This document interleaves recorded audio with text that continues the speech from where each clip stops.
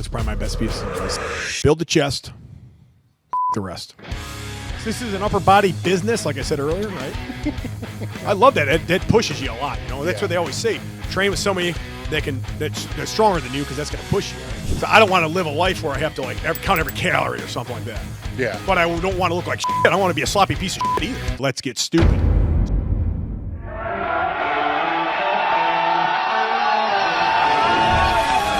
It's time to sit down, keep it real, and cut the bullshit. Welcome to Table Talk. There's a lot of bio here that I think that people miss, right? Because you're known for stunts and stuff like that, but there's like 10 years of powerlifting experience. Oh, yeah. Where you just reached one crazy son of a bitch. Yeah, which you've been waiting to say. Yes. But anyhow, the best total of 2028 at 220. And there's, again, when I went and looked it up, I knew what your lifts were, I know the 500, you've benched 500 pounds raw. You've benched it in the back of a truck with it on fire. Oh, yeah. You've benched it with a beer bong. Yes. You've benched it in the fucking cold outside, right? Yeah. I benched it in a courtyard with CT Fletcher. I benched it on fire, beer bongs. I benched it on a platform several times. I don't even know. I benched it. You've benched it a lot of I benched it ways. going through. Oh, no, that was 500 pounds. That was like 225. When I benched it going through a Taco Bell drive-through, but that was only 225 for reps. And I ordered a number 4 with a Baja Blast. Yeah. So you've benched it in one way or another for about a decade. Mm-hmm. Correct. Which is the longevity. So we'll talk a little bit about training. We'll talk a little bit about stunts. We're going to talk a little bit about, obviously, beer, because that's what you're into. Oh, yeah. I don't drink beer because I hate the taste of it. So I'm going to have you try to sell me on why I should drink beer, which would be an interesting thing. And there's a background in football. Yep. There's a background of cutting your fingers off. There's all these other things. So both pec tendons off. Yeah, both pec tendons. So as I was going through some of the past podcasts, you get asked the same things over and over and over. So some of those things we're going to talk about, but I'm going to go a little bit different direction on them, because you're probably sick of being asked the same things over and over and over. Right. It kind of gets repetitive and boring. Yeah. So I'm just going to skip through the whole football era. Okay. Right. So same story as what most of meatheads have. Like, we're not the most studious people, so then we kind of like fine training, but we do pretty well in sports, and that gets you to a certain point. But I do have a question with the football, which is something that's interesting to me, is how people fall into powerlifting and individual sports. Is most fall into it because they're just trying to find their place where they fit, because we're all fucking oddballs to a certain degree. Football is a little different, right? Because you got to work in this team environment. So you could be the person that's working harder than everybody else, but feel like you're getting shortchanged because nobody else is working as hard. So you're like, screw that. I'd rather just wrestle or do powerlifting.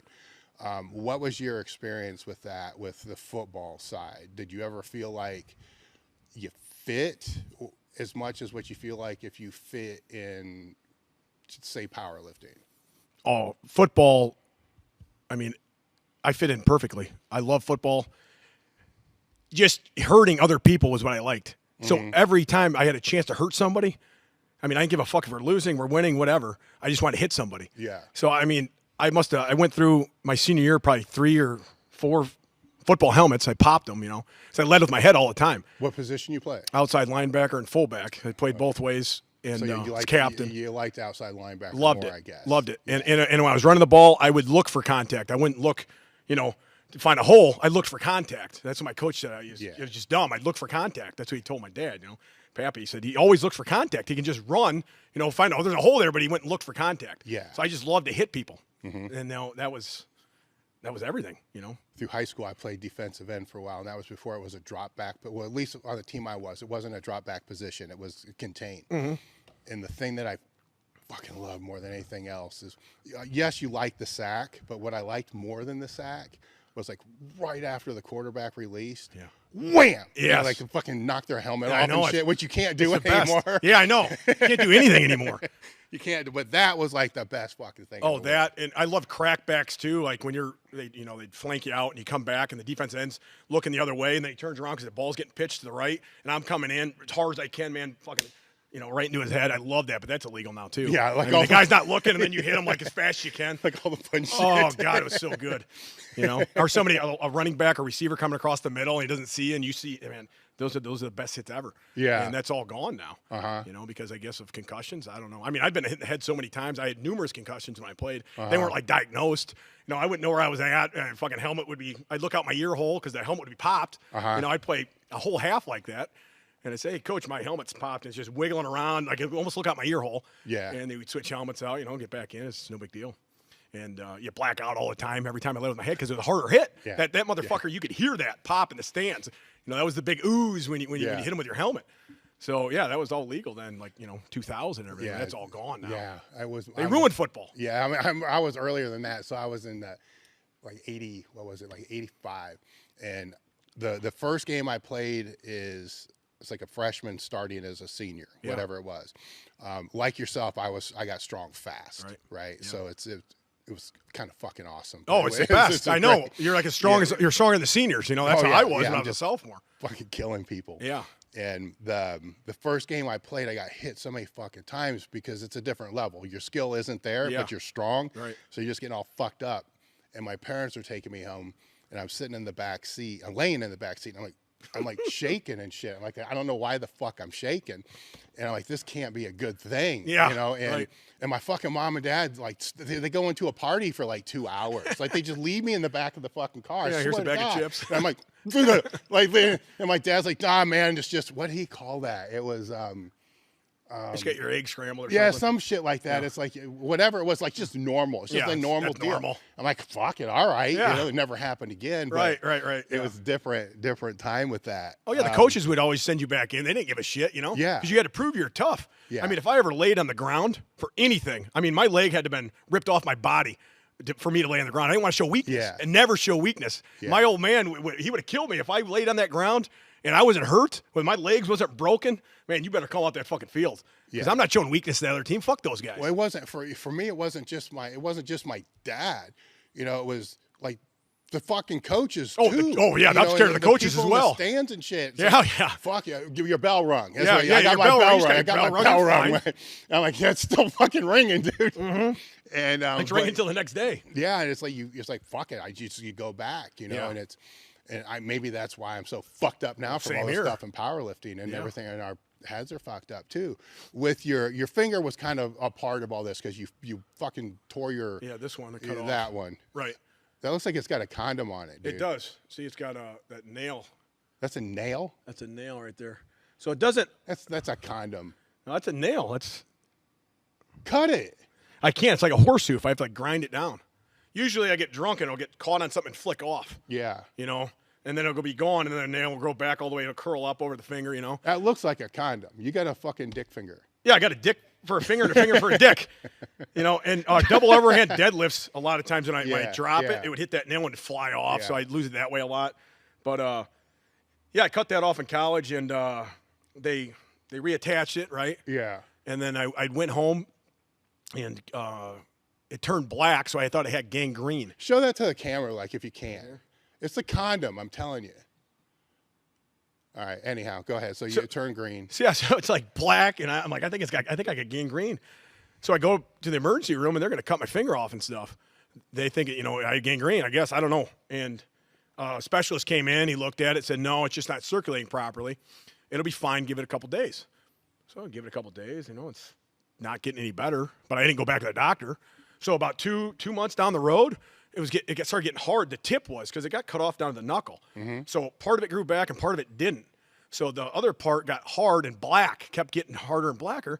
And then I hit it on a lat pull-down machine. I don't know, for some reason I was doing a one-arm lat pull-down machine, and I had my hand on the bar, and the stack went up. I hit that finger, shot 20 feet across the room, and it started bleeding everywhere. I picked that finger up, put it in my pocket, and I finished my workout. And that was at my hometown gym. Yeah. And I took it home, and I gave it to my dad, and he put it in a shot glass. And he put it where all my trophies are from high school and stuff out, we call it the dungeon where I used to train at over there. And it's still there to this day. See, that's the question I had. It wasn't about the finger. The question I want to get to is why do you still have it today? So you drink to it and shit. So we drink every Thanksgiving. My dad brings it over, or we go over there, right? And we drink a shot of wild turkey out of every year. And last year, my dad almost swallowed it. It got caught in his throat. He coughed it up. And No, and wait. You put the it's in the glass that you're shooting? Yes. Yeah, so we shoot with the wild turkey. The finger's in the wild turkey every Thanksgiving, and we take a shot of it. Because Thanksgiving was about the time when I cut it off. So, and we've been doing that. I mean, that's been now. That's 20 years. All you're doing right now is telling me the process, but you still haven't said why. Oh, why? I don't know why. I absolutely don't know why. I think one day we were drinking, and I said, well, you kept it for a fucking reason. we kept it for a souvenir. Okay. Oh, yeah, that's a souvenir. It's my finger, Yeah. And it's still, it looks the same. It's all black and rotted, and it's like the tip. It looks funny, and it's sitting in a shot glass. So that following Thanksgiving, you're just like, hey, we ought to just... Because it was in a shot glass to begin with. Yeah, we ought to put the shit in the finger. Let's put it to use. Yeah, and then drink the finger. Mm-hmm.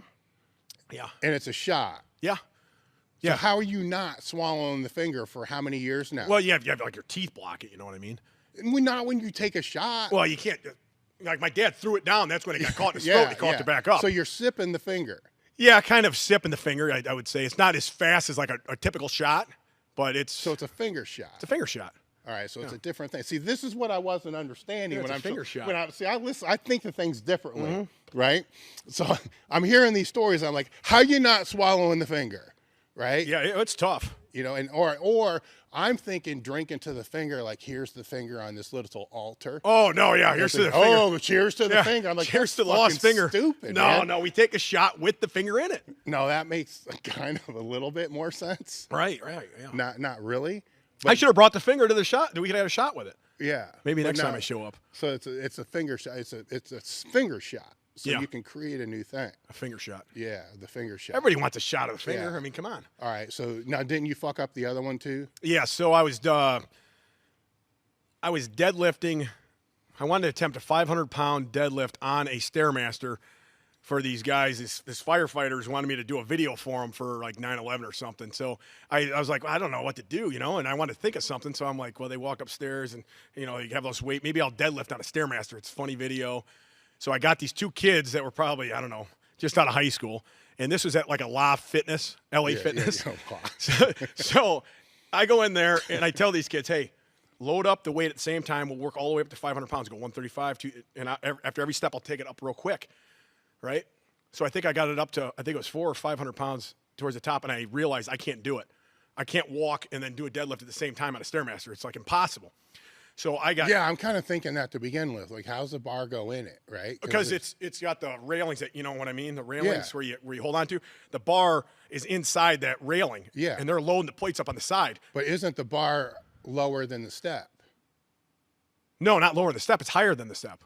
The bar's higher than the step. Yeah, the bars are higher. I can't fully stand with it. Pretty much I can, I thought. Yeah. But then the back railing, once it got to like 400 or 500 pounds, I couldn't do it, and it was too late, and I fucking I tore my hamstring in half. It straightened out, and then my finger got pinched in between the barbell and the back railing, and it split it. I mean, filleted it wide open to the bone. And I looked down, there's blood everywhere. I'm like, fuck. And I just walked out. I mean, a trail of blood all the way out the door. I got in my truck. I drove home. I called my wife. I said, can you bring out the insurance card? She's like, what the fuck did you do this time? I cut my finger off again. My other one. What? Okay. I drive home. She's just shaking her head, got the insurance card, gives it to me. I drive myself to the emergency room. They sewed it back together. And that one actually took, and everything's fine. At this point, I would think you would carry your medical files around like fucking the dude in Roadhouse. Right, yeah. I should. Just walk in with a file. Yeah. Here you go. Yeah. Mm-hmm. I should have been. I don't know. I wasn't thinking. But, yeah, that was so I had to cut off both pinkies, right? At one time. I had both pinkies cut off. I had both pec tendons, fully detached. Yeah. In a big hole in my hamstring. I mean, it's there. I mean, it's like somebody put a fist, like a crater through it. Yeah. My right hamstring. And how'd that one happen? That was the same time I cut that finger off. So, and I didn't know it was that bad at the time. I knew it hurt a lot, but my finger was hurting more.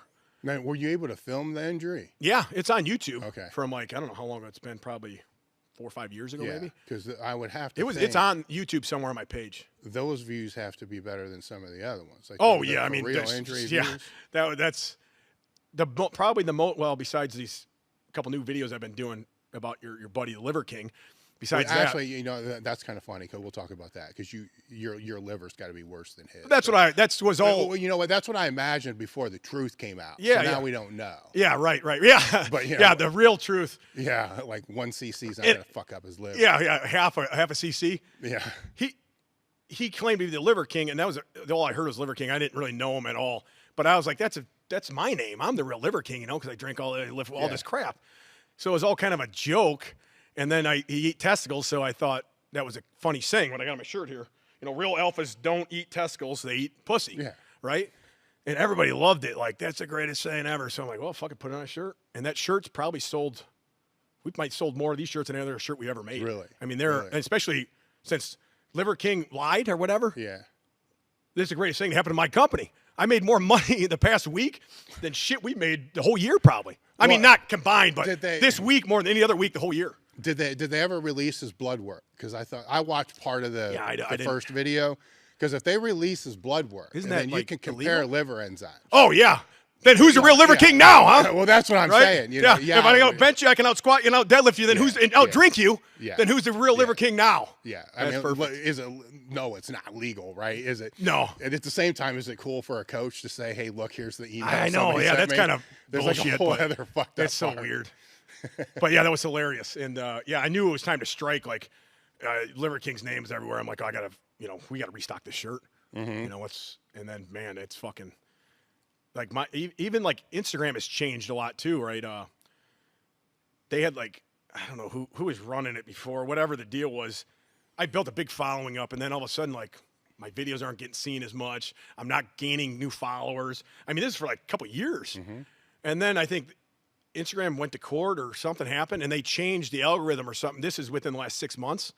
And now my videos are getting seen more. My followers are going up constantly again. On Instagram. Yeah. Yeah. So, I mean, in the last 3 days, I've probably gained 4,000 or 5,000 followers, which I've never gained that many followers since when it was good. Instagram was better. Yeah. So, and the reels get shown more, even though I get demonetized. I don't make money off it because I wear a shirt that says fuck on it, then you monetize you, So because you wore a shirt that said fuck on it, they demonetized. Yeah, I had a shirt that said, the only thing I like better than benching is fucking. Is there any well is there any way to be, is that forever? No, they said I can like it's per month. So they'll let me in again next month. Oh, okay, so it's just recently that they pulled it down. They demonetized me, I think 2 or 3 times in the past year. Yeah, all right. Which, whatever. I mean, they don't make too much money off of it. Just out of curiosity, when they turn it back on again, are you at the same? It's hard to determine what they're bonusing, right? Right. Do you think you're at the same bonus level that you were? Man, it's hard to tell. I don't think so. Who knows? I had a video get like 4 million views like 2 months ago. Yeah. And I literally made like $200 off of it. Well, part of it is when it goes out too. You have that pay period. Well, yeah. I know what you're talking about. Yeah, so you want to hit at the beginning of the pay period. Well, this hit at the beginning, and it had over 1 million views within a couple days. So they always, I don't know how that works, really, but I mean, it should pay a lot more than that, I would think. Yeah. Because if you have that many views on YouTube, that's a ton more money. Well, that's completely different. Yeah. Well, YouTube Reels is a good thing too. Yeah. So I gain. I don't do YouTube that much because I'm an idiot. You got to have some guy that's like a nerd that really knows how to do it. So I don't know how to do it, and I try to throw stuff together. You can't film yourself. It's hard. And anyways, I had maybe 10, 11, 12,000 followers on YouTube. And just doing YouTube Reels, I gained like 12,000 followers in a month. So that's good too. Like YouTube Reels, I think they're all trying to copy that TikTok, because everybody was watching that. Now we got to get something similar to their site. So Instagram went to Reels, YouTube went to fucking shorts or whatever that is, and that helps bring more followers in, and all that. So yeah. So the you mind if I grab another beer? No, I assume that you're gonna have like 40 of them before you're fucking done, right? Cheers, guys. It's all good for me. I got a beer and food next to me in my cooler. Yeah. I forgot where we were at because I'm kind of walking through a timeline here. Oh yeah, I got off track. Sorry, buddy. No, that's fine. That's fine. The powerlifting started kind of actually before that, like interspersed between. Because the first meet that I saw it seemed late to your story. It was like 2013. It seemed like there were meets before that. Well, my first high school shit or something. Yeah, my dad in the 8th grade took the, table out of the living room, coffee table, put a bench in there, and we benched every Monday, Wednesday, and Friday at football practice. He'd be drinking Pabst Blue Ribbon, I'd be bench pressing, and that's how I started. And he'd just say, "Build the chest, fuck the rest." That was his motto. He had a huge chest. My old man did, and he loved bench pressing. So, and that's how I started becoming a good bench presser. Yeah. And then I went to high school, started training at the high school every day. I remember my numbers. My first, when I was a freshman, I benched 235. And then, because they'd have a big lift-a-thon every year there. They call it, and like the whole school would be there. It'd be center court, and the stands would be filled. So it was like a big thing every year. And I won it as a sophomore. I think I benched 335. And that was more than any of the seniors. Mm-hmm. So they're all pissed, and I was out. And I probably weighed then, geez, I don't know, 170? I don't know. I think because when I was a senior, I probably weighed about 190 or 200, somewhere in that range. And then I benched over 400. I benched 4 plates in high school at the lift-a-thon, 405. And then I competed my first time when I was like 17 at Ernie Franz's gym. Yeah. And I had no idea what I was doing. Everybody was wearing suits because this was 1999 or 2000. Yeah. And I never seen suits before. They made me wear a wrestling singlet. So I saw these guys walking around, with their arms out, and I'm like, I didn't know what it was. And I remember seeing this one guy, he's a fucking monster, and he was going to bench press a lot, I don't know, 800 pounds or something. Yeah. And he started fucking slamming his head against the bar, and he started squirting blood out everywhere. And I'm like, man, I fucking love this sport, And I'll never forget that. And I met Ernie Franz for the first time then. And later on, I had met him. I hung out with Ernie a lot later on in his life. Yeah. But yeah, it was awesome to meet Ernie and go to his gym in Aurora, which somehow got burned down. I don't know what the whole story was behind that. Ernie was awesome. Yeah. And then, I went to college and then cut my finger off. And well, let's go back to the benching in high school. How much did you bench before leaving high school? 405. So 405. Yeah, I benched 4 plates at the lift-a-thon. Yeah. Yeah, that was my best bench in high school. All right. And that was probably 190. And then you end up in France's, right? I mean, was that just an acquaintance relationship at the time, or were you training there? No. It was way too far away for me. I lived like out in the country, probably 40 miles from there. I mean, when I was in high school, I couldn't go there. Yeah. I just met him. That was the first time I ever met him. And then, like I said, I didn't meet him again until probably fast forward when I'm like 30. And then we hung out a ton. He used to come to that gym we used to train at with everybody, the Little Bridges and all those people. And I remember training on his 80th birthday. I think it was 80th or 81st birthday. It's on my YouTube. We deadlifted together. And that motherfucker was deadlifting like, I don't know what it was, 400 pounds or something. That was respectable for 80 fucking years old. Yeah. I mean, just the fact he was 80 was respectable. His arm didn't work very good, so he tied it to the bar. I mean, it was awesome. I played that George Jones song, I Don't Need Your Rocking Chair. And it just gave me chills just watching him deadlift at 80-some years old, And, he was awesome, man. Yeah. So the bench at 405 in high school, then you're bouncing around playing ball, different schools. Mm-hmm. At what point did your bench start to, because how am I trying to ask this? My bench through high school, I benched 500 before leaving high school, and it was, say, 240 or whatever it's going to be. But then like 12 years, 15 years after that, I'm looking back like, what the fuck? Like, why is my bench now just 520? Yeah. Like, what the fuck? So at what point did it start to slow down, and then you had to realize I can't just randomly just be doing shit? Probably when I came back and realized I was trying to transfer into another school, and Northern Illinois University, to play football. And the head recruiter was a good friend of mine. He called me and said, I was playing Madden football, drinking a beer with one of my buddies. And he said, we're not going to, your grades are bad. I was going to community college then, went back there and said, we're not going to get you in. We can't get you in the spring, and it's not looking good, and blah, blah, blah. Yeah. So I'm like, wow, I'm done. I'm not going back to school. Fuck this. The only reason I was going to school is to play football. So then, I fucking found a job, and then, I trained constantly because that reminded me of football. Yeah. So just with the group of guys training, and it's still to this day, it's kind of what it reminds me of. Yeah. And then, it would grow a little bit, but, it'd be stagnant. But I was benching, always somewhere in the 400s or close to 500 So you pulled up pounds. like mid 400 before you had to really stop. Oh, and yeah, think, yeah. like, wait a minute. And I wasn't even thinking, where I trained at, too, was like a local gym for quite a long time. I didn't realize how strong I was or anything. Yeah. I knew I was like the strongest guy in that gym. Yeah. But I didn't know how strong I was until until probably when I was about 30, because I was wild and crazy. I was doing, I was drinking, and then I got settled down, met my wife, and when that happens, you settle down a little more. But then I really got settled down when I had my first kid. Yeah. And I'm like, well, I can't go out drinking and being fucking nuts all the time. I got to be responsible a little bit. So you got to stay home and drink and go nuts. Exactly. That's why we built the bar in the house. It's perfect.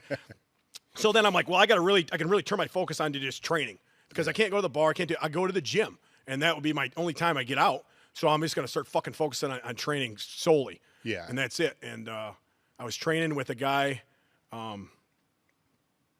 his name is Craig Turkowski. Have you ever heard of him? Oh, yeah. So I met him. I was squatting like 700 pounds at a I don't know what kind of gym it was. It was like a local gym. Yeah. And this is after I had moved. It was like near Joliet, Illinois. And he saw me, and he comes over and said, if you're going to train like that, you're training with me. Be here Saturday morning. I said, all right. I don't know who the fuck this guy is. Yeah, yeah. So I started training with him and his crew there. And he's like, man, how come you're not competing? I said, I don't know. I never thought about competing. He's like, you could be like one of those, best in the world if you ever go compete.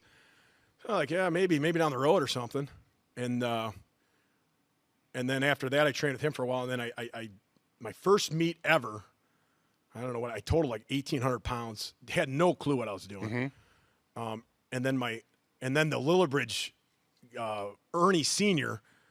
told one of my buddies, hey, have him start training with us on, Thursdays or whatever day they were benching and squatting on Saturdays or something. Mm-hmm. So then I started training those guys, right?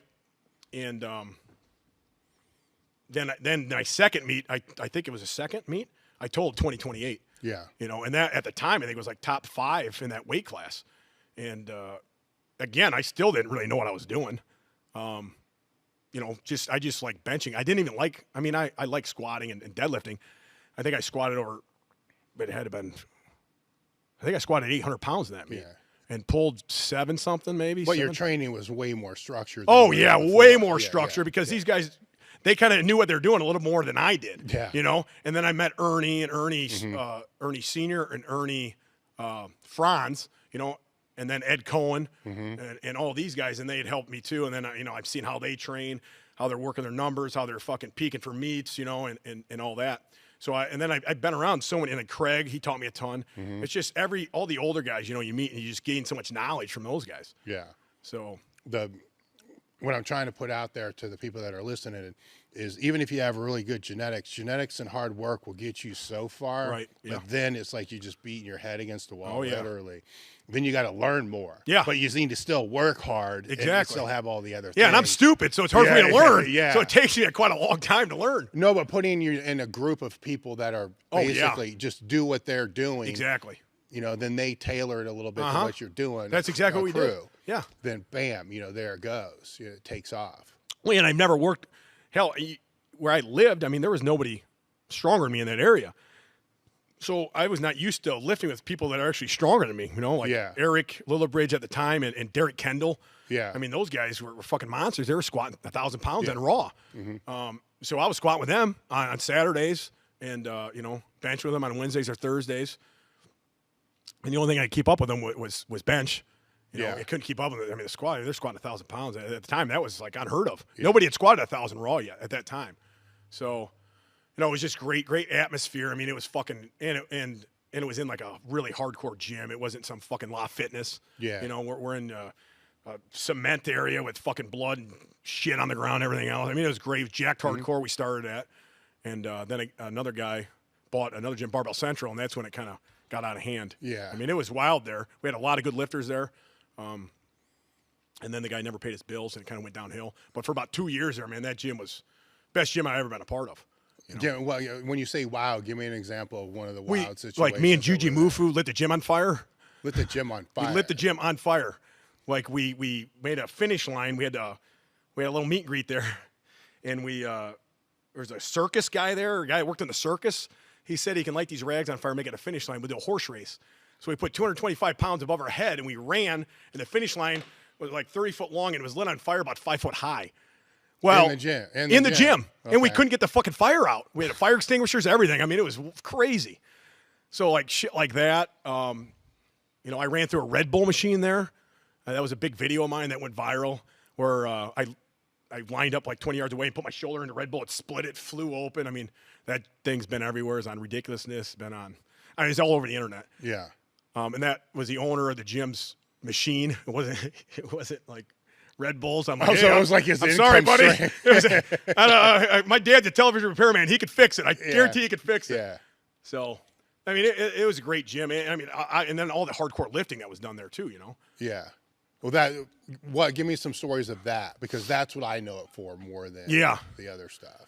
Well, anytime I did like a dumb video was always after we trained, you know? I never went to the gym to like do a video. That's what people would think, this guy, what does he just go to the gym and acts like an idiot? But I can't lift like this if I went to the gym and just act like an idiot all the time, you know? Yeah. So, you know, like the hardcore, like just people, you know, like I said before, people that were, we had a group like 2 monoliths, you know, guys that could squat over like 700-800 pounds on this monolift, everybody on this monolift that was below that, and then the women on the other monolift. I mean, the place would be packed too with everybody. There must have been 8 to 10 guys there that were probably top 5 in their weight class. Yeah. I mean, those are the kind of people you got to be around to get stronger, to get better, you know. People just bleeding out of their eyes, bleeding out of their nose. I mean, I shit my pants there twice. I remember when the heaviest pulls I ever pulled was close to 800 pounds, and I remember getting it to my knees, and I started shitting, and I knew I was shitting.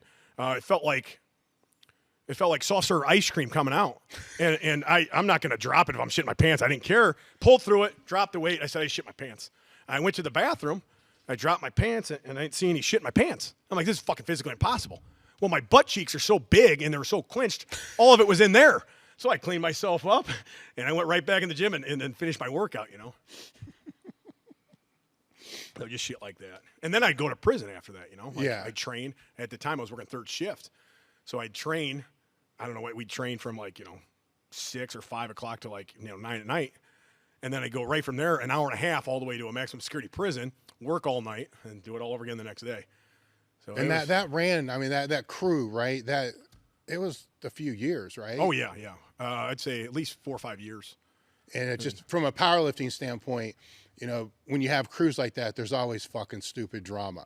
Right? Oh, God, yeah. Yeah, so how did that unfold? Like, how did you guys deal with that? Like, if it would start to bubble up, was it just one of those, I mean, we're talking Chicago. It's a little bit different than...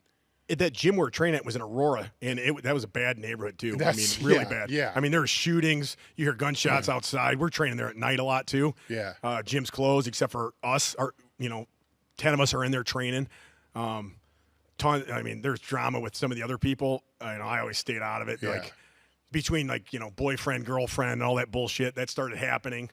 I don't know. I mean, I just would come in there, train like a motherfucker, and then go to prison. Well, I think a big part of that keeps you out of it was you had to get to work. Yeah, that's very true. I'm like, hey, we got to get going. I got to go to work. Yeah. I remember taking off work early just to come bench with them sometimes. Yeah. And those guys wouldn't start training sometimes till 9 at night too on bench night. I'm like, I can't, and then get done at 2 in the morning, and my wife would be like, where the fuck you at? I said, we just got done working out. What do you mean you got done working out? It's 2 a.m. I'm like, well, this is Lola Bridge time. This is how how they did it. They'd show up about 9:30, 10 o'clock, and get the stuff going, and then we'd start benching. And it would take like 4 hours. That late. Oh, it was, man, I remember coming home 2, 3 in the morning, and I'd get there at 9. You're starting at 10. Yeah, they start at 10 at night. Well, that worked for you. I mean, being third shift, that worked really good for you. No, well, I guess no. Well, it depended on what shift I was on. Yeah. Right. And sometimes when I was on, I think I was on second shift then. I get bounced around a lot too. Yeah. But I'd take off work early and then go train with them, and I'd take off at like lunch, say 8 o'clock or whatever it was. Yeah. And then go train, and then I wouldn't show up till like 2 in the morning at home. So it's just, I mean, it was great to train there, but man, there were some long hours. Mm-hmm. What were some of the training things that you took away from that crew that you still use now? Obviously, the rest periods, you've shortened those. But. Oh, yeah. I mean, they had super long rest periods. Just how they peak, how these guys would train to peak for a meet. Just the numbers, what they'd hit, work backwards from whatever, just some of their training protocols, how to set up in certain positions, like on the deadlift or the bench. What do you mean? Just different cues, you like know. for the deadlift, give me an example. Like how to brace yourself with your belt and all that. You know, I'd come in there and I would just pick shit up. You know, it's kind of nuts. And he taught me how to deadlift better. How would you explain how you brace with the belt? Like you're taking a shit, you know, pretty much putting Which that is how pressure on you, there. which actually you did. Yeah, well, exactly. Yeah, your coach, you told me to shit. You know, and then like how to get really tight on the bench. And what are some things that you think about there that carry? Like if you were to explain what that means to somebody that has no clue. So pushing my knees out, getting real tight with your legs, driving back into your traps, you know, how I set up, how I press against that bar real tight, grip the bar, you know, bend it in half, all that bullshit. Just like a whole body movement instead of just using my chest. Was there anything with the bench or any cue that somebody told you at one time that after you did it, you were like, holy shit. Like, yeah. It was a big difference. What was that? That was probably, it would probably be the way my shoulders set back because they were not as back before. How you finish here instead of your shoulders a little forward. That's like 3 inches. You know, that's 3 inches less you have to travel. Yeah. You know, so when I was younger, I didn't know that. You know, and then I got taught that. You know, 10 years ago or something. Yeah. So I've always, you know, really gotten back on my traps, really, you know, squeeze them together, shoulder blades together and all that. Yeah. Shorten that range of motion up more. And then Ed Cohen taught me that big toe trick. He said, like, push down with your big toe. It engages your leg drive better. Have you ever heard anything like that? Yeah. I never knew that. He taught me that at my house one time. Well, speaking of that, that was the same night we brought a goat over to my shed. When Ed come over to my shed, I used to lift in a shed. Oh, God. And we had a pregnant goat there waiting for him. Okay, so the goat. So it was fucking hilarious. The goat gave birth like 2 days later. Yeah. He was shitting all over the backyard. All right, so what did you do with the goat? So I ended up benching with the goat like on my stomach while the goat was giving me a lift off, benching like 500 pounds or something. The goat? They picked the goat up and put it on my stomach. Yeah. Right? While the goat's there, and then Ed Cohen's giving me a lift off. Okay, the goat. I get it. So we did that. We had, speaking of goats. We also benched a goat, Yeah, right? I benched a goat. What was it, 80? Whatever it was. How many ever number of years it was that the Cubs didn't win the World Series? It's like 80 some year, or 80 some reps. Like a century, right? Like 100 years. Yeah, that was on the pregame show, dubbed as the world's strongest Cub fan. And I was making fun of the Cleveland. I called them. I said, "This is for all you fat, out of shape Cleveland sweat hogs out there. Let me show you what a real man looks like." And then I picked up like 500 pounds with one arm, and I was hitting fucking empty beer cans with a baseball bat with the other. And then they also played where I benched the goat like 108 times. That's what it was, 108. And my buddy, you know, he borrowed his neighbor's goat, and he had it in his truck. And we're at Barbell Central. He pulls up with the goat, brings it inside, shits all over the gym immediately. I mean, just shit everywhere. Like, oh, fuck. We got to hurry up and get this going. We put him on my little platform, and I benched the goat, and then we got him right out of there and cleaned up the shit. So you're in Aurora, you're in downtown fucking Chicago, and it just shows up with a goat. Yeah, he showed up, you know, with a goat. He got it from, 30 miles from there, his Yeah. neighbor's house. But why? To bench a goat, because the goat, that was the so, curse. Okay, all right, so that was the thing. All So right, the curse for the Cubs, I don't know if you know the curse of the Cubs was the curse of the goat. I don't know anything about the goat with the Cubs. Oh, so a guy brought a goat into Wrigley back in Yeah. 1908 or 1909, whatever it was, and they wouldn't let a goat in. He bought a ticket, and then he cursed the Cubs. So they always called it the curse of the goat. So the Cubs didn't win for like 100 years, and everybody's like, "There's that fucking goat." Well, that's how I broke the curse. So you broke the curse. By benching a goat 108 times. Yes. And then they went on. And then they went on and beat Cleveland in Game 7 and won the World Series. So it fucking worked. So you got me to thank for it. So wait, at what point in time did you think to start doing this stupid shit?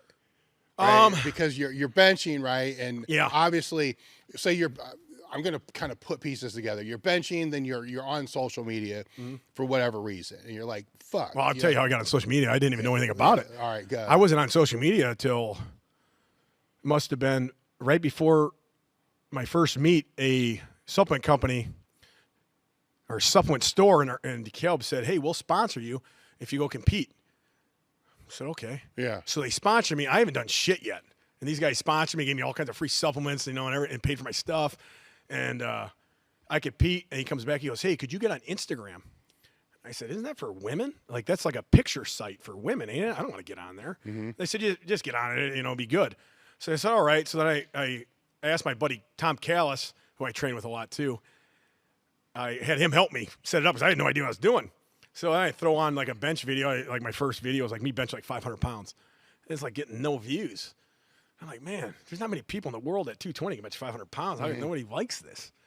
So I'm sitting up in a tower one night at work, and I'm like, man, what am I good at? So I'm good at bench pressing, and I'm good at drinking beer. So I said, let's put that together. I'll do a video where I'm bench pressing and I'm doing a beer bong, 500-pound bench with a beer bong. Nobody's done that. Yeah.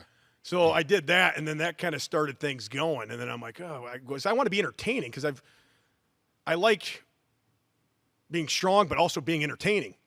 So I want to see something entertaining. Like, what do I want to see? I want to see something that I've never seen before. Like, holy fuck, what is that? Yeah.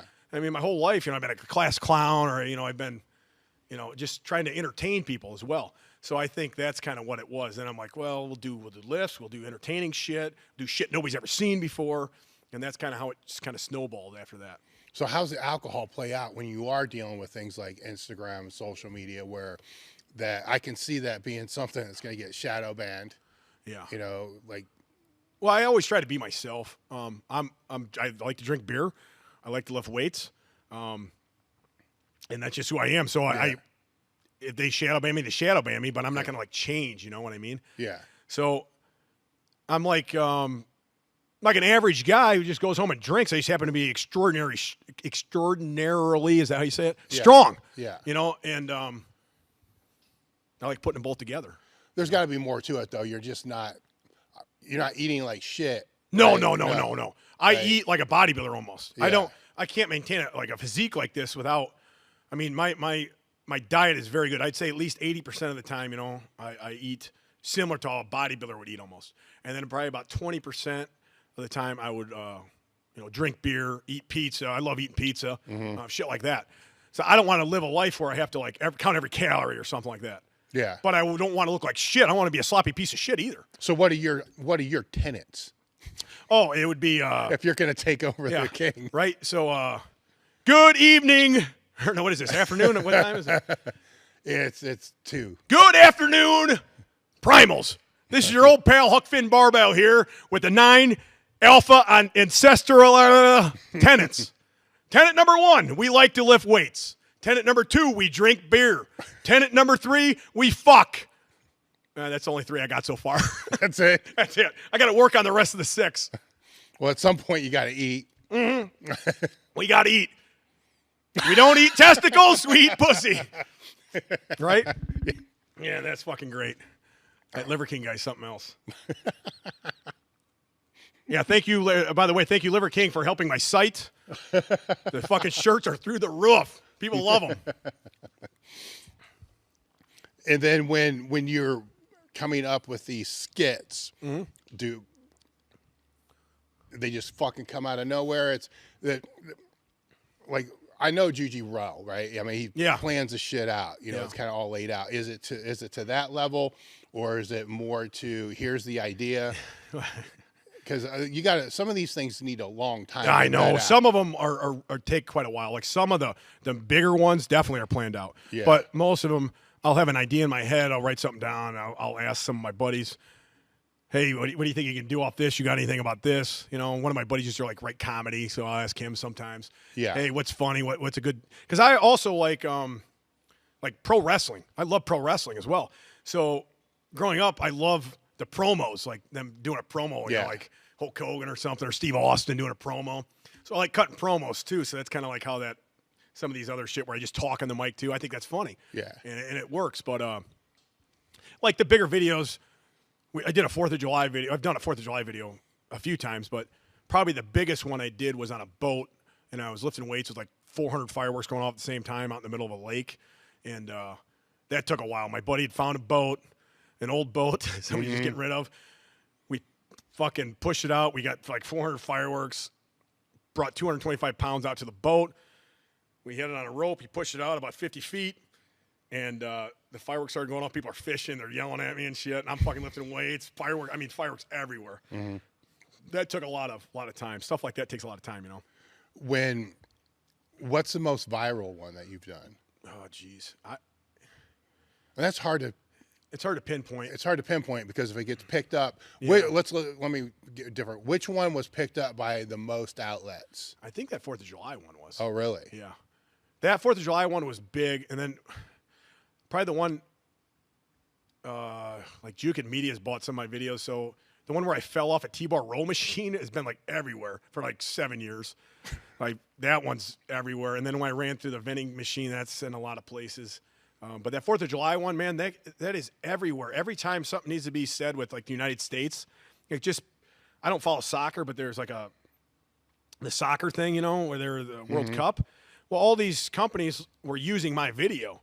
You know, I don't get paid for that. I don't know. I was going to say, how do you protect that then? Well, you try to, I guess I sell some of them to like media outlets and they'll buy them and then they'll protect it. Yeah. So I can't, I'm an idiot. I should be selling them more. I asked Juji years ago. Yeah. Hey, what do you use for your videos so I can sell these videos and all this?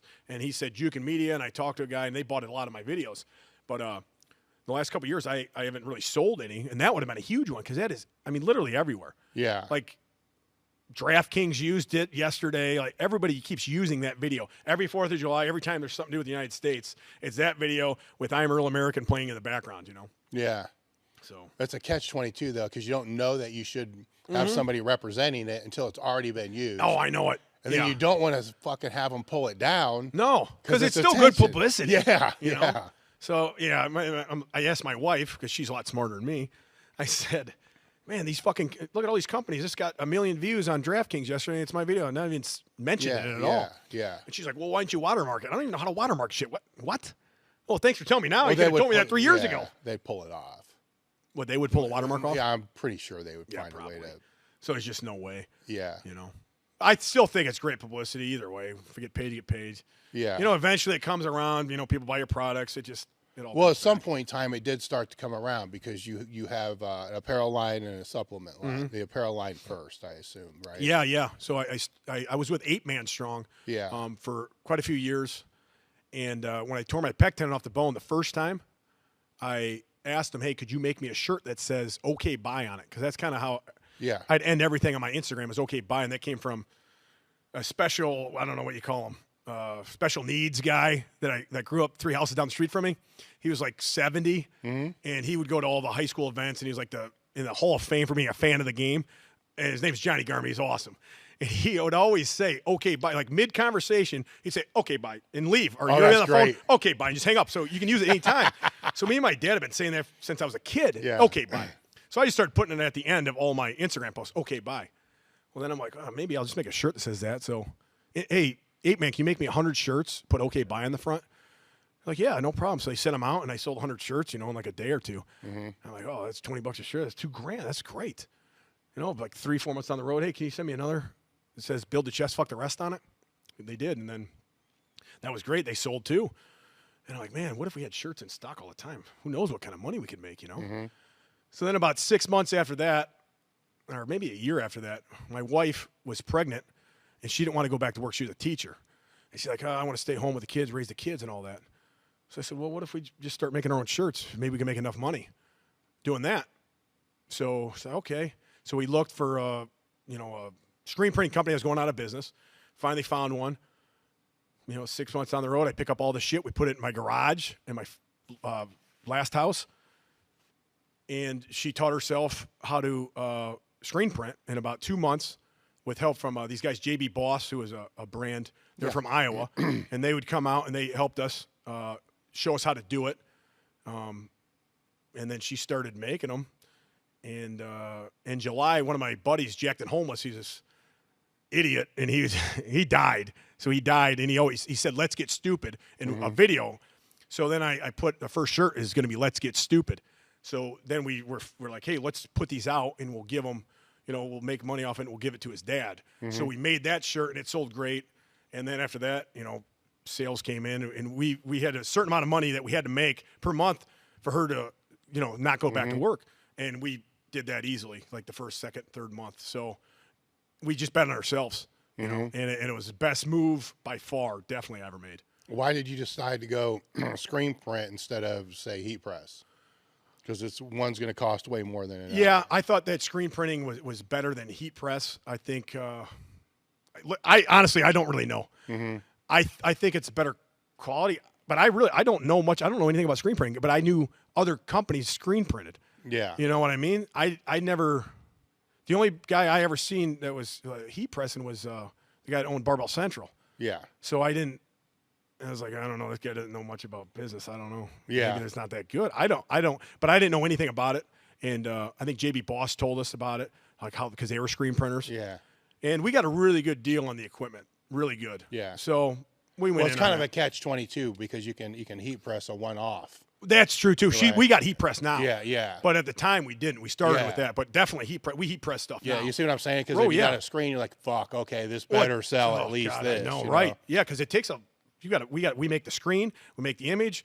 I mean, everything is in house, Mm-hmm. right? And yeah, we did very well. And it started taking up our whole house, our last house, you know. Well, the screen, We had screen print. The thing whole is big. screen printing thing was in the garage. Yeah. The whole kitchen, not the kitchen though, place you eat at, what they call that, eating place. Yeah. Fucking eating place is covered in fucking tons of shit. I mean, it was just everywhere. So we looked at expanding, getting a bigger place with an outbuilding and everything, and we found a great place. Now we have an outbuilding with where the shop is, and I have a big barn that I made a gym. Yeah. It's like 1,800 square foot barn that's got a gym in it. I mean, it's a great. I was training in a shed, you know, because when the backtrack, when everybody broke up from Barbell Central, it kind of went different directions. And I was like, I mean, I'm not driving in there. I'm just gonna start getting my own shit and just start training here because I couldn't. I had kids. Yeah. So I started collecting all kinds of my shit. I went to my dad's house, got some of my old plates and everything, and then I started buying more shit.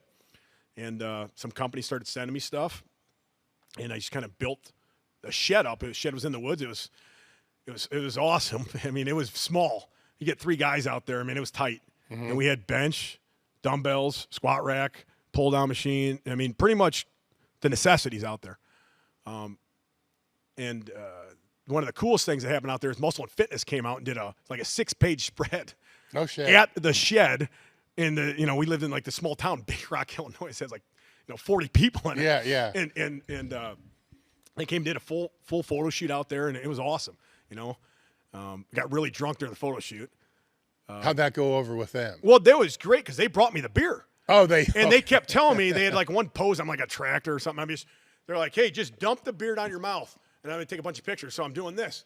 And I'm like, I need another beer. It's like 6 beers in a row. I'm just downing. So Yeah. by the end of the photo shoot, I'm pretty lit up. You know, it was good. Everything worked out great, and it was awesome. You know, it said the Adventures of Huck Barbell. Yeah. You know, but it was fun. And it was crazy to have them in a shed because they wanted me to go to some fancy gym in Chicago. I'm like, this ain't me. I said, I fucking lift out in the woods, man. I'm in a shed. Come out here. Yeah. And they said, well, send us a photo of what it's like out there. And they said, okay, we'll come out there. Well, they did. And so that was awesome. And then during this time, you pick up all this momentum, right? Yeah. And then COVID happens, the lockdowns happen.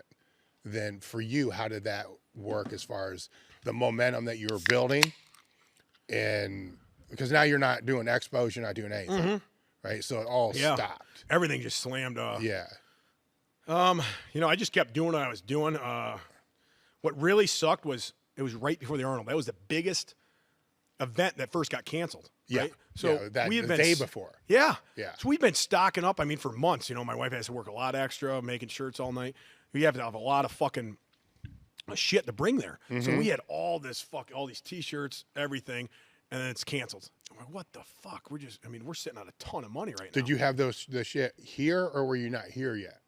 No. We were still. I didn't leave. I don't leave till like Wednesday or something. All right, I think this happened Tuesday. Yeah, so it wasn't sitting on the loading dock like a lot of other people got. Fucked. No. Yeah. So I always drove in with my truck and a trailer, and I drive in Thursday.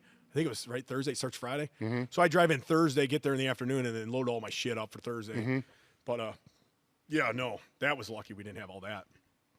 Well, yeah, I was like, well, something's gonna happen. Let's do an Arnold sale. We'll build the fucking booth in our garage, and we'll go live, and we'll drink beer, and we'll act like it's the Arnold. Yeah. So that's what we did, and we had a great sale, and everything worked out good. Did it really? Yeah, I was surprised. I was nervous. Yeah, I don't know. You never know. I don't know what's going to happen. No. I think a lot of people kind of felt bad for companies. Oh, yeah. Right? Because they're all set. Some companies, that's like their whole year. Oh, that's what I'm saying, especially for apparel companies like huge. yourself. I know it. That's not good. And on top of that, you get to meet so many motherfuckers. Yeah. that's how you grow too as a business and how you, I mean, everything. Yeah. So you never know. I mean, we did great on the sale, but we might have probably done better if there was the Arnold. Well, you don't know. You know, people. And now it's a different Arnold.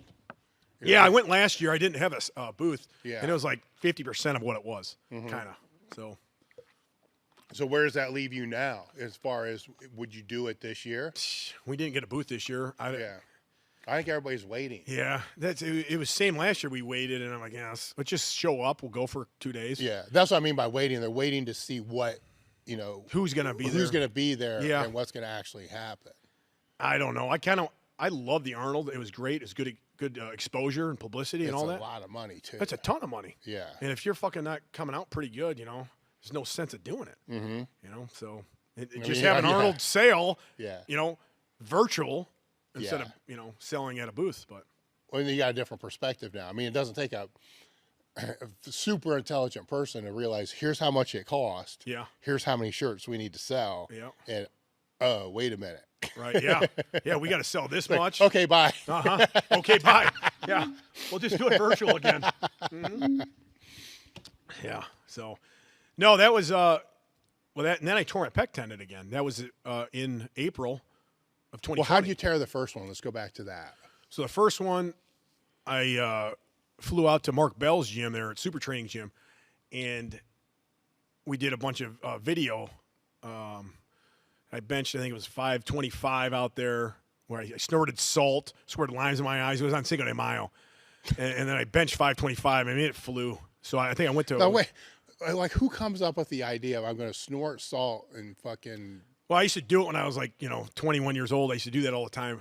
Snort salt. Yeah, I'd say, I forget what I called it. I called it something stupid. I don't remember, and everybody would be like, oh, you need training wheels? I said, yeah, give me training wheels. And I'll show you training wheels. And I snort the salt, and I squirt both limes in my eyes, and I take a shot, No, I get it. Yeah. So, okay. And it sucked because it burns like a motherfucker. The lime's going to suck. Yeah. So anyway, I did that because I thought it was funny, for the internet, for YouTube. And then I'm like, well, let's go to, I think it was 570 maybe. It would have been a PR because I had hit 560 in the gym 2 weeks before that. So I'm like, oh, I got this all day. And I go in and I'm coming out of the hole, and something popped. Felt like I got struck by lightning. I didn't even know what it was. Like, whoa, I thought somebody hit me in the side. And I fucking dropped the weight, and then Mark's like, yeah, I think that's a tendon. And he's like, if that's a tendon, man, that's like career ending or something. I'm like, huh? I didn't know anything, I'm like, because I went home. And I'm like, oh, fuck, Mark, man, career ending. I'll show you. This ain't going to be career ending. I'm going to come back. Maybe some people can't come back from this, but bruise? I'm not some people. I'm Huck Finn Barbell. Yeah, did it bruise at all? It didn't bruise bad. Yeah. It kind of just bleeds out into the bicep a little bit. Yeah, that's the problem when it doesn't. I know, right? I know it. I knew it. Yeah, well, I knew that the second time for sure. Like, oh, fuck. Well, like I told you earlier, I was like, oh, man, maybe it's just a muscle tear, and I'll be back in 3 months. Yeah. How long did that one, how long did you wait until you got it fixed? Oh, I got it fixed as fast as possible. Yeah. Because I heard if you don't, then you got to get a cadaver tendon. And in over 21 days, your tendon dies, they said. Yeah, I don't know, because I waited 6 weeks or something like that with mine. And they used your tendon or cadaver? It was probably, I'm going to guess it's probably cadaver, because this was a long time ago. Right. So, fuck, I'm going back to 89. Oh, yeah. I'm going way back. Yeah, I didn't want a cadaver tendon because I heard they weren't as good. Yeah. And I went in there and, I got it probably within 10 days. Yeah. I got it surgically repaired. Within 6 months, I was back to about 85%. 90%, which was great because they told me you'd never even bench again. The doctors always tell you, like, don't go above 225, don't do this, And I went back, benched 500 pounds hundreds of times again. Everything was great. Competed again, everything. Did they know when you went in? Did they knew pretty quick that that's what it was? Yeah. Okay. Yeah. Oh, yeah. I knew it, too, because I talked to, like, 3 other people, and they're like, I talked to a physical therapist, some other people, like, that's definitely the tendon. Yeah. So, yeah. And they told me what the deal is, and I was kind of trying to figure it out. I'm asking other people who had it, what do you do? How do you do this? Looked up everything I could, and then, I just went and got tons of, what is that, PRP, right? PRP. I got tons of that because the company in Kentucky kept doing it, so I'd travel down there fucking like 6 times. just doing everything I could to come back. And I did. And about a year later, I was back over 500, everything. And another thing was the WWE had contacted me for an invited tryout through email. So I didn't know anything. I contacted this other guy. I say, you know this guy? And he's like, yeah, that guy's like in charge of talent or something at WWE. I said, holy shit.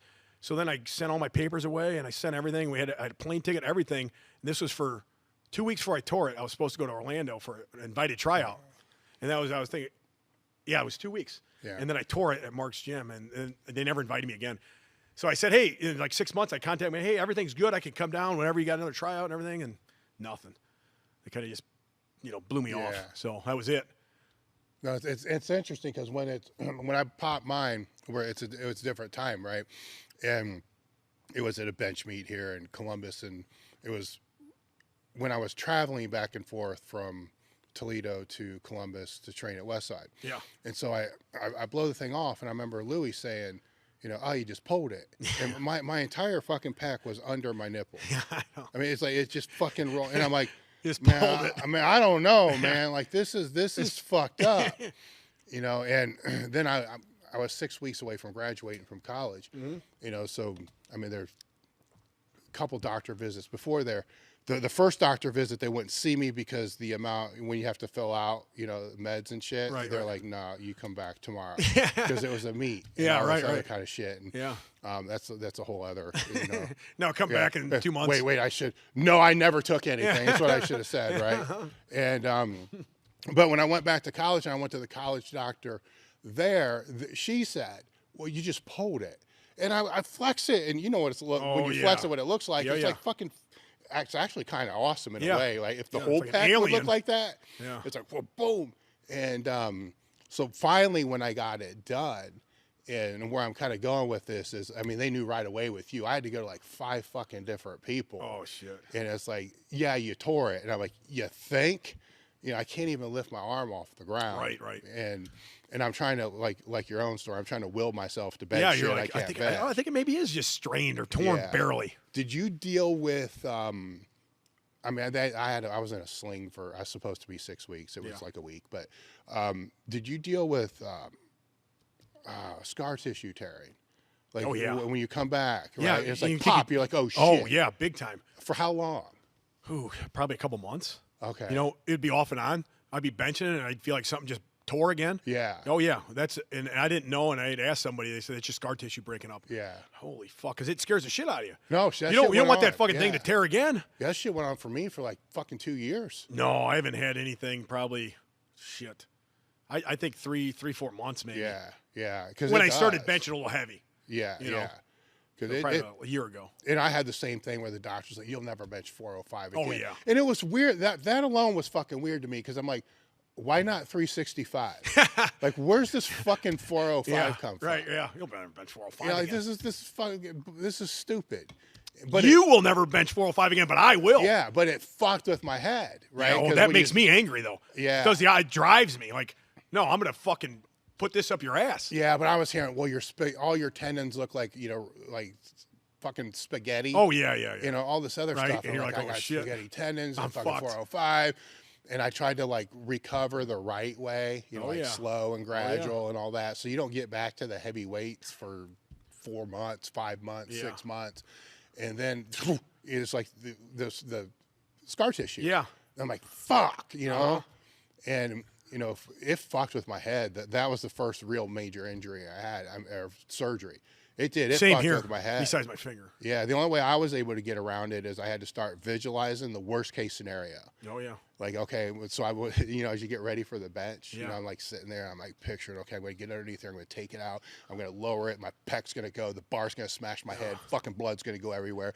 And I would start getting I get the chills. Yeah, then I would get I get so amped up. I still get so amped up going heavier, an 80-90% range. Yeah. I mean, I get so amped up of benching, I'll start getting the chills before I even sit on the bench. Yeah. I'll just get myself so amped up, and I got to calm down a little bit. Yeah, I do now. And I've been like that. I've been like that for a long time. I don't know why, but I just get so fucking fired up, man. I get so fired up I could shit, like I said. No, it's fun. But, there's just in your head, especially that first year, you're like going heavy, and you're like, fuck, fuck. Ooh, you get mad that you're being a puss. And then, yeah, that's what I say in my head. I'm like, fucking stop being a bitch. Let's go. Yeah.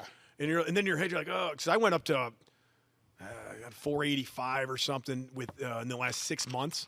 And I remember I smoked like 465, whatever it was, just smoked it. I mean, like fast. And then I pull it out and I feel that weight in my hand and I'm like, oh shit. And I'm bringing it down. I'm like, I'm just going to pause it on my chest and I'm going to make him take it. Like, I'm saying that to myself. Oh, I know. And then all of a sudden I start pushing it and it's going up. And I'm like, whoa, shit, I got this. Oh, yeah. And like, that's just, it just helps you mentally so much because you've already hit that weight. You're like, oh, I've already hit this. I can do this again. No, I think you need to go through that kind of big stuff, time. right? And for a long time, my benches got faster because I was so fucking scared. I'm like, I want this fucker off me the fastest I possibly can. Oh, yeah. Then I became the opposite of a puss. I wasn't scared about it anymore. I'm like, well, now I need to eat something else. Yeah. To be able to get fired up to that same level. Man. You know, it's. Oh, no, I've been through it. I mean, I've been through it twice. Yeah. It sucks. It's the worst, you know. What'd you do different the second time? I talked to a guy who's rehabbed this exact injury with professional athletes before as a friend of mine, and he helped me out with everything. Like I bought a slide board. I bought all kinds of shit to rehab, and I rehabbed literally. I would wake up at 4:45 a.m. I'd go out to my shed, and I'd rehab for an hour before work. This is the most boring rehab ever. Is moving my arm in different ways with a slide board, fucking lifting it up with like a stick and getting a range of motion. Yeah. I mean, I did that for 4 months, all this rehab. I mean, tons of rehab. Then I'd go to work, and then I'd come home, and then I'd train my good side or my legs or something, and then I'd slowly start training both sides again. So I rehabbed like a motherfucker. I mean, I rehabbed the hell out of it, like constantly. So this guy, Jacob Ross, he helped me a ton with rehab. Because before, when I first came back, I didn't really know anything. I just started benching again. Just slowly progressing. You know, like, one plate, 185, 225, 270. Just keep going up, man. I can do this. I can do this. I can do this. Ernie Sr. helped me a little bit the first time because he had been through it. He kind of he pushed me pretty fast. Oh, yeah. But, yeah, the only thing different really I did was one of my buddies really knew how to rehab it really well. So I was rehabbing twice. I'd go home like I say, I'd go home to and go to physical therapy that the doctor gives you or whatever the fuck that is, right? So I'd do my own physical therapy. I'd go to physical therapy and I'd train. Yeah. And that happened 4 to 6 months. I did that, and I was already benching like 315 pounds, and the therapist was telling me she doesn't want me to come back. And I said, well, what did my insurance say? Well, you still have 10 more visits. I said, well, I'm still taking 10 more visits because you can break up scar tissue. You can do anything. Yeah. Just keep doing it. I want to keep getting better. You know, they're paying for it, I'm not paying for it. Yeah. You know, so the more, the better. That's what I did. And I'd go to work. I'd use a broomstick, push my arm because I couldn't move my arm when I first went back to work, you know, because you get that range of motion. Yeah. It's all tight. What do you do different with your bench now because of these tears? Anything? Nothing. Yeah. No, I'm a fucking idiot. You know, I try to, I bought your bar. I bought that, the football bar, right? I use that. I try to use different bars just to have different, like bar pass or whatever you call that. Different variations of the lift, right? Which, you know, I should always do that, but I just love bench pressing with a straight bar, and I'm an idiot. I do it a little bit. I try to use, my back more in the bench, like everything like that. I just try to keep your pecs out of it more. That's the only thing I've kind of done differently, but I mean, I'm pretty similar. Well, it's tough because when you look back, you try to figure out like, why did this happen? Right. Yeah. Right? And there's so many compounding variables, that I mean, you can say you're dehydrated because you're drinking 40 fucking beers, or That's it could true. be this, or it could be this, or it could. Who the fuck knows what it is? Yeah. Like it happened. It's an acute fucking injury. It Right. fucking tore off the tendon. Yeah. A muscle strain, I would kind of think a little different. It's how my brain, like your hamstring makes more sense. Or, I'm sure you've heard other things. You've pulled muscles. Of course. You know why you pulled the muscle. When a fucking tendon detaches, it's kind of hard to say. Yeah. This is and like what the it second was. time I tore it, I think I was doing 7 sets of 3 at like 435 or something. Yeah. And on my 7th set was a max rep set. And I texted my buddy Cowboy Cam. I said, how many do you think I can get? And he said 6. I said 10. And I go and do it. Because I already done this 6 sets of triples already. I mean, and then I go and in the second rep or whatever it was, and my wife was spotting me because COVID had just happened. So we didn't know what was going on. So I had no idea. Nobody wanted to come over. Nobody wanted to do anything. So I had my wife spotting me. So I said, hey, this is easy. I got this all day. All you got to do is lift it. You don't even have to lift it for me. Just act like you're lifting it. Grab your beer, drink a beer while I'm doing this, act bored for the video. Okay. She turns around, grabs her beer, and as she turns around and grabs her beer, she didn't know that I just threw my pec in it, and the barbell's laying on my stomach. Oh, fuck. And I'm like, God damn it. Fuck, and it rolled it off me, and I knew immediately what happened because it felt very similar to the first time. I'm like, I'm so fucked. How long did it take to get you in? Because non-electives. Oh, yeah, that's what I was saying. I'm telling him, I said, hey, I make money doing this. I'm a professional athlete. I'm just giving every line I got. Yeah. And I said, I need to get this done within 21 days. My tenant will die. And all that. I'm giving him everything I got because I didn't know. I'm like, I'm so fucked. I'm not going to get the surgery. It's going to be like 2 years. Yeah. But I got in with probably 15 days. Wow. Yeah. So I went the next day. I told my doctor, I said, send me to an MRI immediately. I tore my pec tendon off the bone. Yeah. They did. And they called me on the way home. And that night, before I went to the MRI, I bench press, I don't know what it was, 225, 135, whatever it was. Because I'm like, I'm doing push-ups off the wall or whatever, off the fucking table. Maybe it's not the tendon. And I go outside, just like you did. Yeah. And I'm like, I willed myself to do it, but it's pretty much I lifted with this arm the whole way. Yeah. And I did it. I'm like, I think I'm all right. I mean, literally within 10 minutes after I left that place, the lady called me and said I tore it. Yeah. And I'm like, fuck. Well, how soon can they reattach it? Then they called me the next day, go visit the doctor. Hey, we can get you in this week. Okay. And that's what happened. Yeah. And then I sat on the couch and drank beer and watched fucking Netflix for like a week. Yep. It's fucking terrible. I played Doug Stone's. I'd be better off at a pine box. Yeah. On What I've had a lot of injuries, so what did you watch? Because after a while, you run out of shit to watch. Well, I watched Vikings. That's why I watched Vikings the whole season. Yeah. I watched Vikings, and then I watched Aerial America. So I'm watching Aerial America, and I'm recording it, and I'm saying, I'm in Kentucky today. And it's just a recording of Aerial America in Kentucky. And people would be like, hey, where you at in Kentucky? I want to meet you. I'm like, I'm watching on TV, you idiots. I'm not really in Kentucky. I'm just pretending to be there. What are some skits that you've done that didn't work? They didn't go. In other words, you set it all up, and it's just a complete disaster. Yeah. So the last 4th of July video. Yeah. Complete disaster. We were out there for like 5 hours. It got dark. We couldn't get the boat to float. We're in the river, and the river's too low. We had a fucking four-wheeler out there that broke down that was trying to pull the boat. We had a tractor in the water. I mean, oh yeah, he almost cut his toe off. He got caught by a beer bottle in the fucking river. I mean, it was like a complete and utter disaster. So I had all my buddies there, and every week we trained with them Thursday night for bench. And I said, hey, this is going to take like an hour. We'll go do this real quick. We'll go back and bench. Okay, that's no big deal. So we all went down there. We didn't get back to bench like 10 o'clock at night. Fucking video was half-ass. Okay video. Didn't do nearly as well as I thought it was going to do. And just such a waste of money. I'd spent so much money in fireworks, everything else. I mean, it did all right, but nowhere near as I thought it would do. I thought it was a great video. And, nothing was working. So that's definitely one of them. One of the ones that I thought would do well that didn't do well, and everything went awry. Yeah. What are the ones that you didn't think were going to do shit that took off? Oh, this fucking Liver King stuff. I thought for sure it wasn't going to be. I mean, this caught me totally off guard. I was just making a joke out of it. Because I'd seen the guy, he just walked through his woods, and I'm like, well, I'm the real Liver King, like we saying. I drink beer and all this, and I said, hey, I got a beer backpack. Throw that on. Give me a couple cases of beer laying in the corner over there. I'll walk through my woods saying, I'm the real Liver King and all this. And at the end, I thought of a clever idea is like, real alphas don't eat testicles. They eat pussy, It's a joke to Liver King. Yeah. I had no idea that would take off. I mean, that took off like 1 million views.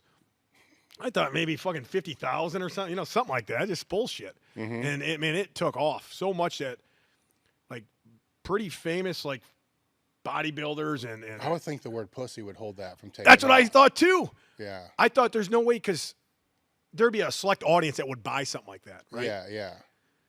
But shit, man, like I said, I sold more of those shirts than any shirt we've definitely sold the last year, or maybe. No, I'm just saying the video. I'm surprised the video. Oh yeah, that would do that too. That. Yeah. That's. Yeah, I get the shirt. I understand the shirt, but I don't understand how the video was able to do that without it getting flagged or something. Yeah. Yeah, I know. It did. Man, I played it. I replayed that video recently. It's got 700,000 views since like 2 days ago. Oh, so you just reposted I it? reposted it because I'm like, oh shit, let's repost it and put my shirt at the end of it. Oh, right? yeah. And just try to sell the shirt. Well, you can post it each billing cycle or every Yeah, pay bonus yeah, cycle, just right? keep getting money off Yeah, of it. That's, yeah. yeah, fuck, I'm demonetized now. That's a waste. I shouldn't have did it, but man, we made a lot of money selling those shirts. Yeah. Well, that's you're going to make more doing that than Oh, you're going to yeah. make the couple Right, $100 yeah. on Instagram. So I didn't think stuff like that, or I'm trying to think of other videos in the past.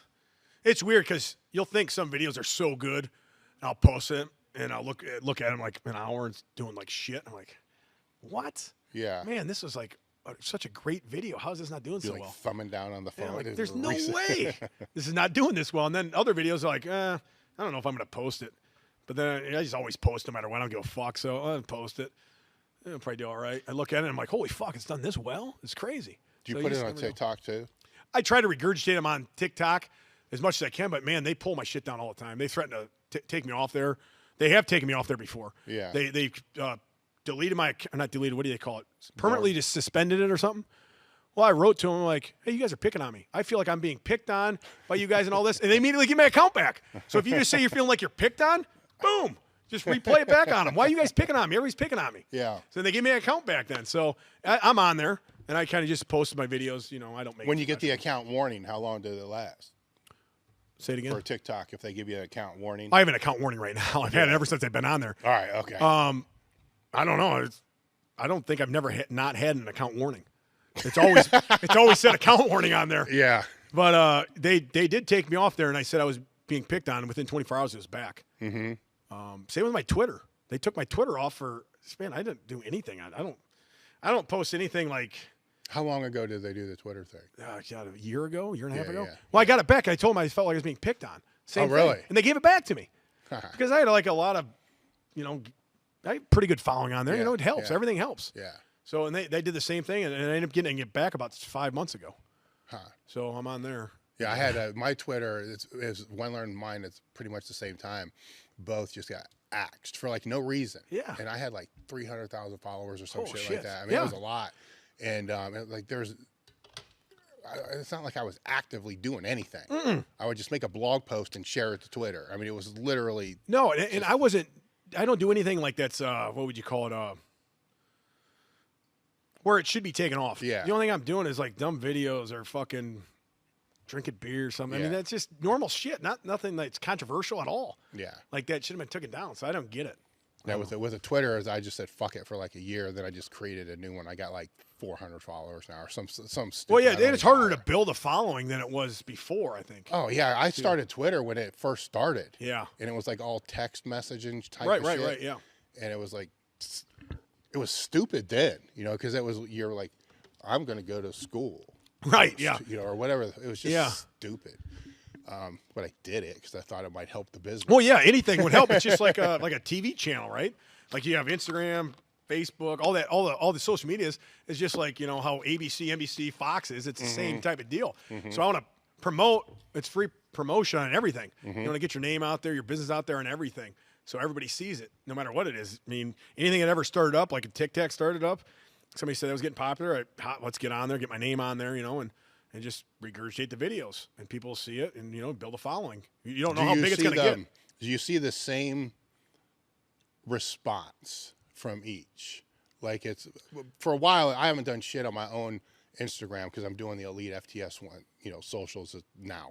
But on my own, I would do like reaction things. It's like a duet. So Yeah, like no, people would, I saw those. fucking Yeah, scream at them. Right. And it would do just comment wise, or just the way people on here. But then on like TikTok, it would just get fucking blasted. It wouldn't be any good on there. Different audiences. Definitely, yeah. Different I see the biggest. No, the views are good. It's just which direction. Oh, yeah. it was The going. comments on TikTok's way different than the comments that are on Yeah, Instagram. yeah. I agree with that. Which is 100%. way more negative, but I don't Yeah. give a fuck because there's way more of them. Yes. Yeah, I don't give a fuck about what anybody says as long as they're commenting. Because there's a lot, You go look at some comment, and it's some fucking guy with like 2 followers. Like every time it's a bad comment, it's some guy with 2 followers. Oh, yeah. You know what I mean? Like. I'm like, who's this guy? Then I'll fucking pin it. This comment's pinned. Fuck you, you prick. Yeah. And then his fucking shit will be gone. Like, oh, no, he's erasing his stuff. It's like now he's never going to comment again. It's like, fuck. Right. Pin that comment. I'm gonna have another beer. You mind? Nope. I figured, well, yeah, 4. Yeah, we're only at 4. We're good. Probably about 5 or 6. Yeah, I'm gonna have to take a leak. With at what point during your journey did you meet your wife? Geez, probably. What is it? 20? Was it 24? So is that still college? No, I've been out for a couple years, and I met her at Country Thunder. The fuck is that? It is it's hilarious. It's a country music festival for 4 days where you camp out, 100,000 people, and you get drunk, and it is just a shit show. Okay. And it's in Twin Lakes, Wisconsin. Okay. So I would go every year since I was like 18 or something, 17, 18.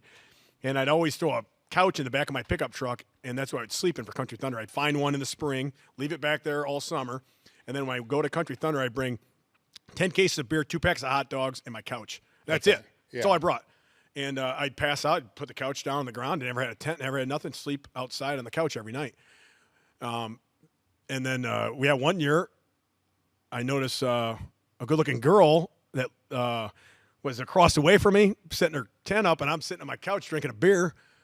I'm like, man, that chick looks just like Jessica Biel. But I bet she's a real bitch, you know. And I go and talk to her, and she said, like, the first thing I said to her was, slap me in the face so hard you can, or something stupid, I guess. Yeah. So she slapped me in the face, you know, and she thought I was an idiot the first day, and then the second day, you know, she liked me. Yeah. So, you know, we drank a lot of beer together, and then it's been a love story ever since. So she knows she knew you're an idiot. Oh, right? yeah, exactly. She knew from the start I was a complete idiot. Yeah. So anything that happens, she knows I'm an idiot. I mean, it's your fault. You already know I'm an idiot. You married me. Yeah. So where I'm going with this is throughout this journey of you becoming more of a social idiot. Let's just go that way. Yeah. Obviously, she's behind it all because it's who you are. Yeah, or she. Has there ever been a point? Well, in time I've she's always like, what the fuck are you doing? So I've always been this way, even before there was cameras. Yeah, you know what I mean. Yeah. So I was this way, doing really dumb shit before there's any social media. I mean, just always the same. I just happened to start putting it on the internet. Mm-hmm. You know, so locally I was really well known, but I wasn't well known, you know, like in the country or something. You know, Yeah. You know, we travel places across the country, and you know, I remember people started recognizing me. And she was like, oh, all these people know who you are. Like, we'd be in Virginia Beach somewhere, you know, people had always recognized me. And she's like, but we're not making any money off this. Mm-hmm. You know, I said, well, eventually we'll make money off it somehow. I don't know. You know, and that's how we started our brand. But I forget what I was talking about. So she was the one that's trying to figure out how to monetize this yeah. thing. It's like everybody knows you, but we're making nothing off of it. Yeah. Like you're it's actually costing you. Yeah. You're gaining popularity, but we're not making anything off of it, you know? Mm-hmm. So, yeah, she always knew I was an idiot, you know, just who I am. Mm-hmm. And then we started, I just started putting it on social media, and, you know, that's how. So when you start doing some of these stunts, I mean, obviously she cares about you, at least I think she Oh, does, geez, right? yeah. So, this is a good story.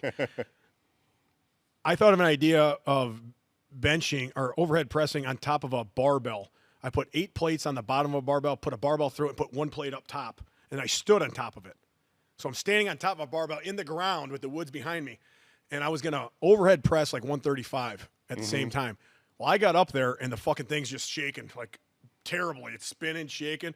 And I'm thinking I'm going to die. My wife sees it from the kitchen as she's doing the dishes, starts yelling at me and my buddy Cam, if you fucking lose your dick, I'm going to marry another guy. Like all this shit. Yeah. Whoa, what are you talking about?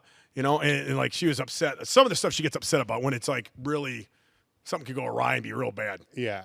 And but other than that, no, she's pretty supportive. Like she'll think of dumb stuff for me to do sometimes. Okay. You What's know? one example of that? Shit. I'm trying to think. What's the dumbest thing that she's... Oh, yeah, the e-bike. Yeah, that's it. The e-bike. So I got an e-bike from a company they sent me, you know. So they sent me a free e-bike, so I'm going to do it like a promotional video for them. What is an e-bike? It's like an electric bicycle that goes 25 miles an hour. So I take an electrical bicycle, and I take this fat guy. He's my buddy. He's like 350 pounds, and I put a piece of plywood on top of him. We light the plywood on fire, right, as a ramp, and I take up from the hill, and I come down the hill going like 30 miles an hour. So the fat guy is the wedge for the ramp. Yep. On fire. On fire. All right. And we're going down. I'm going down at 30 miles an hour. at this thing, because you're going downhill, getting a little speed. I've never jumped anything in my life. I have no idea what I'm doing. I jump it, fucking fly off the bike. My leg makes a backwards J. It looks like I tore everything in my leg. I thought I had a compound fracture. I mean, it was the worst. Fucking bike's fucking broken in half. Shit's everywhere. My leg made a J. I mean, it was terrible. And I couldn't walk for like 6 weeks. Never went to the doctor. I benched that night. I said, hey, I think I have a compound fracture. We checked my leg. I was fine. My leg swelled up like 8 times the size, right? And this was her idea. That was her idea. And it fucked you up. Big time. One of the worst and ones. she was real upset about it. Yeah, she was very upset. It was bad. And everything turned out good. Yeah. I ended up benching. I put my leg up in the air. We put a chair out there, benched that night. Went to work the next morning, could barely walk, and after about a month, I was all right. Yeah. So yeah, that was one of her ideas. The supplements came in not too long ago, like a year ago, maybe, right? Yeah, we started them maybe 2 years ago. It's tough with COVID. It's been kind of hard. Yeah. Was that her idea? Was that whose idea? It was 100% my idea. Okay. I've been sponsored by a few different supplement companies, Redcon one, some of these other guys, and they were paying me too much, and I got flown out to the Olympia for a certain company, and they were gonna sponsor me, and they offered me like pennies on the dollar, like way less than I was making from the last company. Yeah. And I said, I'm not gonna sign for that. So I was like, hey. I told my wife, hey, I got connections. I know people that know, manufacturers and stuff. I could sell pre-workout. Yeah. I'll make my own pre-workout. Let's just go that route. So I did, and went back and forth with these guys for about 4 months. Got it down perfect. Love the pre-workout. Let's Get Stupid. It's fucking my favorite pre-workout of all time. That's all I ever take. I take tons of it. Yeah. I gave it to all my friends. They said, this is the craziest pre-workout they ever had. I said, we got a winner when we were, sampling it. Mm-hmm. Flavor spot on. Everything was good, and we just went with that. One of my buddies is an artist. He kind of helped me with the design of it and everything, and I'm definitely glad I went with that too. Same with the apparel and same with the pre-workout. We have amino acids and stuff, and we got a bunch of flavors. Prison Punch. What is it? Let's Get Stupid Prison Punch. White Lightning. Ring of Fire. That's coming out soon. Ring of Fire. Ring of Fire tastes just like Fireball whiskey. That's a good one.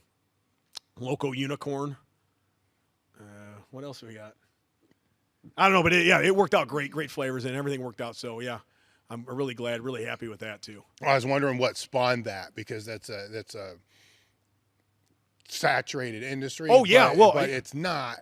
It is and it isn't, right? Yeah, I reached out to a couple guys that are like Juji and Tony, a real tactical guy, and some of these other guys that are, in the industry and know their stuff. And I said, hey, what do you think about making a pre-workout? And everybody that I reached out to is like, yeah, it's too saturated. That's all. They all said it. Well, I think it depends on what.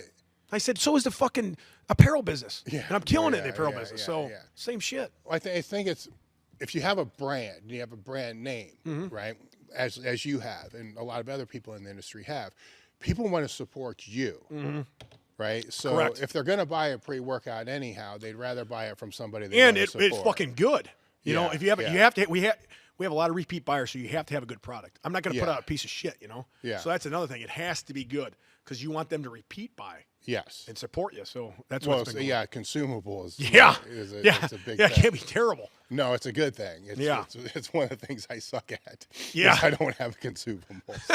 When you sell shit that lasts 10, 15 years, it becomes a problem. Yeah. People buy it one time, the whole life. Yeah, we're going to take that bench, by the way, with us at home. We're going to put it in the back of the van. What's I don't want to say stunt. What's a bucket? Let's just call it a stunt. I don't know what else to fucking call these things. What's one that's on that you want to get done that you haven't been able to get done? To light myself on fire. To light yourself on fire. Yeah, I talked to a guy that was in the stunt industry, like he's a stunt man, like one of the best stuntmen. This guy, Luke Hawks, he knows a lot of these stunt guys. He's a stunt guy. And I talked to him on the phone about it. And you have to have a license to get this gel that you put on you and all that. And I've been wanting to do it for like 2 or 3 years and just haven't got together with this guy. But, yeah, put that gel on, light my whole body on fire except for my head, and then have girls roasting marshmallows on me while I'm overhead pressing like 300 pounds. Yeah. So that's one of the big ones I want to do. I've been wanting to do it for years. I just haven't got together with these guys yet to get it done because I can't do it myself. Yeah. And they said you can only be lit on fire for like 10 seconds because it gets too hot. Well, Well, you need a fast roasting marshmallow then. Well, that's true, but I think it's just funny if they're. I mean, they're not going to be able to roast a whole marshmallow. No, I get it. But as they're just roasting it on me, and I'm lifting above my head, and I'm Yeah. completely on fire except for my head. Yeah. I think it would be fucking hilarious, and I've never seen anybody do that. Yeah. So What's another one? Shit, that was probably the biggest one. Another one is definitely this year because I got this boat, and there's a lot of snowstorms where we live. Well, it seemed the last boat thing didn't work so well. Yeah, I know. But we got to use the boat because we got a boat just sitting out in the woods right now. So I was going to have one of my buddies pull it with his 4-wheeler, and then I was going to be doing something in it and just going down the road and whipping shitties and make the boat fly over. So I'd go flying out of it too, like whip it around and have maybe people skiing on the back of it or something like that. So I was trying to think of winter videos, like a good Christmas video, something like that. I like good. Well, you need snow too. Yeah. So next snowfall, we got to do it. Yeah. I think we're getting 3 inches Thursday. But how long is it still there now? No. I'm saying this Thursday. Oh, okay. It's supposed to snow, so it's got to be fresh too. Yeah, so we got to go down the road with it. I mean, the last couple of years, does it stick very long? Because here it will snow and it won't stick. Oh, no. Hell no. Yeah. You serious? Yeah. No, we get a lot of snow where we're at. Oh, do you? Oh, yeah. Okay, yeah. so yeah. And I live out in the middle of nowhere too. Yeah. So there's fields everywhere. I'd like to do it right down the main road though. Yeah. So like Dexter snow shit. Oh, yeah. Big time. Yeah. So there's your other video there. Mm-hmm. You just fucking kill somebody. Yeah, Dexter. That's one of my favorite shows. I love that show. Dexter Kill Room. Yeah. Have you seen the latest series? Yeah, where I didn't see it. It's on new Showtime, right? Last year. Yeah. I haven't seen the new one yet. No, it's where like he comes back as a fucking whatever. He comes back as a mountain man or something. Yeah, and his kid finds him. Yeah. So he's like, oh, I didn't watch it yet. No, Don't tell me. I ain't gonna say anything. All right. Yeah, because I want to watch it. I like the original Dexter. No, it's fucking good. Yeah, I'll have to watch it. I don't know if it's as good as the original, but for me personally, I would put it pretty damn close. I gotta watch it. I love Dexter. No, it's some good shit. Yeah. If somebody is trying to, because right now social media and Instagram and all these fucking kids, everything's there's two sides, right? There's people that are going to bitch about it, and people that are trying to use it, but a lot of people are trying to build their following, right? Yeah. Especially in this industry, they're trying all different kinds of ways. If you kind of organically did it, but then didn't kind of organic, then you start thinking about it. If you were to go back or advise these kids now, what would you tell them to do, not do? For instance, royalty, protecting your. Yeah, definitely. You try to get your video, and you don't know what's going to be good though, too. Yeah, I mean, a lot of these guys are starting at no followers. Exactly. Right? So the biggest thing is to entertain, because people just keep scrolling. But if you can entertain somebody, and you got to do it quick too, because if it's like 2 seconds in and you look like you're just walking around, I'm not going to watch that. You're going to skip right through it. So it's got to be quick. Got to grab your attention, right? And then it's got to be like shit like you haven't seen before. Always thought that. What haven't I seen before? There's something that's better than something you've seen, but a little bit of your spin on it. So anytime I think of a video, I like a video, something I've never seen. Because if you haven't seen something and it's crazy, you're going to watch it. That's going to give you views. That's going to give you followers. So just think of, and everything's been done. So many people have copied me. It's crazy. Everything has been done, and it's just hard. It's hard. Yeah. Well, I think so my advice is drink beer and think of something stupid. Yeah. Well, I think the key thing for you though was you took out of the things that you love, you took two of them and put them together. That's true, yeah. Where I think what a lot of people are trying to do is to take the one thing that they love, say if it's just powerlifting, right, and just do that. Good luck. Yeah, I know it's tough because I've seen all that. I've seen people bench 5, 6, 7, whatever pounds. I've seen people squat 1,000 pounds. I've seen all that. It's great, but normal people are going to skim right by it. Yeah. So it's tough. Even the powerlifters are just seeing it's just man, I've seen this. It's great, but people they become immune to it. You know what I mean? So I kind of realized that right at the bat when I was like benching 500 pounds, and people didn't care. It's like, man, this is fucking great, but nobody wants to watch it. So I got to think of something else, I guess. And it's true though. Nobody gives a fuck about your 500-pound. Nobody gives a fuck your except for 1,000-pound me. Squat. Yeah, I mean, it's true. It's a very so small true. percentage of people care. Right. That's true. And then the ones that do are either going to be jealous of because of why you did it, 100%. You know, or try to belittle how you did it. Oh yeah, right. Right. Oh, that wasn't deep enough. Yeah, that you fucking that was a soft handoff or whatever. You know. Yes. You see that all the time. Yeah. Especially in the meats. Oh yeah. That's the other thing is, you know, meat clips and stuff like that only go so far. That actually, in my opinion, if it's somebody that they're trying to build their following, those are the worst clips you want to post, because now you're going to use the same background as fucking everybody else on that same day. Right. You know. Yeah. So how is that? It's so boring. Yeah. Right. Yeah. You can't be boring.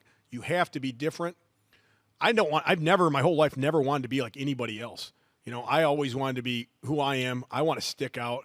You know what I mean? It's just be different. Yeah. You know, you have to be different to stick out. If you want to get a following, you can't be like everybody else. What do you think holds you back from that next level that you want to be at? My job, you know, my regular job, because that takes up a lot of time.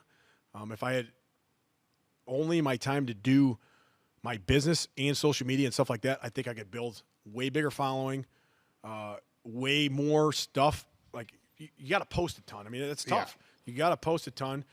Like you said, Juji, he fucking writes his stuff down. He game plans it. You know, I mean, it's just a lot of work. You know, and then when you got a full-time job and a family, I mean, and then on top of that, I got to train, and then you got to fucking do your social media. You got to do everything else.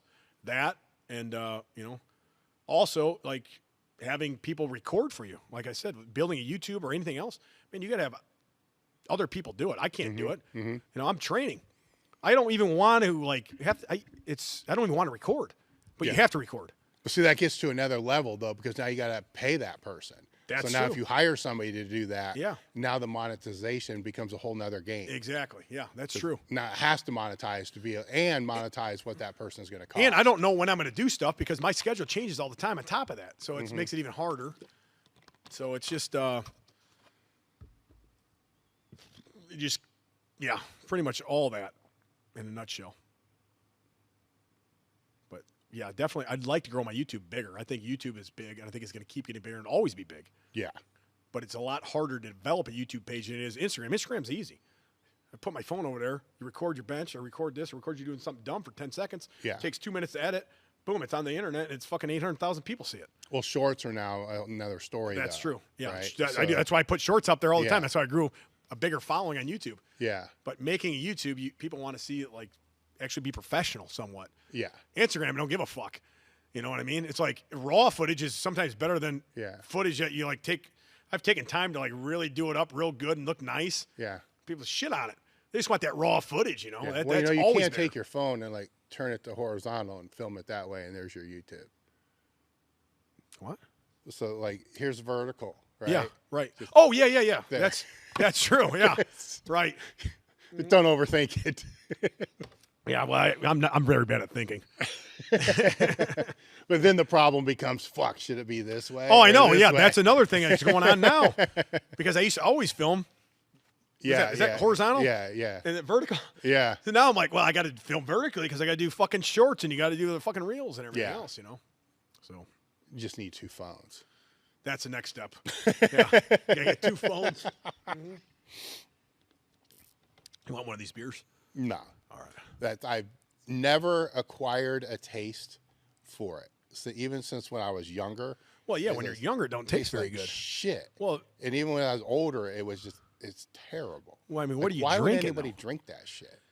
Well, it makes you feel good, for Yeah. one. That's good. Ice cold. It's Yeah. very good, especially if you work all day and you have a cold beer. That tastes real good. Just so could a soda. No, I don't drink soda. I never drink a soda. I haven't drank a soda. Maybe a diet Dr. Pepper with vodka. I've never drank like a regular soda. Yeah. No, when you get older, like Arnold said, you drink beer. Yeah. Yeah. Because it's cold. That's the only reason that you've given me right now. Oh, it makes you feel good. Well, it That makes was you reason feel 2. good, right. It's cold. It makes you feel good. Geez, I don't know. I guess that's it. I guess you're right. Maybe I'm going to stop drinking. This is the last beer I'm going to have. Well, then why Miller Lite? Less carbs, less calories. Now, I got to maintain a physique here, man. Yeah. Can't be drinking Bud Heavy or something Budweiser. Yeah. Now, so what if Old Milwaukee gives you the sponsorship? I'm going with Old Milwaukee. I think our Hams reached out to me, or some old company reached out to me once a couple years ago. I thought it was Hams or something. Yeah. I didn't even know they're still around, and they wanted to sponsor me or something. Nothing ever happened out of it. Yeah. Miller Lite's contact, and they sent me stuff, but nothing ever came about it. I mean, they sent me like a bag and a T-shirt, and I'm like, even when I was in Muscle and Fitness, I was chugging Miller Lite in the fucking photos. And Muscle and Fitness reached out to him like, hey, listen, we're doing this, and he's drinking your product, blah, blah, blah. And they never reached out back to him. So I kind of got upset with Miller Lite, and I said I was going to switch, and then I didn't. Well, I'm still drinking Miller Lite. Obviously, it's here. Yeah. So, yeah, I still drink Miller Lite. But, yeah, less carbs, less calories, What would be a misconception people have about you? I drink beer every day. Yes. That's not true. Yeah, I can't look like this drinking beer every day. It's physically impossible, So, like I said before, usually if I drink during the week, I usually drink like a mixed drink or two, right? And what what I would have that to train. That'd be usually Tito's and Diet Dr. Pepper. I like that a lot. Wait a minute, I missed something. The Cheetos. So you drank Tito's vodka. Oh, okay. Not Cheetos. I'm like Cheetos, No, man. no, What the fuck are you talking Cheetos. about? It'd be Like now Tito's. you're talking my food. Yeah, I like Flaming Hot Cheetos is good too. It's usually after I drink all the beer. Yeah. Usually like Tito's and Diet Dr. Pepper. I call it coffee. Okay. I drink that. And then like the weekend, especially like during the summer at events, if I'm on vacation, I'm drinking beer. Mm-hmm. I love beer. But you can't drink beer all the time, or it affects like your lifting obviously and everything else. But you can drink beer. Obviously, I drink beer. I drink a lot of beer. But during the week, I'm very strict. Usually with my diet, my training. I don't let it disrupt my training at all. And I think I got that from a young age. My dad always said, training comes first. You fucking do your training, you do everything else, and then you have fun. So I always train. That's your light at the end of the tunnel. The light at the end of your tunnel is a beer, nice cold beer. Yeah. So you do your job, and then you drink beer. So even if I'm like a Saturday or whatever my weekend is, I'm training always first. I never skip training to drink. So training comes first, then the drinking comes. And then how many beers on average per week? Shit, It could be anywhere from let's take your 2 days off work out. So I would say just a handful of beers. All right, so or a couple mixed drinks, handful of beers during the week, during my work week. Yeah. I don't drink that often. Just depends. Yeah. It depends on an average week of my work week. I don't drink that often at all. Well, there's a lot you got going on. Yeah. Like you got a full-time It's just job, a so family. much, There's a lot of shit. So that's why, like, at the end of the night when I'm, done all my shit, done my training, went to work, put the kids to bed and shit like that, I'll have a couple drinks or something, maybe. Yeah. It just depends on the day. Yeah. Well, as your business is growing too, that's also cutting into your beer time during the week. Yes. Big time. So my wife, she runs most of the business. Especially the last 2 weeks. She lives in the shop. She's been in the shop this morning since 8 o'clock till she the kids come home from school, hangs out with the kids. 8 p.m., puts the kids to bed. She's back in the shop till like 2 a.m. Oh, the Black Friday, Cyber Monday, yeah. All that, and then all the selling of the testicle shirts. Okay, She's been getting upset. yeah, She's like, fuck, so many more. Well, she got to make them more. too, right? Yeah. Yeah. So she's got to make them all, then ship them all. We were stocked for the Black Friday sale pretty good, and then, the testicle stuff comes out, and then it's just like a Black Friday sale pretty much the last couple of days. It's the same thing.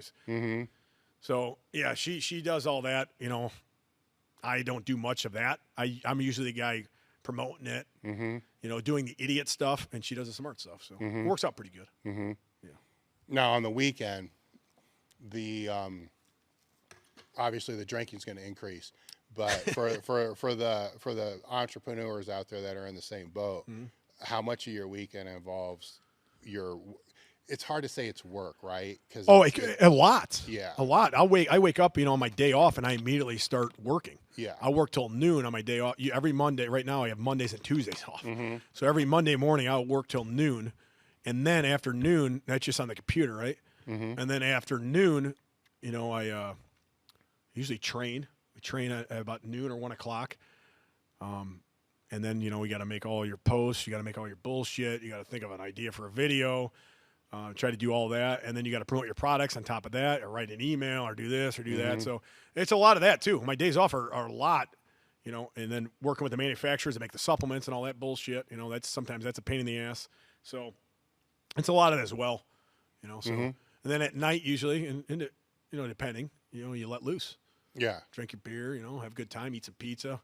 You know, I mean, my favorite food's pizza and beer. I wish I could eat that every day. I wish I could do that every day. But, you know, I'd look like a complete slob if I did. So, you know, you got to limit it. You know, I love Jack's Pizza. You ever had that? It's a Midwest thing, I think. Or maybe it's an Illinois, Wisconsin thing. I tried to get a Jack sponsorship. It's a good thing they didn't give me one, though. It's just I have a pizzazz. It spins. Yeah. And, I throw a frozen pizza. Yeah. I make frozen pizzas, drink beer. I mean, there's nothing better than that. No, and on a cold winter night, what's better than a cold beer and a warm Jack's Pizza? Well, anything that's food that's sponsored is going to be a good thing.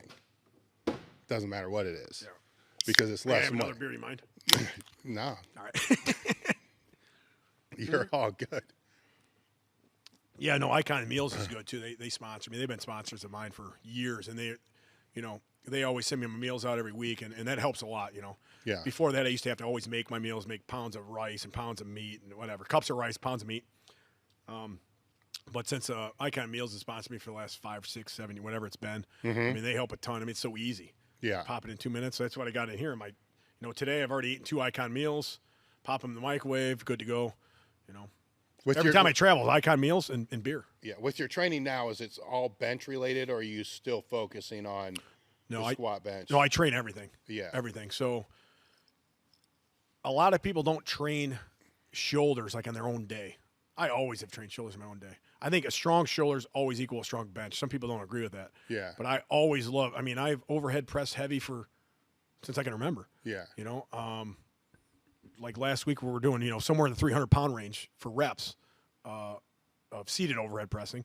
I love standing overhead pressing as well. And then we do like a light bench that day too, like a speed bench or a close grip banded bench, something like that. Yeah. And then Tuesday's like a back day. Deadlift, back, stuff like that. Wednesday off or a light leg workout. Thursday is always Thursday night's my bench night. That's bench night in America, we call it. Yeah. So that's the main day. That's the main day. That's the big. That's when everybody comes. It's bench night. And then Saturday's usually like squats, legs, all that shit. So, and then maybe arms here or there, thrown in somewhere in there. Maybe a Sunday, Friday, whatever. Any aspirations to compete again, or how do you? Oh, like a motherfucker. Yeah. I want to bench 500 pounds on the platform again. That's biggest goal I will take my singlet off.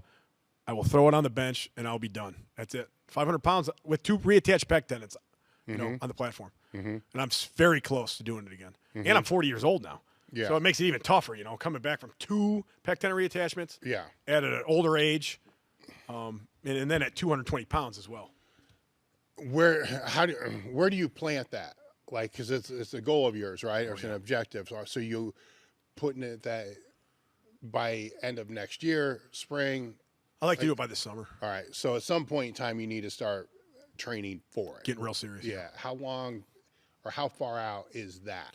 Probably 6 months. Okay. Hopefully. Yeah. You know, I'm right around the 470 range maybe right now. Yeah. You know, I smoked like 450 or whatever it was today. And I mean, absolutely smoked it. Yeah. I feel super strong. I could probably hit 485 today, I bet. So where probably 15 pounds off. Where would you want to be 6 months out?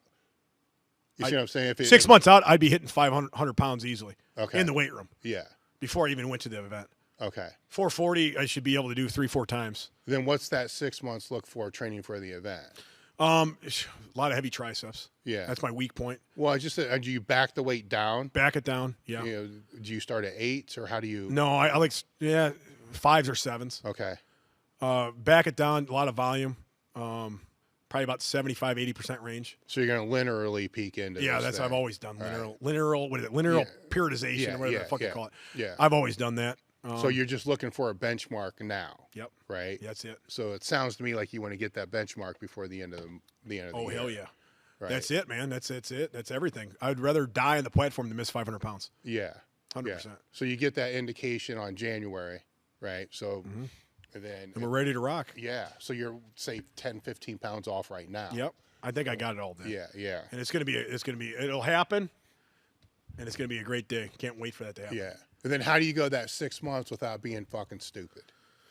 What do you mean stupid? Stupid with your I mean, you still have to do the things that you have to do, right? I mean, if just yeah. But there's influencer stupid, right? There's Huck Finn Barbell stupid. There's Huck Flynn, but then there's just stupid, right? Like going to Mark's and trying to bench a fucking PR is probably stupid. That was right? probably stupid, yeah. Right. So, what's the plan to not be stupid? Hold on, let's pause. I gotta pee. Yeah. I will get back to you on that. I gotta pee real bad. Yeah, that works. That's my so fifth if we beer. have super chats, are there any questions that people have?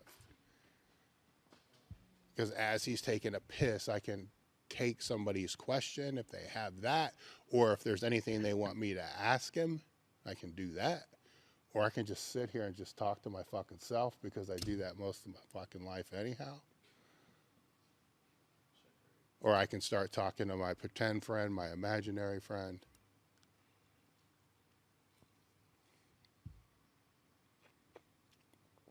Individuals on medication.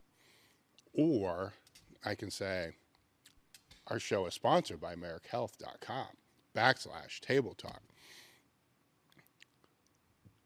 They're into hormone optimization and preventative medicine. I'm sorry, I'm just fucking entertaining myself right now. Or you can go to elitefts.com. At some point, the sale's going to change. It's either going to change today or tomorrow. Depends upon when I get time to actually change the sale calendar. What's the next sale going to be? I don't know. I can't tell you because I'm doing a podcast right now and haven't even thought about it. I think our bands are on sale right now, but I'm not too sure. No, our apparel's on sale right now. Buy one, get one 50% off or some shit like that. So if anybody's on the super chats, tell me what you want to see on sale next, because that was just take that off of my decision tree, and we can go with that. I'm trying to think what the hell I need to put on sale next. Yoke bars are still on sale. There's another one. So I've been talking to my pretend friend, my imaginary friend. Whew, I've been holding that off for a while. I shouldn't have had that pre-workout. It could have lasted a little longer. Yeah, I'm sure it's the pre-workout. Was it the 6 beers? Yeah. Yeah, it's not the 6 beers at all. Mm-hmm. All right, where were we? What's the plan to not be stupid? As in, like, going too heavy or something, or doing stupid stunts? I mean, you've been doing this long enough. You know what lines you need to stay within throughout a training cycle. It's probably adding more bands and stuff like that, right? Mm-hmm. Not going so heavy as in weight-wise and getting real dumb with it. Maybe probably hit heavy bands, lighter weight, probably like 70% weight with heavy bands on it. And I never used bands until the last couple of years. What's a heavy band for you? I don't even know what they weigh. I put like 3-year bands on there. Yeah. I put the red, green, and if I got those. So doubled up. Yeah. Yeah. Red, green, orange. What did we put like every band on there? Oh shit, that's a lot. We put a ton of band tension on there. Yeah. And I never use bands, and I suck at bands. Yeah. Because the top part of my bench is the weak part of my bench. Yeah. When I was at my strongest, I mean, I could put anything off my chest fast. Mm-hmm. It was that sticking point, from that 3/4 of the way up to lockout was where I've had 551 on my that lockout and a meet. 2 or 3 times, and it's just right there. I just couldn't. Right, that's the worst feeling. It feels like somebody's standing on it. Mm-hmm. All I have to do is this. So I try to work on that as much as I can. And have you changed your grip since you tore your pec? Yeah, it's in more. Yeah, definitely in more. My grip's probably moved in quite a bit in the last 4 or 5 years because it moved in a little bit after the first one, and probably a CH more after the second one. Yeah. So one of the things I had to do with my pecs getting all fucked up is I also had to go to a suicide grip because it allowed me to tuck my elbows more. Oh yeah. Right, because here I can tuck like this. Yeah. So the more I can tuck, the more it keeps it here and takes it off of here. I'll have to try that. So you got to build the shit out of your thumbless grip. Right, yeah. But with a full grip, I wasn't able to. You can only tuck so much. Yeah. You only turn so much. For me, because these are fucking. I got holes, giant holes. The one was just all muscle, but it starts right here. I mean, it's fucking huge. But anytime this would come out, Yeah. it goes where there's nothing. There's nothing. It just falls on the delt. So you like the suicide grip? Oh yeah, I have. Yeah. So I've a couple guys I've worked out with that are pretty big benchers, bench 550, 600. They've used suicide grips, and I've never tried the suicide grip. Yeah. No, I never did until after I tore my pecs off. But I had to find a way to take this out. Yeah. Or avoid this because Right. Yeah. Because once that flies out, there's nothing there. I have nothing there. I know. And so I had to find a way to get it in and tuck it in, and then that's where it is. Now that I'm fucking just old and weak and beat up, I go more to a thumbless grip, but I don't touch my chest very often either. Yeah. But that might allow you to get your grip out another finger or two. Okay. And to be able to tuck it in. Yeah. No, I'll definitely try that. Yeah. And you'll feel it way more on your triceps, right? For me, it was like, okay, I can build my triceps. Yeah. I can't build that. Right. Yeah. 100%. You know, so it's like, give me something I can build. I can work with that. Yeah. That's the next 6 months. That's all I want to concentrate on is building my triceps more. You know, my shoulders, my chest is very strong. I mean, my shoulders are probably stronger. Probably my strongest lift is my shoulder press. Yeah. Out of every lift. I don't know. I've always been really strong in the shoulders. I don't know why. Maybe my genetics or what, but I've also overhead pressed like my whole life as well. So Yeah. And not many people do that. You know, not many people just have it one day of shoulders. They always put it in like like when they bench, they'll throw shoulders in, right? Yeah, it's like the back end. Yeah. And they just neglect them, I think, too much. I mean, it's really heavy pressing 2 days a week, though. I mean, that's kind of tough, too. But, you know, I do, you know, over 300 pounds, like shoulder press. And then I do, you know, a really heavy bench press the same week. But I've been doing that for years. On that shoulder press day, is that the primary movement? Is the shoulder press, and then the close grips come after that? Yep. It would be heavy shoulder press right off the bat. And then, That kind of goes back to how Craig used to train, though, right? You know, Tarkowski? Yeah. Oh, he trained that way? I never trained with him with shoulders like that. No, I thought he did. Maybe he did. Maybe that's where I got it from. Yeah. And maybe I'm doing that and not even thinking of that. Yeah. I'm not too sure. It just well, he was like one of the first guys to bench 800 pounds in a shirt or something, right? Yeah, no, he was bragging that to me like after I got to know him. Yeah. He was like, 94, I benched 800 pounds in his first one or something. Yeah. That bullshit. And he brought out this old like, you know, Powerlifting, whatever it was, that magazine. What was one of the more fucked up, or not fucked up, but one of the more oppressive things that you've seen with the guys that you've trained with over the years? Not stunt wise, but just like holy shit. I would say probably Lillibridge squatting. Lillibridge and Derek Kendall when they were squatting like near 1,000 pounds together and going back and forth and like competing against each other for that at the same time. That was awesome, you know, seeing two guys go after that. Trying to think what else. When Eric deadlifted 900 pounds, you know, at the time, not many people deadlift 900 pounds, and he started bleeding. Yeah. I like that. Yeah. That was crazy. I saw him, like, pass out after a squat, too, you know. I love that. That fired me up. I like people's, like, taking their bodies to the limit. You know, that fires me up. Like, when you see a guy train so hard, like, you know, squatting 900-some pounds for reps or something, and then just pass out, oh, man, that's fucking awesome. I love shit like that, you know. Just being around guys that were actually stronger than me, you know, because, you know, at the time, I hadn't seen people like were stronger than me for a long time because I then you end up in my people. circle, and then we get, you know, some of the strongest guys in the world. Yeah. I mean, that was awesome. Yeah. I love that. That pushes you a lot, you know. That's what they always say. Train with somebody that's stronger than you because that's going to push you, right? So that definitely pushed me. That was great. You know. With all the expos and the traveling and all the stuff that you've done, what's one of the, I don't want to say funniest stories, but one of the best times that you've had? Probably definitely one of my favorite times I ever had was Icon Meals had an event down in Dallas, Texas. They flew me in there, and I literally drank over a case of beer because I had a case of beer with me on ice, and we did a meet and greet. It was all the Icon Meals team. Yeah. So I was like partnered, like next to me was like Michael Hearn, right? And I'm sitting there drinking beer. I'm drinking beer, right? So he saw me drink, and I paid a guy like $100 to go get me another case of beer, and they did. So I drank part of another case of beer on top of that. And after the event was over, those guys were like, hey, we're going to Destination Dallas to train tonight. And I said, hey, I'll meet you guys there. Like, yeah, right. You know, they saw me drink like 35 beers or something. So no, I'll be there. So I showed up, and Heath Evans, he's a football player, right? Mm-hmm. So he spotted me. And I went in there, and I said, I'm going to bench 500 pounds. Drank 50 beers, going to bench 500 pounds. They're like, bullshit. So I get under the bar, and I started training at, I think, 225 or 315. It was like, felt like I was going up sideways. Like when I laid in the bench, like I was off balance, right? Mm-hmm. And I told Heath, I said, I can't do this, man. Fucking, it's like, feels like I'm going sideways. He's like, don't be a pussy, do it. I said, all right, let's go.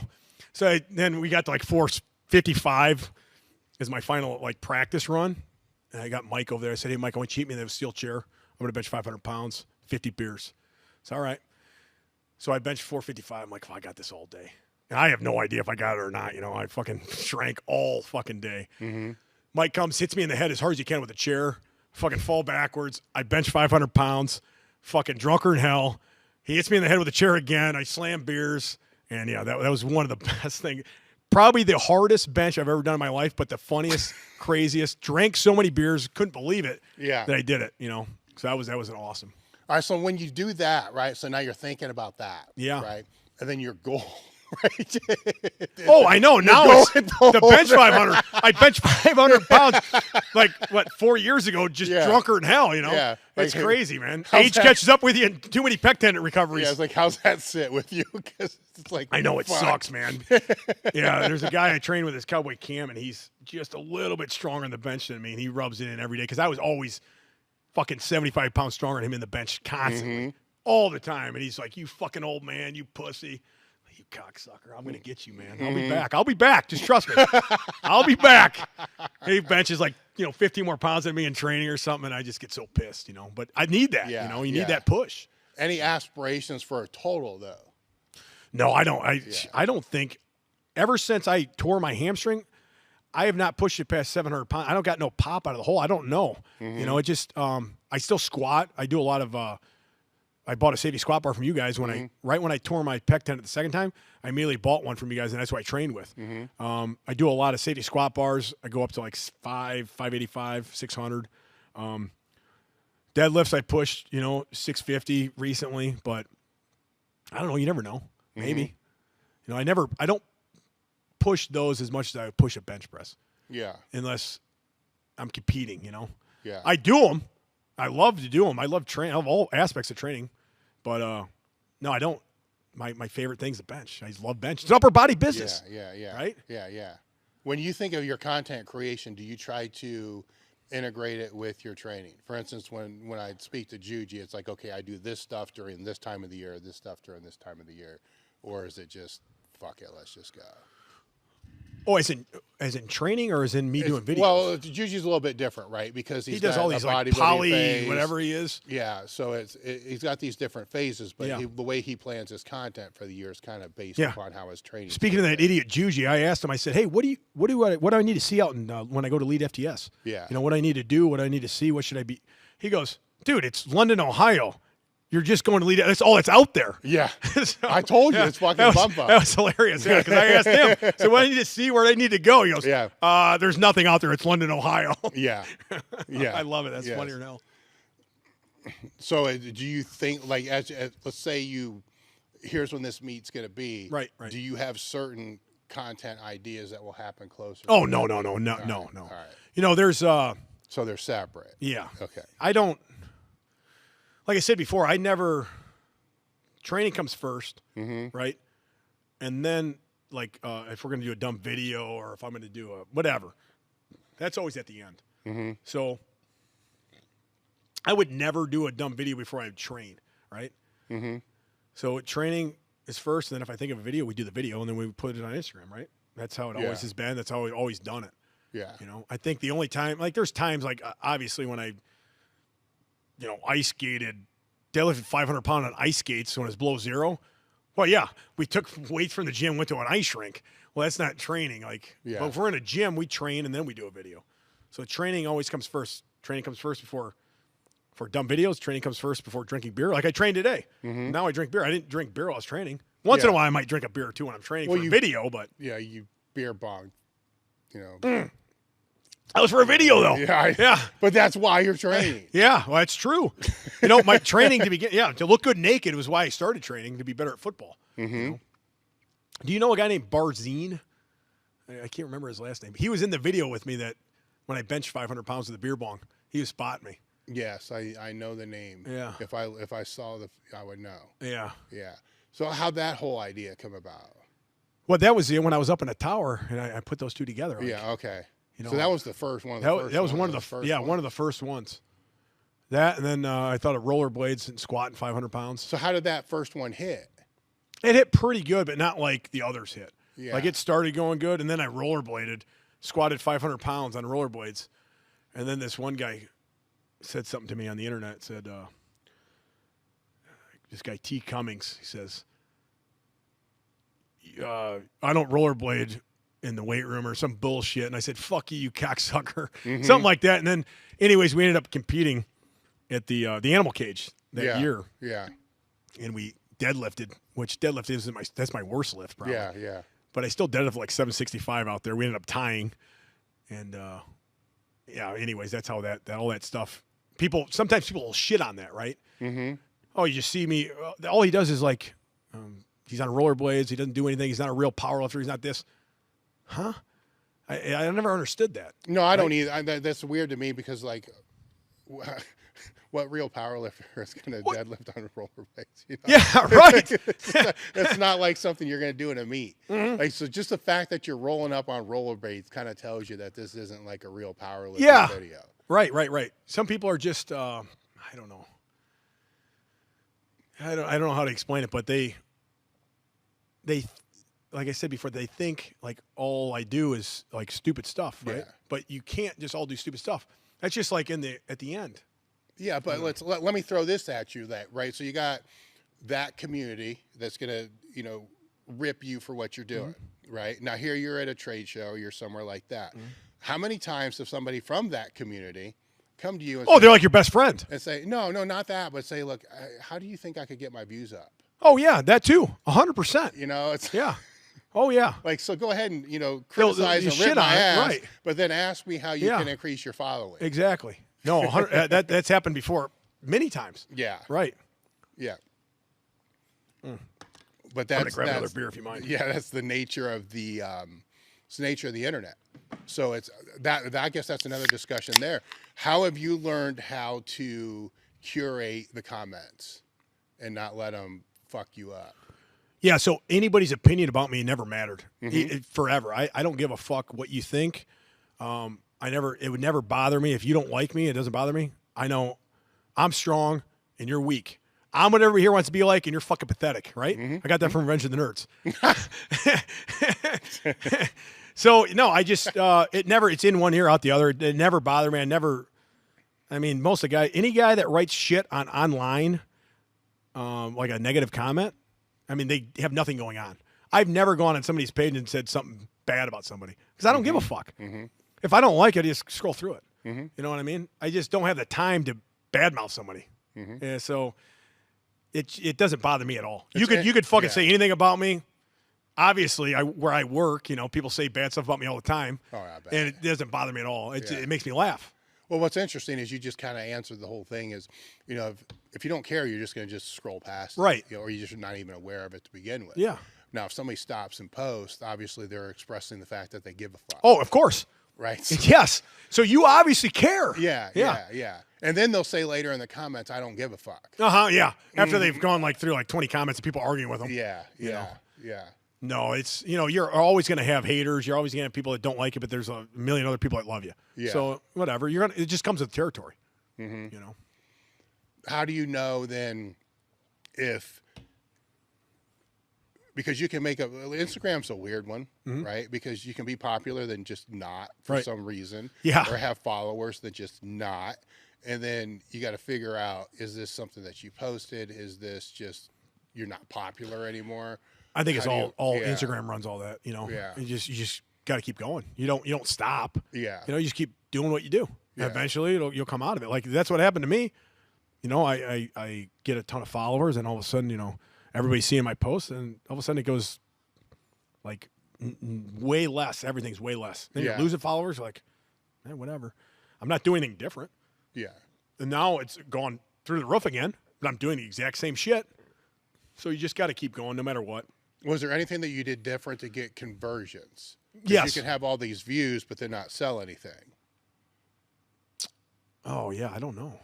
That's a good question. You know, because even with that shirt, right? So Yeah. you have that, you have this statement, but how do you get them to actually know you sell that shirt? I think, well, shirts sell more. The more I wear something, the more it'll sell. And then if you get a good video with a lot of views, like this shirt, right? I put it at the end of the video, buy it here, whatever. All right, link in okay. bio. So there's a call to action. Yeah, there. you call to action. Yes. So, yeah, just the more you wear something and the more it is seen, obviously, right? You get a million views. They see the shirt. They know where to get it at. That's it. You know? You got to have it. It's all, like I said, it's all how good your videos do. Like when they're down, you know, you're not selling as much. Yeah. And it's tough because Instagram controls that, but it's free, right? So it's a free app. I can't say anything about it. I don't pay for it. Yeah. It's just free advertisement. I mean, you know how much you have to pay? Like you put your shit on on TV and a magazine and whatever. Oh, yeah. That costs tons of money. And you're not even going to get nearly like what's happened in the last couple of days with my website and everything. Man, that would cost me thousands of dollars. Thousands. I don't even know how much. And that was all free. So you got to take the good with the bad. You know? Yeah. But now you're wondering how you get it to happen again. Oh, yeah, of course. And you got to figure that out. Yeah, you always got to one up everything. And it's tough. Fucking year. You know, I remember like years ago I made a video. I'm like, there's no way I'm going to ever beat this video. This is the best video ever. Yeah. Like, I think I'm trying to think. Like one video, me and my buddy Callis, I was on a leg press machine. It's actually like what do you call those, GIFs? It's on the Apple or whatever, the phone. It's me leg pressing my buddy Callis. It's probably like 4 plates on each side of the leg press, and I'm incline benching 315, and he has 405 pounds on his back. And I'm doing the leg press at the same time while he's squatting down and going back up, and I'm pressing it. That was like 5 years ago. I've never seen a video like that. And that video was awesome. And I'm like, man, and I just thought of it and went to the gym. Yeah. Said, hey, Tom, we're both headed to the gym to train. I said, hey, I got a great idea today. So how's that unfold? Okay, so it's like, hey, Tom, I got this great Yeah, idea. he's like, oh, God, that's dumber than fuck. I don't want to do it. And I have to talk him into it or something. You know what I mean? But so now you're on the leg press. How's the 315 get there? I have spotters. They come and give it to me. Yeah. Like so Tom would get, yeah, that's a funny part. So Tom he'd get on the leg press machine and have 2 or 3 guys help him with the weight, get it on his back. Then they give me the bar, and then they pull the things for me, right? And now I don't know if I could do it. I've never done this before. So fuck, he could die. If he fell forward, he could kill me. Oh, yeah. So, I mean, that was a real dangerous video, but it happened to work out. But he was really unstable. I mean, it was bad. If you look at the video, his legs are shaking. I mean, he's a really good squatter, too, so I trusted him.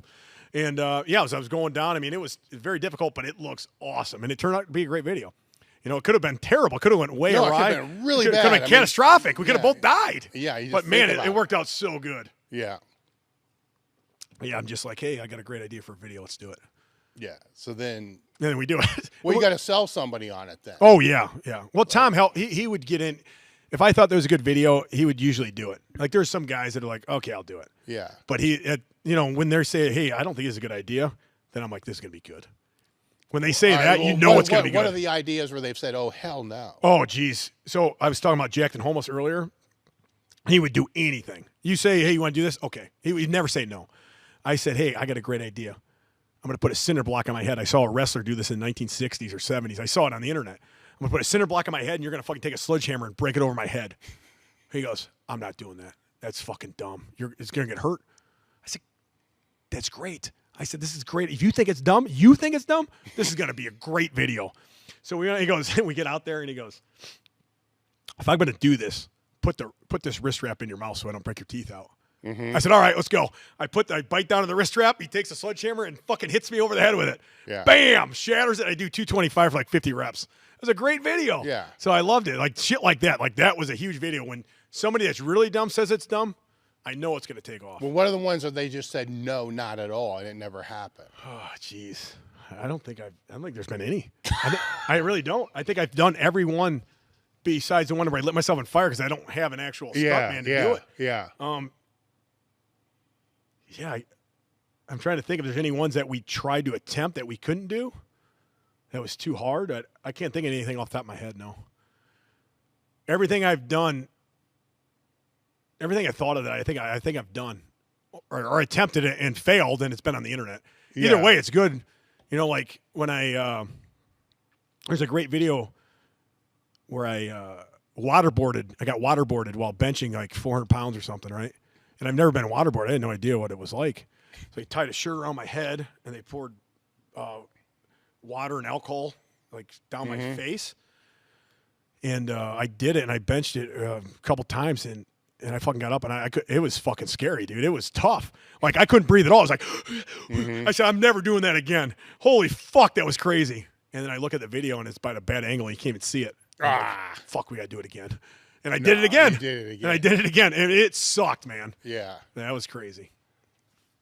And it is really hard to think of dumb videos. You know what I mean?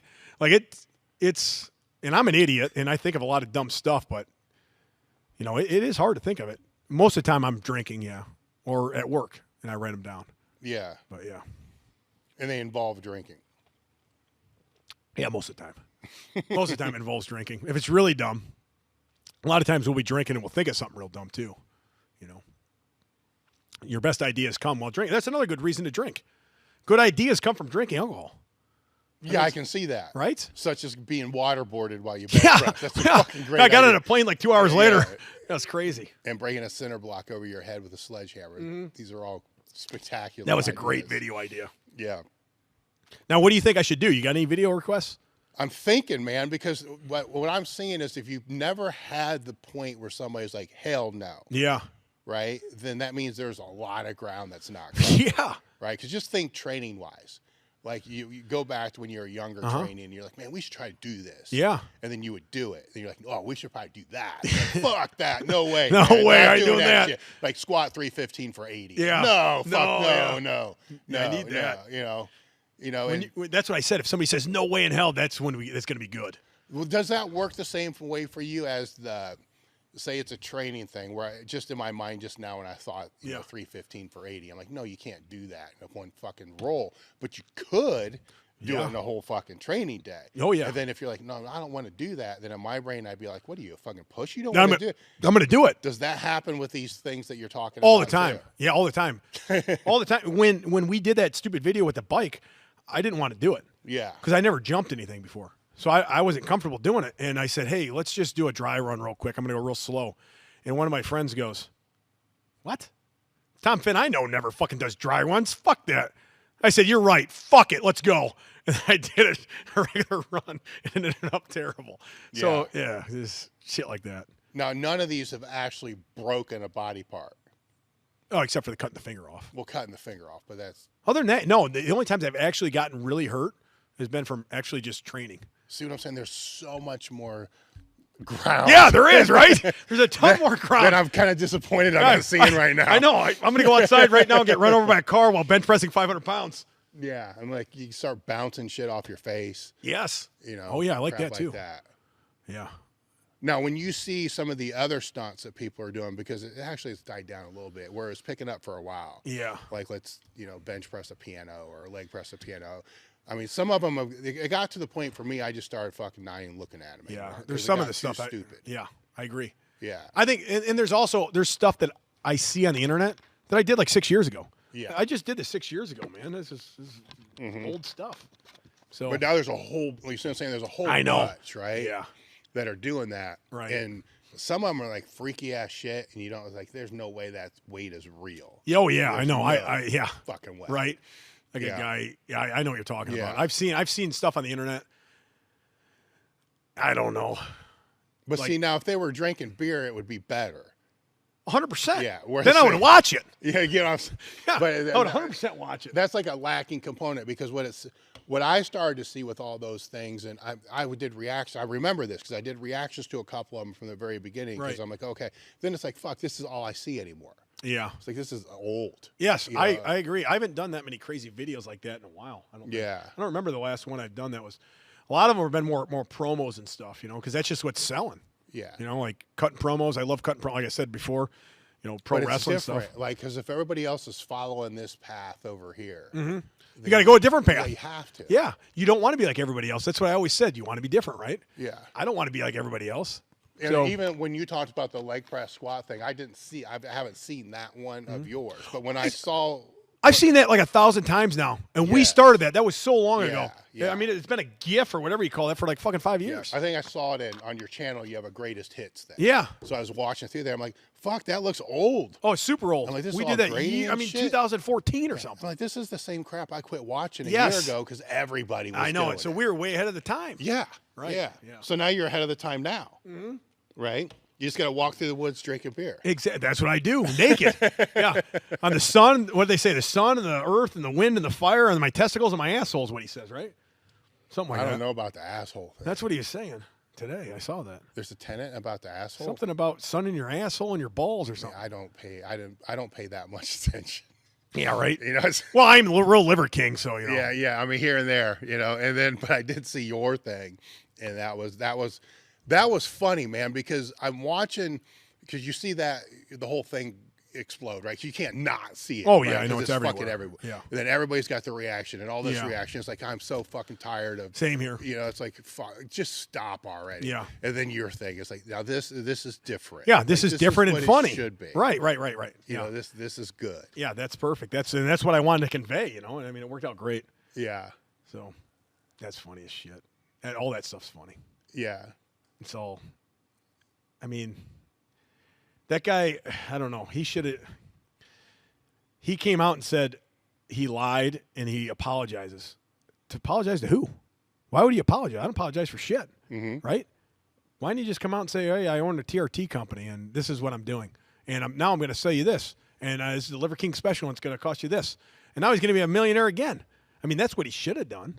I don't know who he's talking to or who his people are, but that would have I would have done that. I said, yeah, I've been taking this for a year. I'm testing it out. This is a Huckfin Barbell special. Go to HuckfinBarbell.com, grab it there, Yeah, see, and all this. yeah, I mean, there's different he ways should you just can win go. a different way. I would never apologize for anything. Yeah. I would have never. I don't know. I think it is all wrong, but Yeah. you know, Yeah. that's him. Well, the thing with there's a lot of opinions I've seen that people Oh, have yeah, they're about it, everywhere. right? And they're all over the place. And I don't really give a fuck one way or another. I didn't give a fuck one way or another to begin with. You know, so it's like, oh, so now you want my opinion when I didn't give a fuck to begin with? Right. So it doesn't make any difference. But you know, you watch through all these things, and it's, you know, the one thing that he said during the apology, which was weird, Yeah. you know, because to me that was more marketing. Well, I than- watched than- that apology. Yeah, I did. I watched it too, Yeah. and it was more because like drama. I look at it different ways. I'm like, okay, from a business person, like how would my PR person? That's what I looked at it advisor- the same way. That's why I said that's what you should have done. Yeah, how would my PR guy advise this? Right. And it was like, yeah, it's totally not. This is marketing. This isn't PR. Yeah. You know, it's that type of thing. And but it was. Then I start thinking, okay, what other really fucking famous people, like way more famous than Liver King, do we all know are probably taking shit? Yeah, mostly But actors and never everybody. fucking field the question.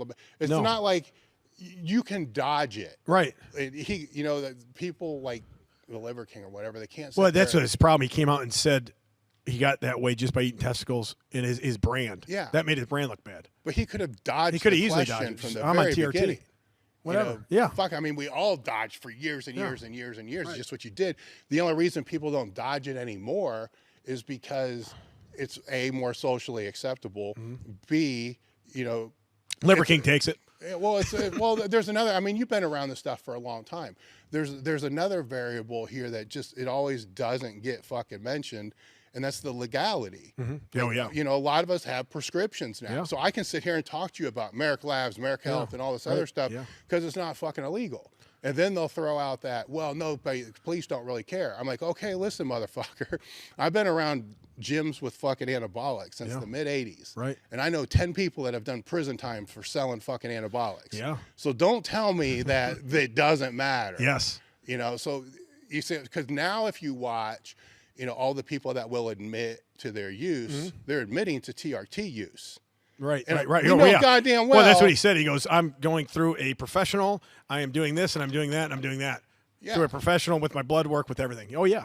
Yeah. So even the people that But say he was doing $14,000 worth of growth or some whatever it was. Yeah, yeah. And I'm doing $1,400 worth of beer, whatever I said as a joke. Yeah. So how many people are using stuff that they have their TRT script, but then their black market buddies supplying them with the other 2 grams per week that they're taking. Right. Yeah. So it's just a. Well, and then he started throwing everybody like, well, I'm doing this because there's hundreds of men out there that are dying from suicide or whatever he said.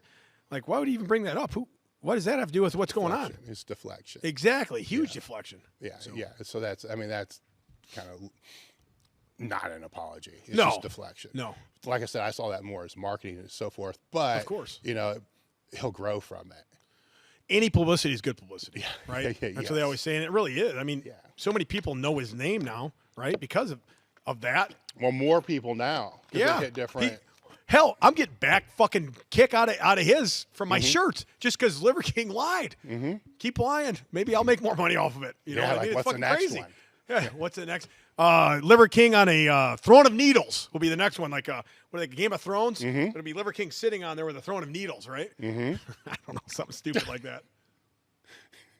That's forward thinking, though. Let me get another beer if you don't mind. No, you're through 6. I figured this would be about a 12-pack. See, I thought the first one you would have bit through it. No. First one's always the slowest. Yeah. I had a very intense workout in here, Mm-hmm. I mean, you saw me just go through 6 minutes of, what is it called? What do we call that? What was it called?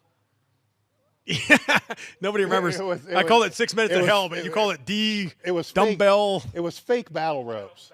Battle bells. Battle bells. I did 6 minutes of battle bells, and I couldn't catch my breath for 20 minutes. Yes. So now the beer's helping with that. It's helped quite a bit. This is a good one.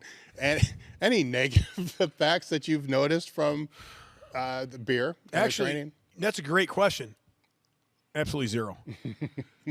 Everything I've gotten in my life was from training and alcohol. A lot of people think alcohol is bad for you, which it is bad, I guess.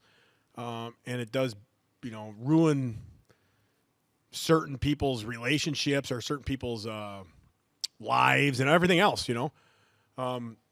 But for me, it's helped a ton. It's helped me grow a brand. It's helped me meet my wife. It's helped me make all the money I've gotten. It's gone the opposite than what, most people would think, right?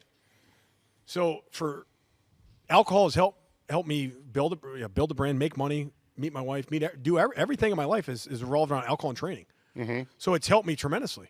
I don't think there's any really bad, my liver might be bad, but other than that, I mean, a Liver King. Yeah. But everything else has been great, But do you get it checked?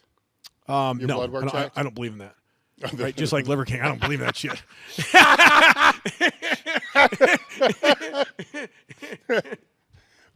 But yet his labs popped up.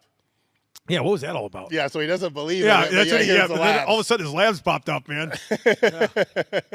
No, no. I think Well, most you've had people. surgeries, right? So there's. Oh yeah, they're looking I've at- had stuff done, yeah. obviously, but blood dump. But no, alcohol is helped me in life more than it's hurt me, big time. Mm-hmm.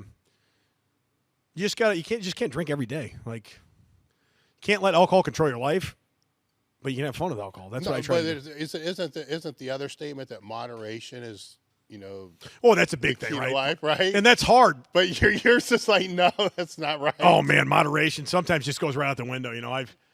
You start drinking beer and you just lose count. You drink like I said, 35 beers at bench press. It's just some days you drink 30 beers, some days you don't drink any. Yeah. So that's healthier in your opinion than just a couple a day.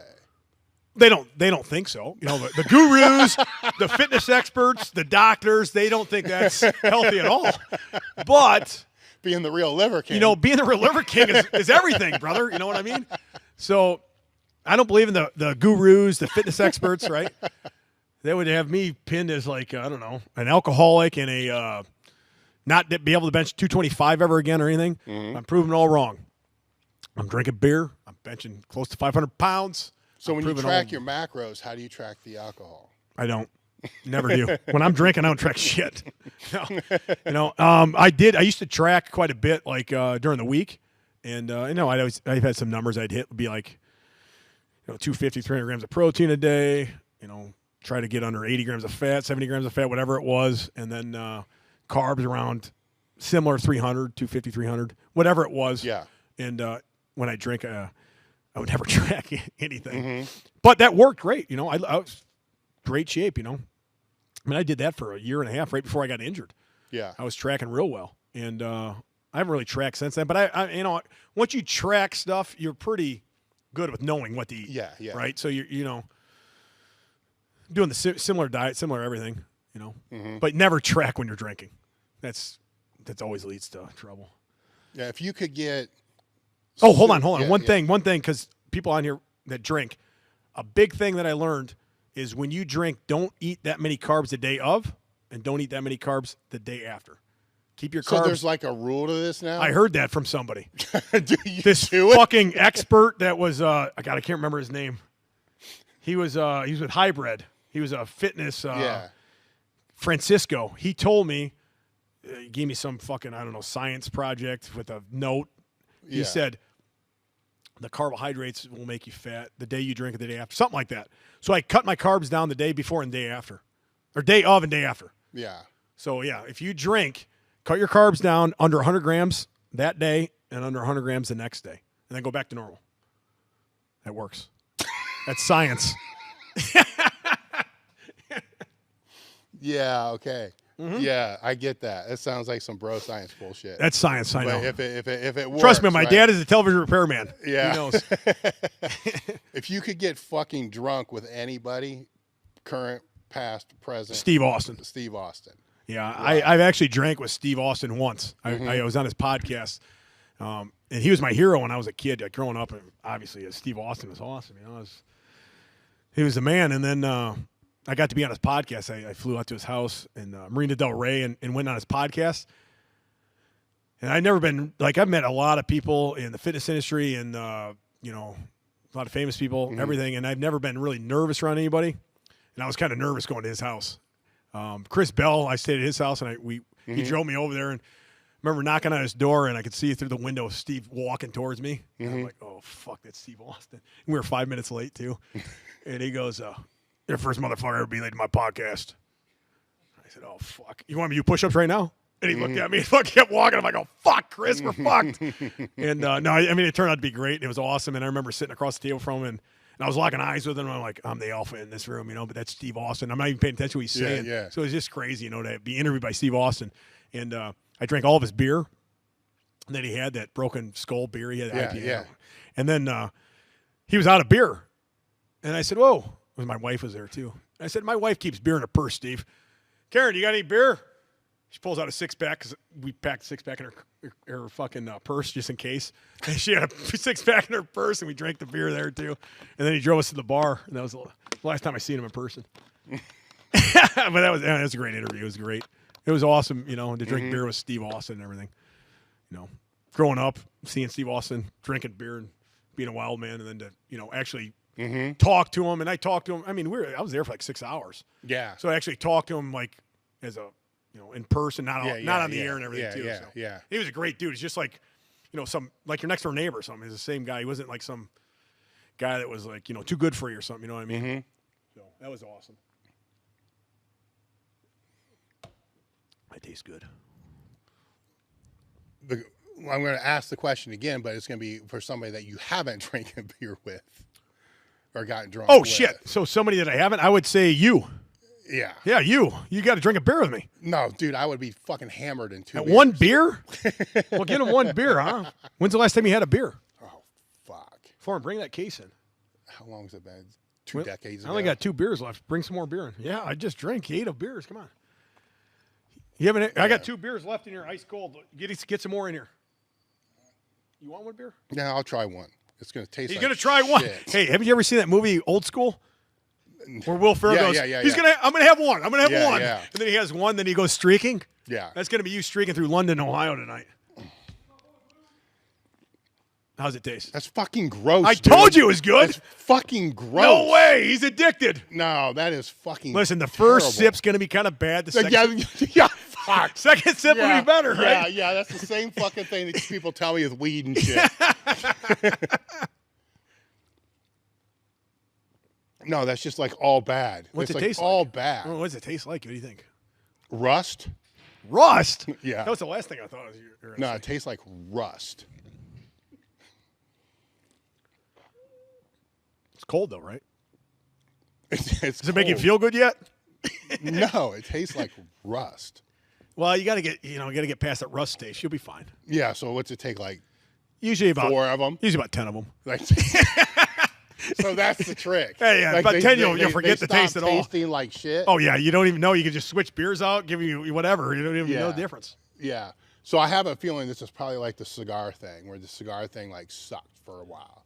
Right? Oh yeah. Then I saw start you to- smoking cigars with that Big J. Yeah. Right? Yeah. Yeah. A friend of mine got me started with the cigars in January. And then it's like, man, I don't know, it was a process. Right, it is. No, I I've like- smoked cigars when I was younger. I haven't Yeah. smoked cigars in a long time. It Uh-huh, fucked. I smoked cigars at my buddy's wedding. Man, I got fucked up smoking a cigar. Well, it's too strong. Yeah, I think it was like Yeah. a Cuban cigar or something. Oh. Yeah. I used to chew a lot too when I was younger, and I haven't I chewed. did tons of that. I stopped when I was 30. I haven't chewed in 10 years. Yeah. I just What- quit cold what turkey. Did you chew? I chew everything. I mean, usually skull straight. Mm-hmm. But I had a buddy that worked for U.S. Smokes Tobacco, and there was all these flavors coming out at the time. Mm-hmm. So anytime there's a flavor come out, he gave me like 100 of them. So I had tons, and I like skull apple. I like everything. Yes, I can stand Anything, that shit. man. I started really young too. I mean, I grew Oh, yeah. up fucking listen to Hank Williams. Shit. I Same grew up here. with fucking sticks, right? Wearing cowboy boots and all Here, this bring it other over here, shit. that beer. And so I went from Kodiak to Copenhagen. Oh, Kodiak. Yeah, Kodiak to Copenhagen, right? And then it was no going back from Copenhagen. And there was a time I was going through 3 tins a day. Jesus. It was. I mean, my worst was like a 10 a day. 3 tins a day? It was, and it was when it started to get expensive too. It was like, and then, God, it was when 15 years ago, I bet, is when I quit. I bought a new car. It's crazy. I bought a new car. I used to chew on my way going everywhere. Yeah. And a week went by and I just forgot. Just forgot. Man. And I told Wendler, I'm like, dude, I haven't had a chew in a week. I just forgot all about it. I guess I'm done. I guess I'm done. I'm done. And I never chewed I again. haven't chewed in a week. I guess I'm done. Yeah, so people it's confusing because they'll be like, man, I've been trying to quit for 10 years. I'm like, dude, I just forgot. Yeah. Well, I didn't forget. I was like, when I'm going to have my first kid, right? I'm just going to stop chewing. I'm not going to chew anymore. I don't need spit bottles laying around everywhere. Yeah. So I decided to stop that day. And it was tough for like the first month. I never chewed again. Yeah. You know, and I was like, well, maybe you have a chew here or there. I said, I'm stopping. I just stop. Yeah. It's all mindset, you know? The spit bottle or the spit cups with Yeah, the little fucking napkin in it. Yeah, I don't. Yeah. So I decided I'm just done. You know, it's costing me a lot. I don't need spittoons laying around everywhere. I could never It's a bad use habit those. anyway. I'm just gonna quit. The spittoons are gross. I could never use those. Oh, Because you would miss. I know. Then you'd have to pick that smelly fucker up. Yeah. And it'd be like, oh, God, this is like ass, man. Yeah, I had a spittoon. Like, just give me the fucking cup with a napkin. The Gatorade bottles were awesome. Oh yeah, because they had the big lips in them. The big lipper. Yeah. It was easy to spit into. My keyboards always had this brown film. and Oh shit yeah. on it. No, and I loved chewing. I mean, that was one of my favorite things to do was Yeah, to chew. yeah. It was tough to quit, but you know, I just you decide to do something, you just do it. You know, that's all I would never quit drinking. Well, what if Ever. you just decided? I wouldn't decide. I mean, what if somebody just said you don't have the strength to fucking quit? I don't think I would quit that. I can't. I mean, I could quit anything I wanted to, but I don't want to quit drinking, right? Isn't that what an alcoholic would say? Oh shit, the cops are here. Shit. What are the cops doing here? They've got my vehicle surrounded. For me, get out there. No, I always going back on the quitting drinking. What did my dad always say? He said, "I'm not going to quit drinking till I'm 6 feet under." That's what he always said. So, my dad, I mean, he is a scientist. So, he's actually a construction worker. I mean, a little bit ago, it wasn't a scientist. It was It was a fucking TV repairman. He's a little bit of everything. Yeah. Now that TVs have become so cheap, there's no need for a repair. Yeah, there's no. Yeah. You know what's So now he's a scientist. My dad actually was a TV repairman. Oh, he was. That's awesome. Yeah. He owned an appliance store. Skip Tate's Appliance and TV. I shit you not. That's hilarious. Well, you know what that's from, right? That's from a movie from the 80s. You should know that. What movie? It's Fast Times at Ridgemont High. Oh, yeah. That's yeah. Spicoli. They wrecked the car. Yep. And he goes, he said, yeah, it's all right, man. Yeah, there it is. He knows it. My dad's a TV repairman. And he goes, your dad can't fix this, Spicoli. He said, my brother's going to kill you. Then he's going to shit. Then he goes, what's he going to do first? He's going to shit or is he going to kill us? First he's going to shit, then he's going to kill us. No, I remember that now. Yep. So I always said that. That's what I said when I broke the machine. Yeah. That was part of the whole thing when the whole video. I said, oh, it's okay to the owner. Yeah. You know, the owner came down and said, hey, my dad's a television repairman. He can fix this. And he goes, he can't fix this, Finn. I said, he can fix this. And yeah, he never fixed it. As I grew up in this business, that was the job. That was the job I couldn't do. What, TV repairman? The repair guy. Jeez, I think he's getting a little. Deliver the shit. I think Dave's getting a little drunk. You hear him talking now? He's getting wild. Yeah. You better watch out in that beer. That was my job, was to deliver the shit. You know, and you put it up downstairs. Actually, my job started cleaning the stuff. Oh yeah. Like Windexing and right. shit that was on the floor. And then as I got What older, year is this? Oh fuck, 80s.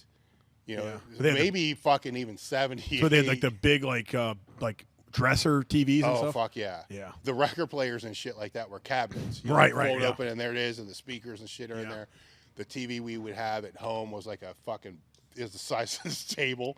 It was like a big fucking thing. Oh yeah, I know. 3 channels.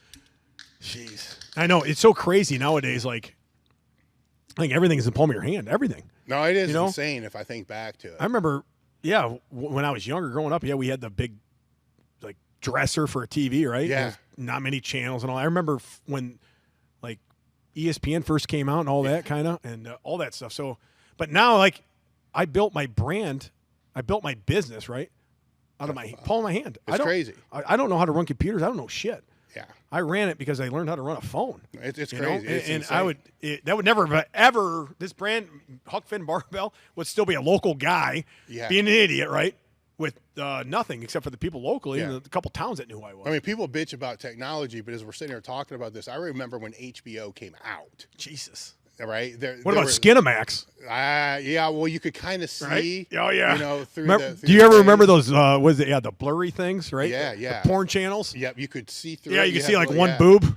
Oh, there's a boob! But with HBO, there were two movies per day, but 3 times. Yeah. So it was like 5 o'clock, and then it would play again at 10, and then what was in the middle. And that's what it was. And it's like, this is crazy that I can watch HBO on my phone.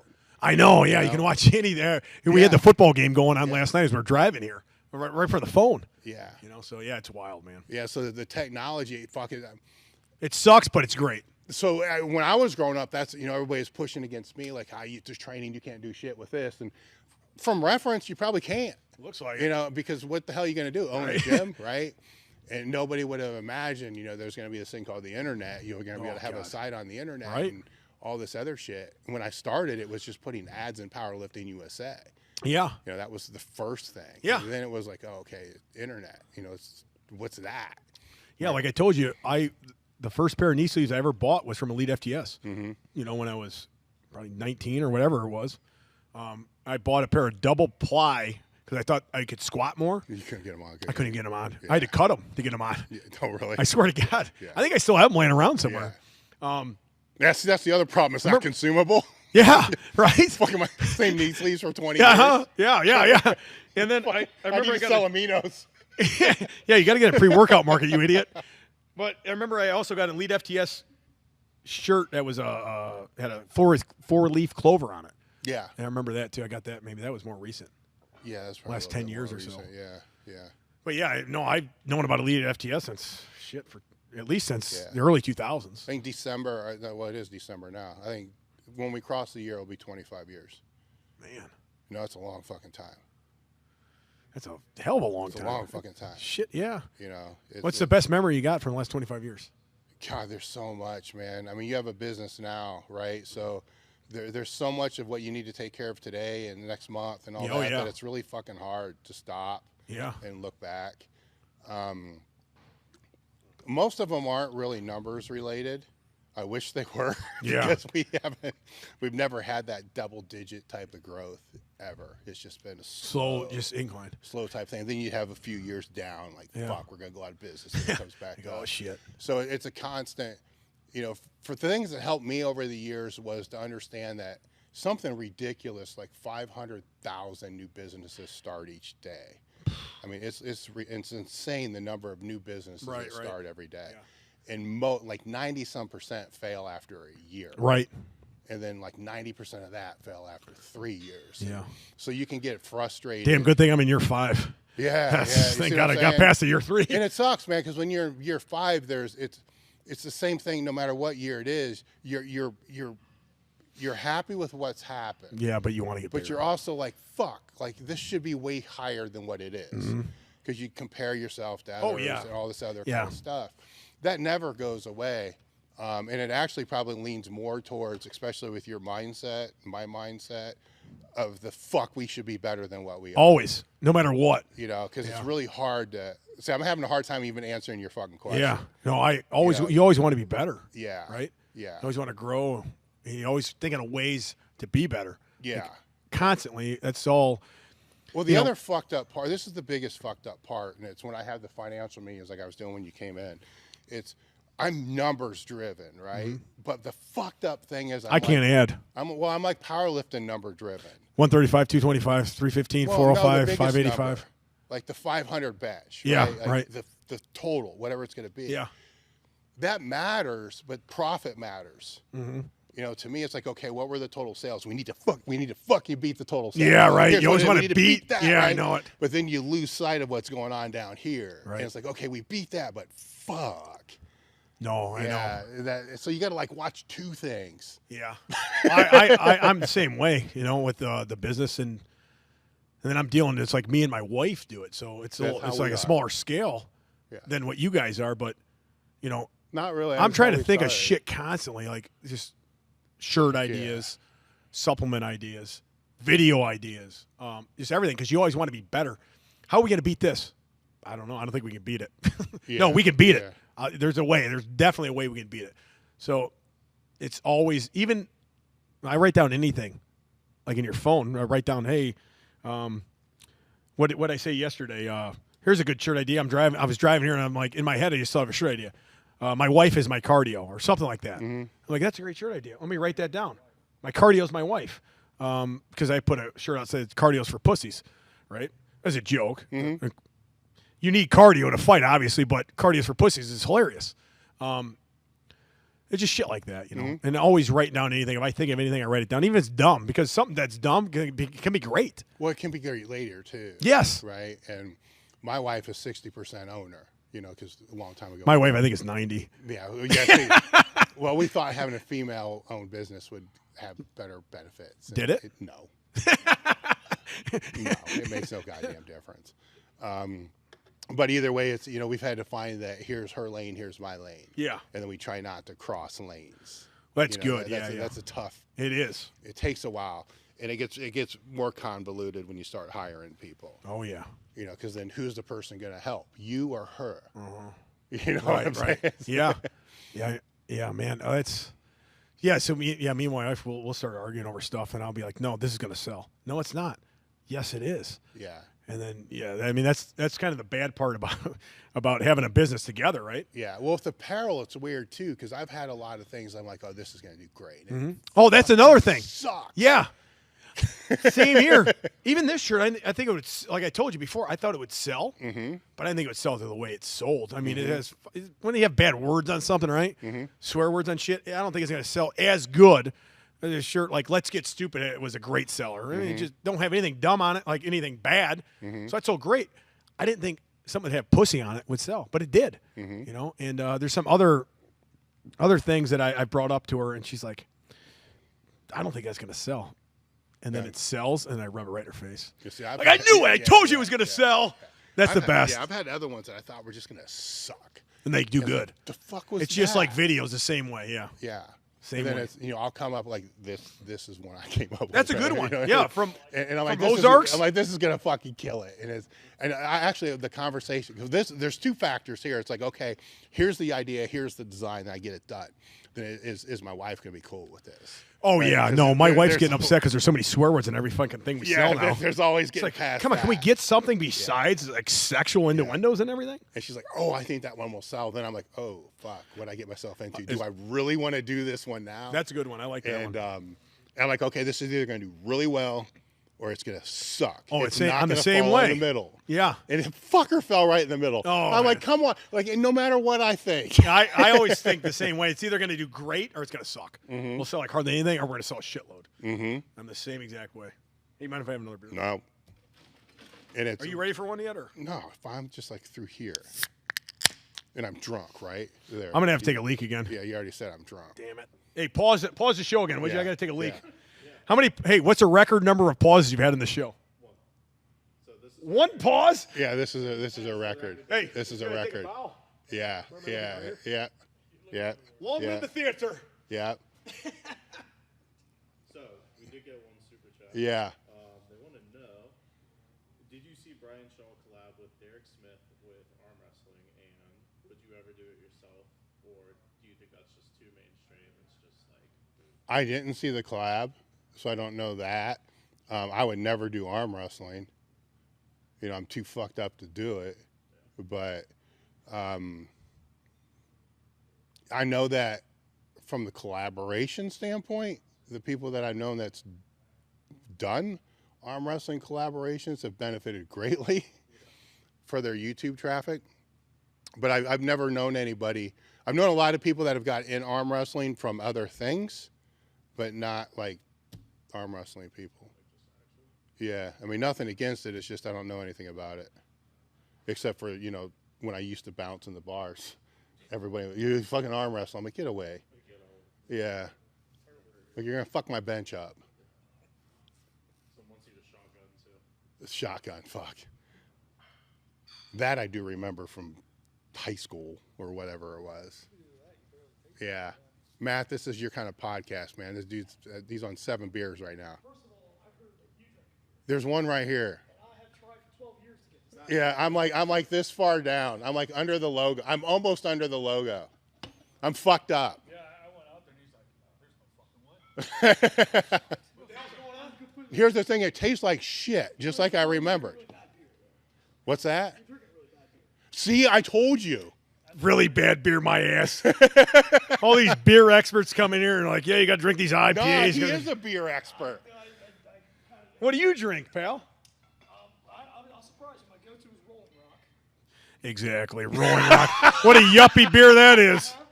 That's been since high school, and then Rolling. probably after that, been on a Coors banquet beer kick. Listen, Coors ain't bad. I'll drink Coors. That's a non-union beer, but I'll Smokey drink and the it. Bandit. Exactly. That's from Colorado. Yeah, Rolling Rock. Come on, man. That's not a real beer. That's a yuppie beer. My dad was a huge beer drinker. What do you drink? And Old Milwaukee. Oh, yeah, But- my grandpa drank Old Milwaukee. Yeah, and but my we're dad going drank way back. Pabst. Now, he used to go on hunting trips in Wyoming, and he'd come back with pallets Of Coors? Yeah, because you can only get it out there, right? Fucking In the Rockies. pallets. That's awesome. Yeah, like half our 2-car garage. That was illegal. You know full that, of right? beer. He's like smoking the Bandit. That Can't was get it- illegal to do that? Yeah, I don't think you could bring it past state lines, right? Oh, he fucking did. I think half my right? garage. I don't remember, but I wasn't Yeah. born then. But I thought it was like some law or something. I remember Yeah. people would go. That's what Smoking the Bandit was. Yeah, see, when I was in junior high, that was like our go-to. Like, he'll not miss one. Yeah, he's got pallets of we'll, this shit. Like get in the case. It's in the middle of the pallet. Right, yeah. There's one missing. Yeah. One Coors Light banquet. Yeah. You know, my dad drank Pabst. He drank Pabst when it wasn't cool to drink Pabst. Yeah. And I remember going to restaurants and they wouldn't have Pabst there, and he'd get up and leave. Are you Like, serious? come on, son, we're leaving. They don't have Pabst, we're out of here, son. We get up and have to go to a different restaurant because they wouldn't have Pabst. And now you go to places, fuck, that's what they have is Pabst because, like, the, what do you call those people? The guys with the tails on their head? The bartenders? No, not the bartenders. The It's on their head. They have, like, the, whatever you call that? The man buns. Right, the hipster. It's like, yeah, that's what I'm looking for, the hipster. Yeah, it's like those the hipsters took over, like, now Pabst is popping and I can find it everywhere. But he stopped drinking Pabst because he retired from construction, and he ended up making every night a Saturday night. So he ended up gaining like a ton of weight. Like he went up like 300. He's a big guy, 6'3". Calories. He's like 250, but he went up like 50 pounds. Like, whoa, I got to stop drinking for like 6 months and everything and get on a diet. So he got down in his weight, and then he's like, I'm not drinking fucking Pabst anymore. I'm going to start drinking Miller Lite. So he stopped, and then about 2 years later, Pabst was everywhere. Like that was the in thing then, and he was so mad because when he did want Pabst, you couldn't find it. Like it was barely anywhere, and now it's like, the hipster beer now. Right. The tail. And those tails on their head. Yeah.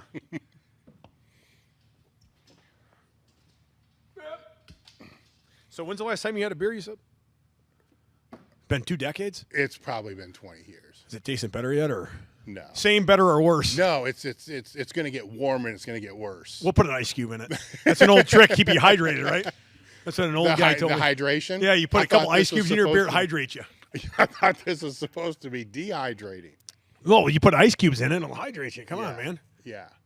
Right. Now, we are sponsored by LMNT, which is a hydration stick, right? So What? if you mix that with your beer, I bet it would foam up like crazy. Oh, it would, yeah. I've mixed pre-workout with alcohol before. Foams like a motherfucker. Yeah. I've drank it. I mean, it about die.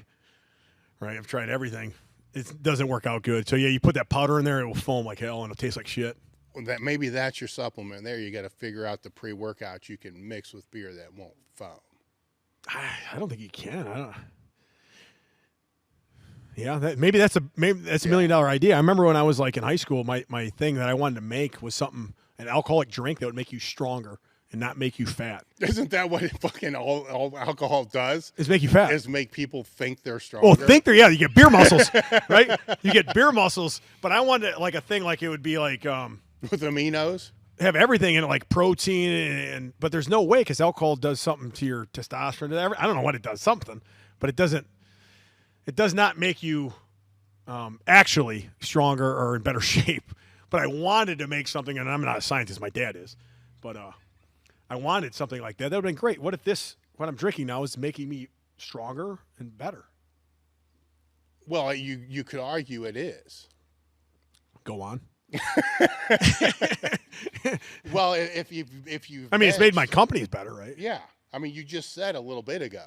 Oh, yeah, it did. But I'm saying, like, instead of making you fatter or whatever, right, that you could drink like 20 a day and make you stronger and better shape. That'd be the ultimate. It would. What? I'm going to try this if you're serious. Drink 20 beers a day, and I'll report back to you in 6 months. No, that was a question. I'll be 300 pounds. Because there's the negatives. There's always a pros and cons of everything. Right. So now you got to figure out what the negatives of those are, then how you're going to mitigate it. Well, I don't think alcohol could actually make you stronger. Well, it can make you gain weight. We know that. That's true. And gaining weight does make you stronger. It does. It has a lot of carryover on the bench. I know that. The bigger you are, like the biggest I've been, I don't know, 250, 255, I bench more. So the bigger you are, it has more carryover, I think, in the bench than any other lift. Mm-hmm. What do you think? I would say the squat. Squat. Because your belly, you can get the rebound. Oh, yeah. The torso. But the bench. Well, being bloated. The bench is definitely up there. The deadlift by no, not at all. You see the biggest guys, they deadlift this. They don't deadlift at all hardly. No, it's terrible. Like we were saying earlier, or I was saying earlier, was what's his name? Can't remember his name now. The guy I was training with Lillibridge and Derek Kendall. Yeah, his deadlift was like 1,000 pounds. His squat was 1,000 pounds. His deadlift was like 700 pounds. Mm-hmm. He couldn't get in a good position, So well, it's hard to figure out because they got where's their belly going to go? Right. Then their arms are too short to pull sumo. Yep. Yeah. So they pull sumo, they end up locking out with the bar over their cock. Jesus, that's turning me on. Yeah. Yeah, exactly. Couple more beers. Yeah. But I think the strongest I've been in the bench is when I was at my heaviest. Well, of I think course. It's got a lot of carryover. Well, it depends upon coefficient, if we want to get into coefficients and shit like that. Well, no, yeah. All right, so here's the question then. When you go after this 500, what body weight are you going to do it at? 220. 220. I need it at 220, yeah. So where do you sit now? 240 something. Oh, shit. So you need to lose weight? I'll lose a little bit of weight. So you need to drink less? Not much less. Listen, if I have to drink a lot less, I'll do it at 242. Yeah. Right? So But, what's like not much less? Like 3 less on the weekend? I'd say 24. Probably take out 1 case of beer per weekend. How many are now on a weekend? I'd say 6. Are you shitting No, I'm me? just kidding. No. No, I'd 3? say no, not 3, maybe. Depending on the weekend, if we're having a party going on, maybe 3. So what's it take to get you fucking even a little bit drunk? Well, I feel it now. Yeah. But Well, you're fucking 7, 8 in. but I don't feel drunk until about 18 beers. I kind of feel a good buzz, right? What did you say? 18 beers? 18 beers to a case. I drink them faster in a short amount of time. Yeah. But if I drank 24 beers in like a 6-hour span or whatever it is. Have you ever done here's a video idea. Have you ever done a video to see how many you can drink and still stay under the legal limit? That's a good idea. I might do that. Right? I don't know how good the views are going to be. I'm just curious. Well, I could do that and also bench at the same time or something too, right? Or we could say how much I could bench at a certain amount of blood alcohol level, right? Yeah, and as alcohol level goes up, what happens to the bench? Does it go down? Does it go up? Maybe. Science. Maybe you do it with like a Tendo unit or some unit that can measure speed, right? I'm in. So now you take like. Listen, my dad is a paramedic. He could probably do this. Yeah, you get Right? what I'm saying. Like you measure bar speed. 100%. There's apps to do this. Yeah. So that way you can get more sets in. So it's not can you keep benching 500. Right. So like, what's your bar speed after three cans? I like that idea. 6 cans. Yeah, you get what I'm saying. You say bar, I'm out of here. I'm going to the bar. Yeah. So bar speed, right? And then what's it going to be after 24? Fuck, Jeez. it might go up It might. because your inhibition is going to be less. You're going to drop it faster. Shit. Maybe when I go So- bench 501, I should have at least 15 beers in me. Yeah. Right? so, Because yeah. I'll forget about my pecs. So that could be You might be onto something here. It could be Huck Finn conjugate. Mm-hmm. Right. So here's how you I do like your that. speed work. The speed work has to be done with With 3 beers. yeah, you have to have this many beers. As long as the speed keeps going up, it I works. like that When it program. goes down, you stop. You're a Max genius. Max effort work. Hey, write this down. Yeah, max effort work has to be done with shots. Ooh, yeah. What kind of shots? What do you have? Fireball or Whatever. Fuck, I don't know shit about this. I'm just throwing Tequila? shit out. It's all bad. hold on? It's all bad. You've had 3 beers already. What are you doing? Yeah, I mean, if this is bad, that's even worse bad. Yeah, it is. That's That's why. like Yeah, awful you see bad. a lot of old beer drinkers out there, right? But you don't see a lot of old whiskey drinkers out there. That's why I drink beer. That's another reason. Because it pickles their liver faster. That alcohol, it's in hard liquor, right? Yeah. That's way harder on your liver than beer is. So the alcohol will kill you where the beer's just going to give you diabetes. Yes. Okay. 100%. Where you That's can, another reason why I drink beer. because you want diabetes? I like to call it livabetes, not diabetes. Livabetes. Exactly. Oh, I get it. All right. The die, right? Yeah, I don't know 'Cause why. you're not Who would gonna ever think die. of calling it diabetes? I mean, that's a terrible name. Call it livabetes, right? So the insulin spikes are what's helping Yeah, the right. training. Don't those, what is it, pro bodybuilders? Don't they do insulin and all that? Yeah. Right, You so I don't do- you don't use insulin. Yeah, with alcohol, right? Yeah. I get insulin spikes from the beer. It makes me grow. It tastes good. So almost don't- what other drinking advice would you have for the fans? Geez, that's another good question. Drinking advice.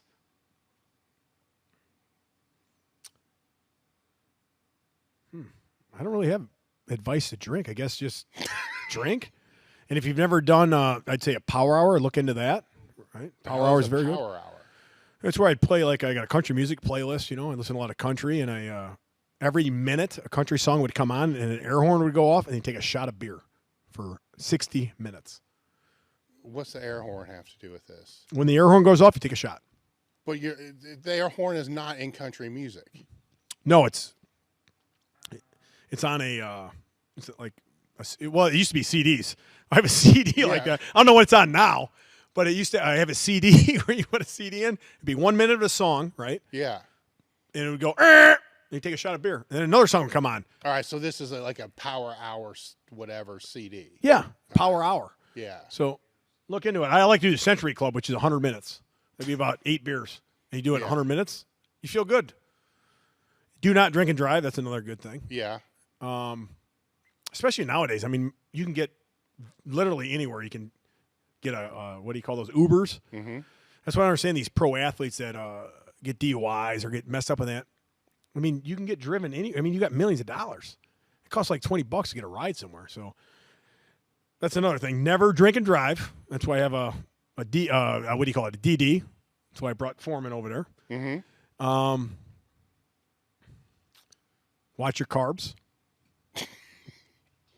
And enjoy yourself. Mm-hmm. Right? Always, and I mean always, put your beer on ice the night before. Let them sleep. Let them sleep. We call it sleeping on ice. Yeah. So we let our beer sleep on ice, right? So it's extra cold in the morning. So no fridge. No fridge. Fridge beer is too warm. I want it so cold you can't even touch the can. So you let it sleep on ice overnight. Yeah. All right, then training advice. Build the chest. Fuck the rest. That's probably my best piece of advice. This is an upper body business, like I said earlier, right? And you want a big upper body, and I think the best way to go about that is the bench press, right? So heavy benching and heavy overhead pressing is king. Right? Any questions or topics that you wanted to talk about that I didn't bring up?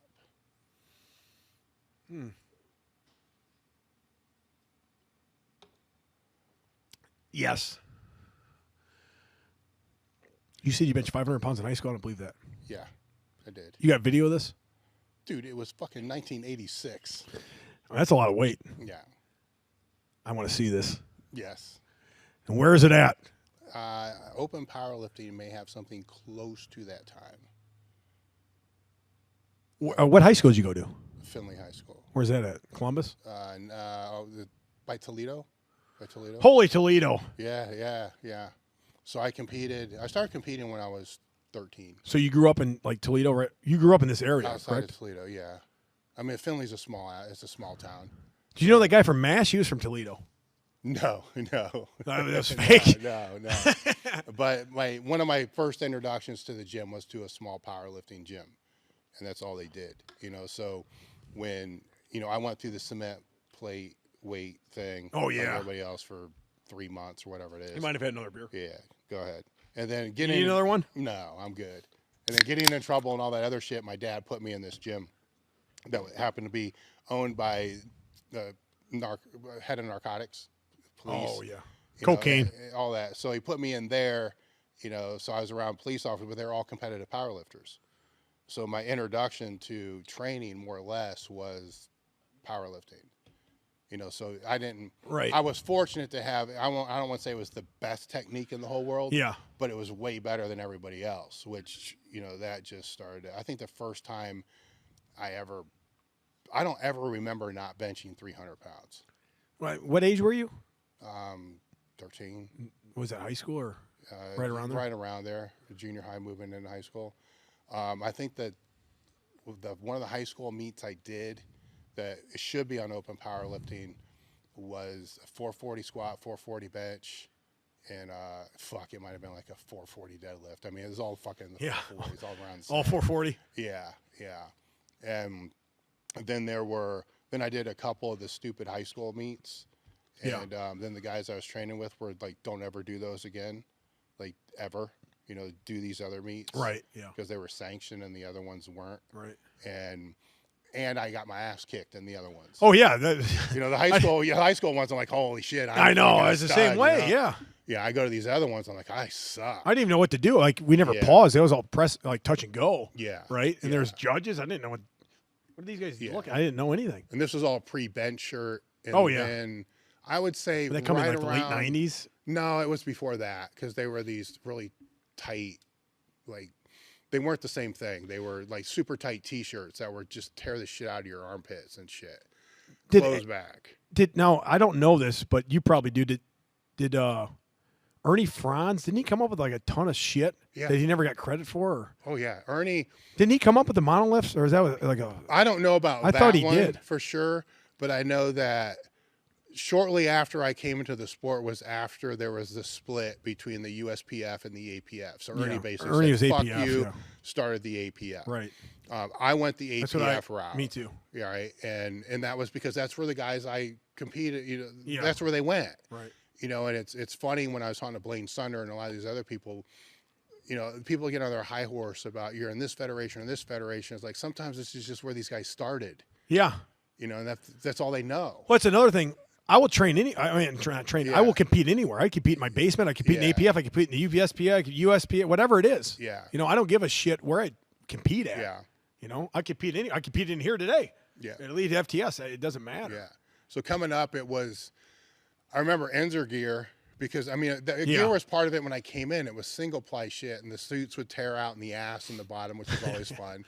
And the bench shirts just hurt like a motherfucker. It tore your armpits Tore up. your armpits apart. And then it took me a while to find France because Enzer was they had more ads than anybody else.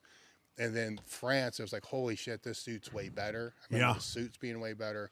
And then by the time I actually made my way to Westside, a decade later, I go in there and Louis looking at my shit and he's like, you need to wear a double ply. And I'm like, the fuck is a double? Like, you mean like two suits sewn together? I'm like, I didn't know this shit existed. Yeah. Like, yeah, you got to, go to France, order it from France. You need Oh, so he was buddies with Franz. Yeah. So it's like, get the double ply with this, double ply that. But I know Ernie was for sure, I believe, the bench shirt where there's been a lot of bullshit about that, saying that's not true, where it was that, then somebody else stole it. And then there's a lot of bullshit back and forth.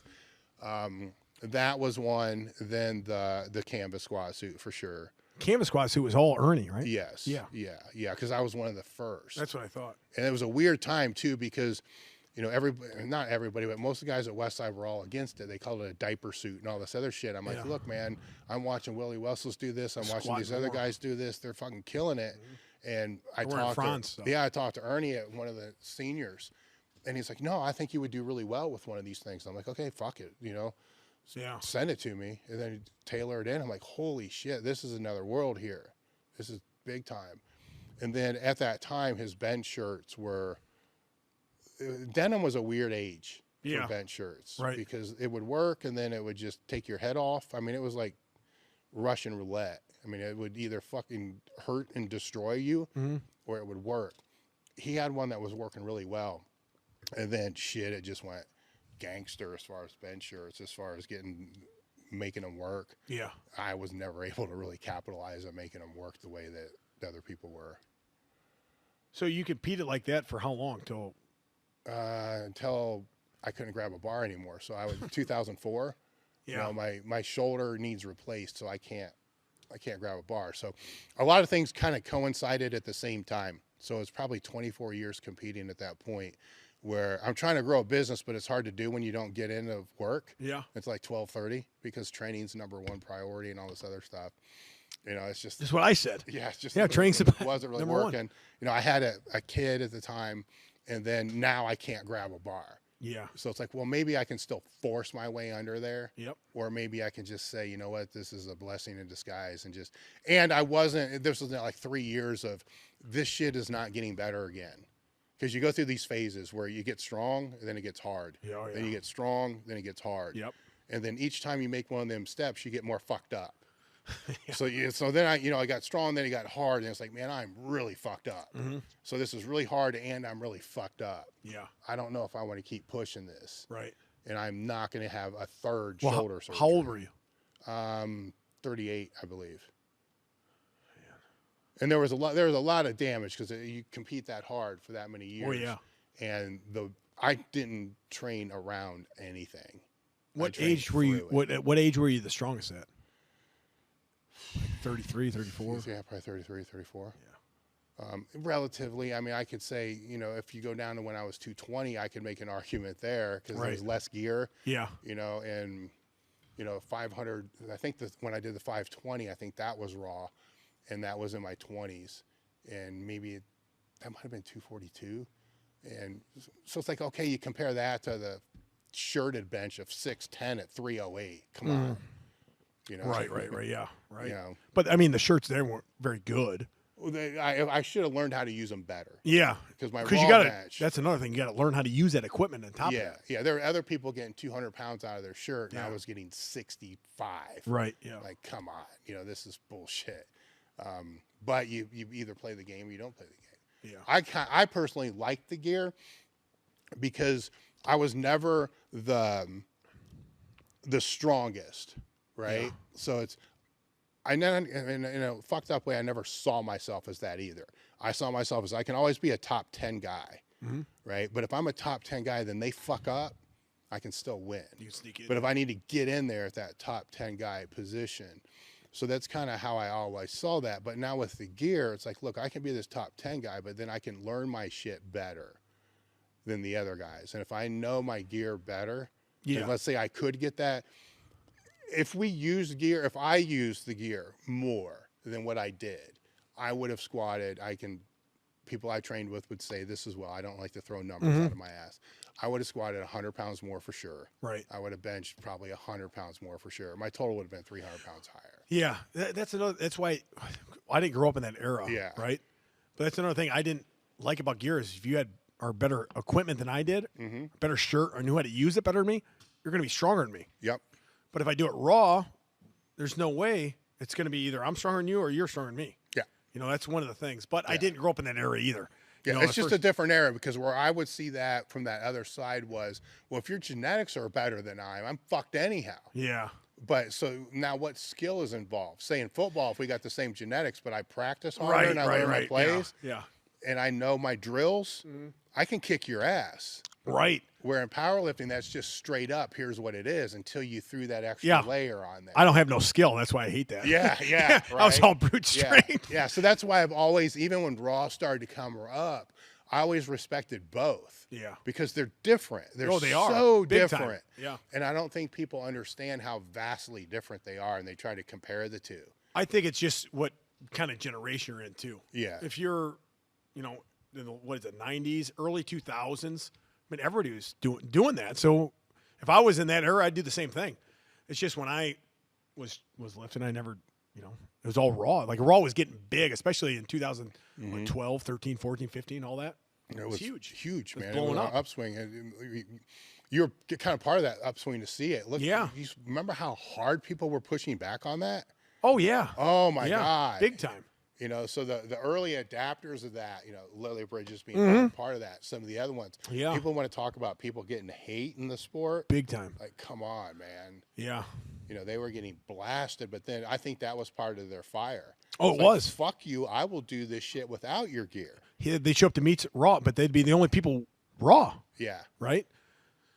So, and then they started, there's guys that were squatting more, right, raw than with gear, and that's what really kind of then started taking, I think that's kind of helped that raw transition, right? See, that's what I would, if I was competing today, that would fuck me up. It would. If I was in a flight of lifters. Oh, yeah, and you got a guy benching or squatting raw or benching raw. Yes, after me. Yes, and you're I'd be like, less. fuck. Oh, I'd fuck me up big time. No, it would be like, I'm done. yeah, so I'm like glad I'm done, man. Same here. 'Cause I have no fucking aspirations. There's no way. I'm putting this whole suit on. I got 5 guys help me in it. I'm doing less than he's doing.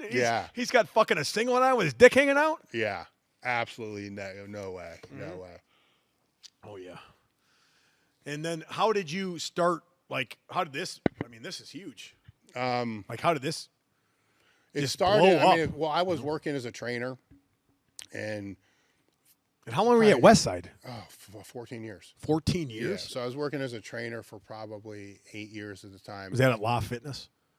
Higher level. It was more corporate fitness center, like a country club that had, dining and fucking training. Right? I'm a member of a country club. Country music is what I love. Yeah. So I would train clients from 6 in the morning to 8, go to Westside until like 11:30, and then train clients. It's like 10 at night. And that was for 8 years. Yeah. And during that time, I would go with Louis to do seminars and consulting and stuff like that because my degree's in exercise science and nutrition, and that's what I wanted to do. I just didn't know what I wanted to do with it. Right. Except fucking power lift. And that's all I cared about. And that just seemed to be where it was going to go.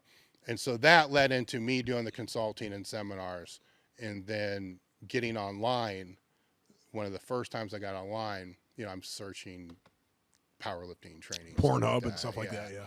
And I found deepsquatter.com, and he had a lot of Jason Burnell had a lot of West Side stuff on there. Yeah. And a lot of it wasn't what we were doing. So I started answering questions on there for him, and he was doing the best that he can. You know, he's going off articles. That was like early 2000s? Probably earlier than that. So 98, 99, before because 2000 is when we launched the site. But when the site launched, it was just a Q&A. And that was it. It was Ask Dave. And it was like a forum, but I didn't want a forum because forums were bullshit. Because there would be a thread of people arguing. Right, yeah. I just wanted, here's the question, here's the answer, go away. There was no way to reply to the Yeah, answer. that's good. I like that. And so that's what started it. And then from there, people would ask, hey, where do you get bands? Where do you get this book? Where do you get this? Where do you get this? So we put a shop up and then kind of took it from there. So it started out of just answering questions for people and then them asking about products. And I saw the future as being like the seminars and the consulting. And that was going to be what was going to get me out of the personal training. Because when I met with my clients, because I mean, after a while you have a kid and you can't be in the gym all the fucking time. Yeah. You just can't. I know. And so we were laying out different business plans, and everything that we laid out, and my clients were executives. I mean, they were smart. Everything had multiple streams of income. Yeah. It's like, okay, you can either have a training center, but with the training center, you need this.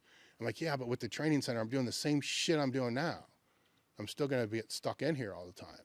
Like, well, you can do this. And education was a part of it. It's like, I want to be able to give back to powerlifting. I mean, that was a huge thing because, you know, all these people throughout my life never charged me anything, you know. Same here, yeah. And that's why I got everything I have. So I can't not give back. Just keep, you know, so how's that? That's a live, learn, pass on. Right, That's kind of where it comes that's through. good. Like, how do I maintain that, but do it in such a way that I can pay for the content, allow it to be free, but not have to have a paywall? Because that was a big thing back then. Yeah. Is that, or, you know, monetizing content, all the other stuff. That was the drive. Then it became this, okay, now how do we pay for the content? Well, you got to sell shit to pay for the content. What'd you sell first?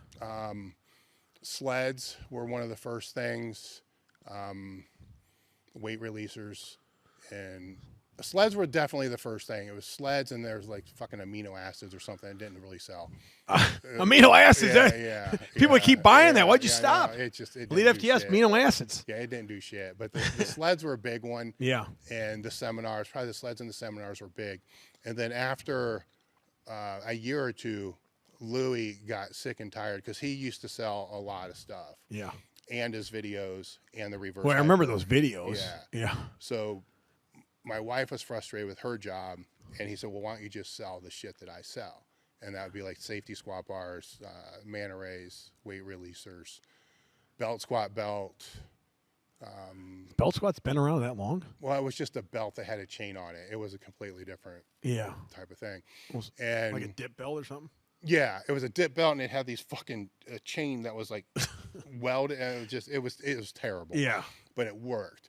And so he gave us all that on consignment, and that's where the products started to take off. So if it wasn't for Louis, I wouldn't have a company either. I would, but it wouldn't be the same. It wouldn't look the same. Yeah. You know, that was, okay, now That's awesome. I have contacts. Right. Now I know this person to get books from, this person to get this from. And That's then it's big. like, well, it's like, how much do I order? Because I didn't have any money. Yeah. You know, so I got to take what Louis gave me, sell it, use that profit to buy more inventory, and then use that to buy more inventory. And then 10 fucking years later, I'm like, I still ain't making any money, you know, still building inventory. Right. Yeah. You know, and so it was a long play, but I wouldn't do it any different because I didn't fucking know anything. Right. Like if somebody would have said, here's 20 grand, Yeah. I would have been out of business.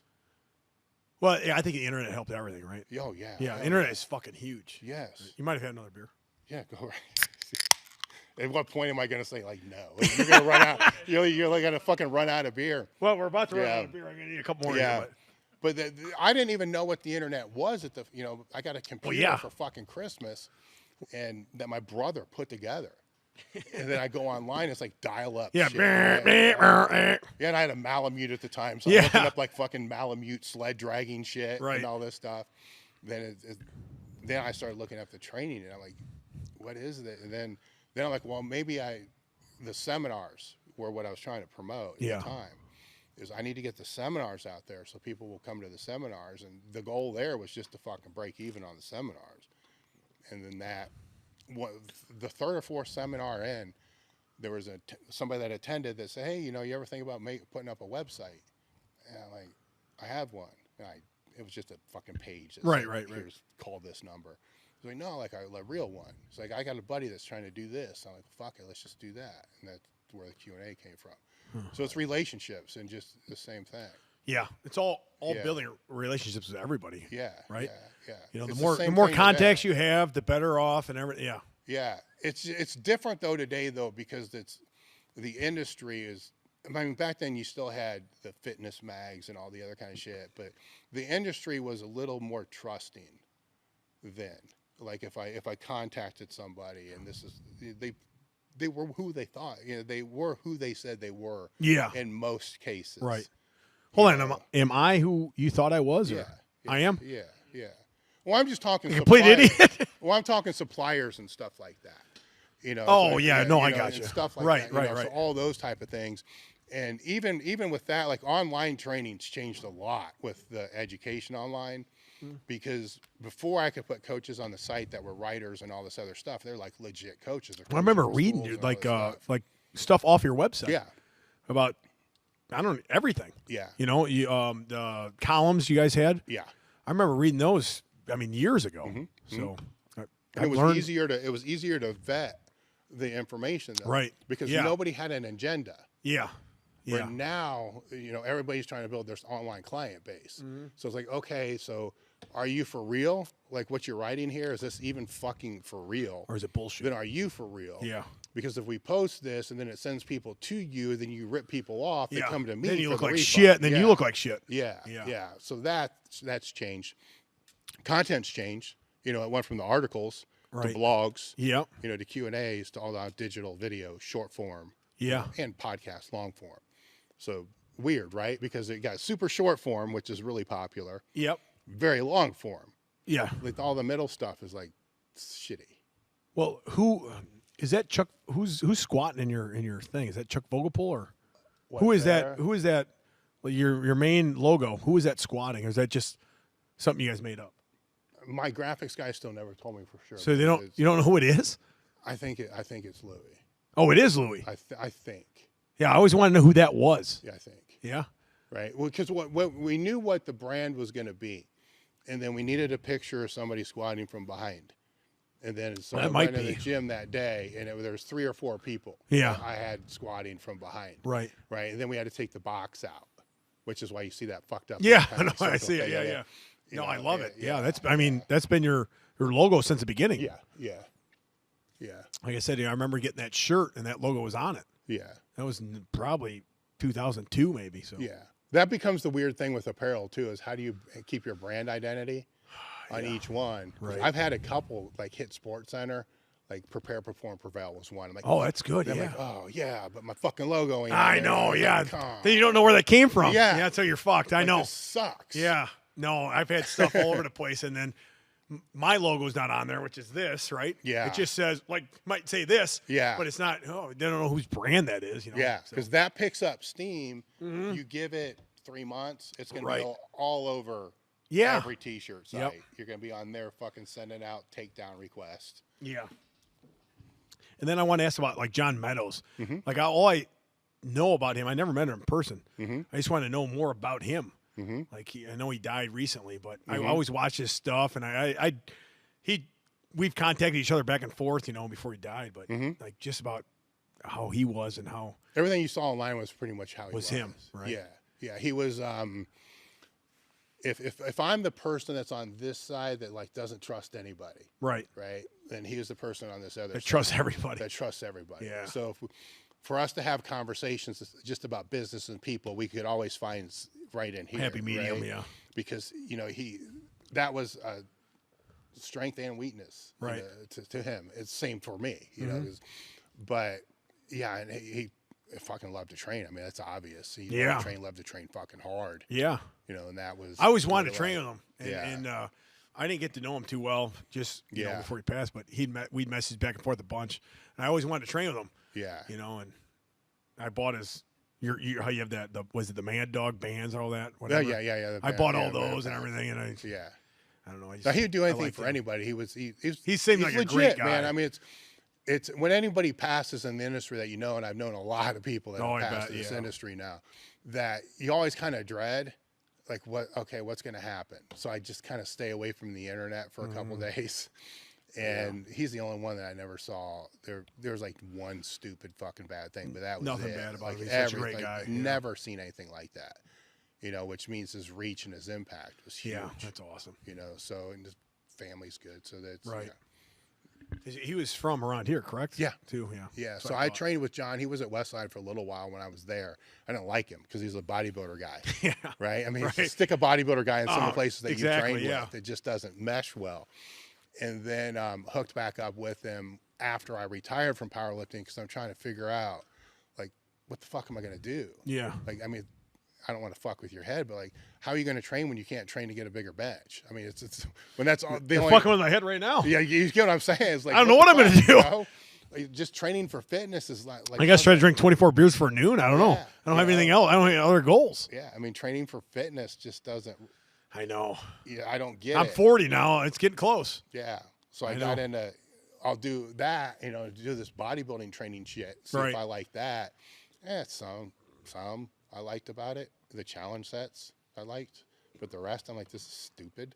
Like arm days to me are stupid as fuck. Yeah, I watch a bunch of his videos. I use a lot of his stuff too. Yeah. I thought it was very, very good shit. Yeah. And then he dressed up like the Ultimate Warrior one day or something. Oh yeah, he got into that. That was a while. awesome. I love that. I was like, this is the best thing ever. So no, he did. It's kind of how we talk, Yeah. But. No, he was into that like in a big fucking way. And right. And when he first showed it to me, I'm like, dude, this is so stupid. I know it. And he's like, no, man, this is the greatest thing. I said it was the greatest thing ever. Yeah, yeah. When I saw it, I'm like, this is awesome. Yeah. He's walking around with a whistle. He's like dressed like an Ultimate Warrior. I love that kind of shit, But, no, this is a hell of a brand. Hell of a place, man. Thank you. Now, is there anything else you want to know about me? Hold on.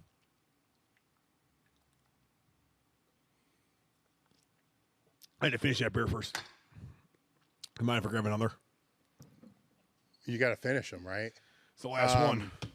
Unless you want one more. You finished that? Yes, I did. We got No, one I more didn't. No, I didn't. We have one more beer in here. No, that's yours. You sure?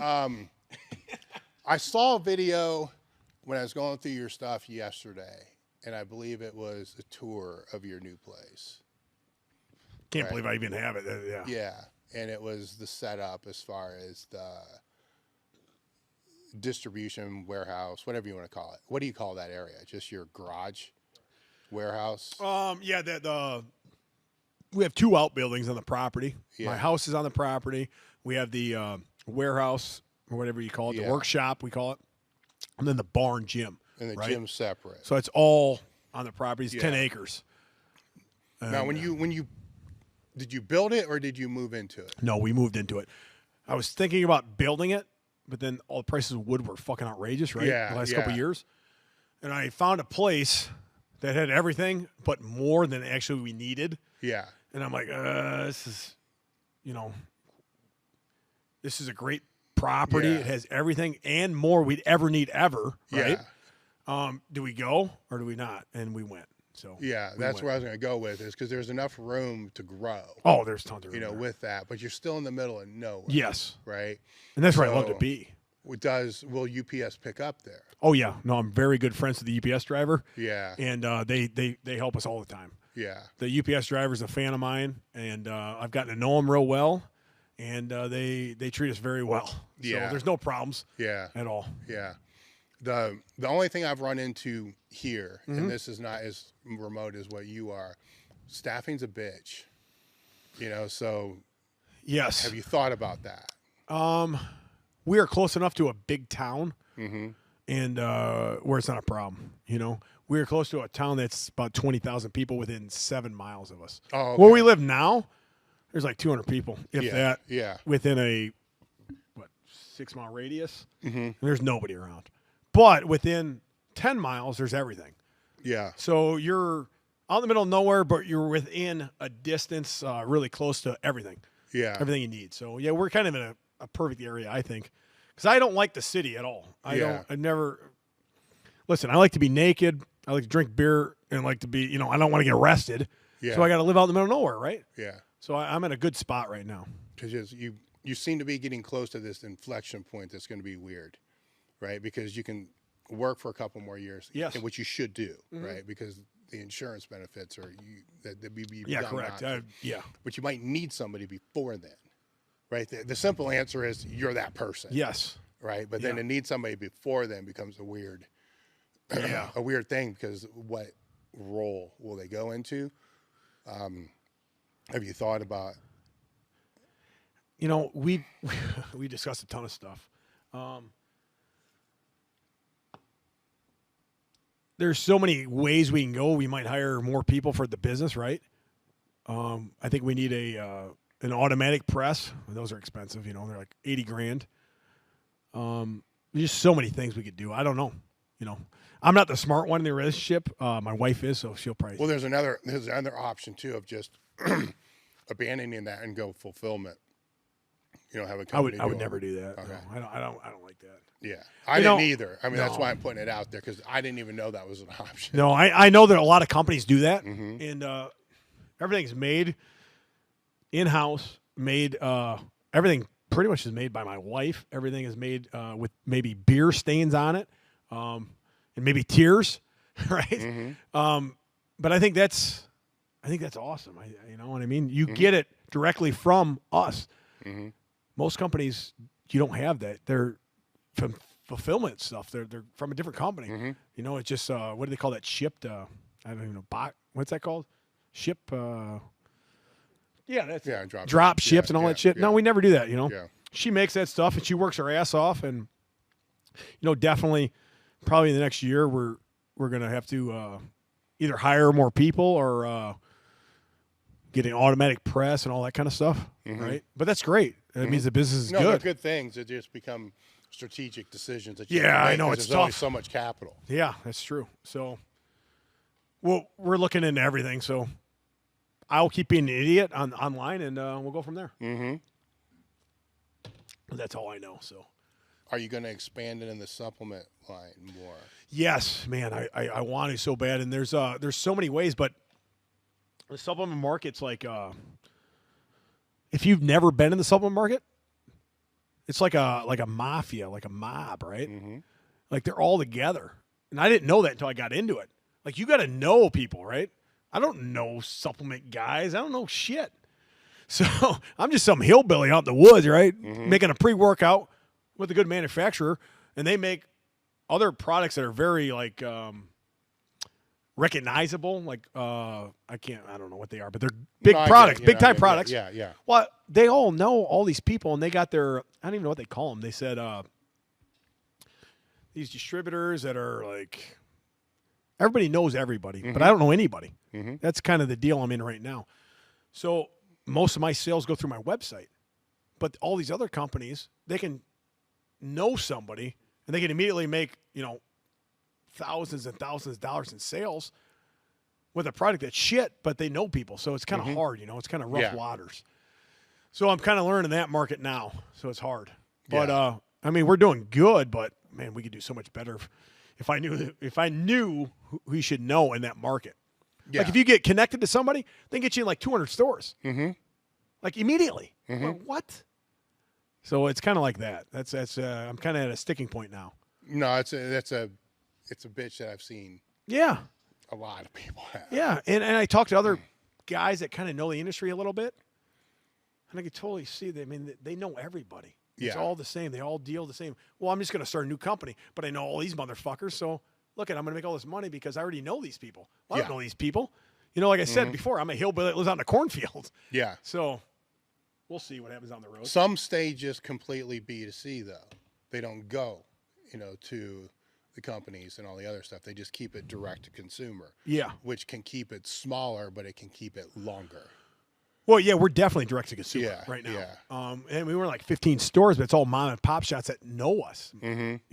So companies, either gyms or supplement stores that know me, right? We're in them, like 15, 20 stores. But shit, man, if I knew the right connections, man, you can be in like 200 stores immediately. Be in a Walmart, you can be in anything. So it's all about connections, right? So we'll see what happens down the road. Yeah. Right. Any other plans that you have? Light myself on fire.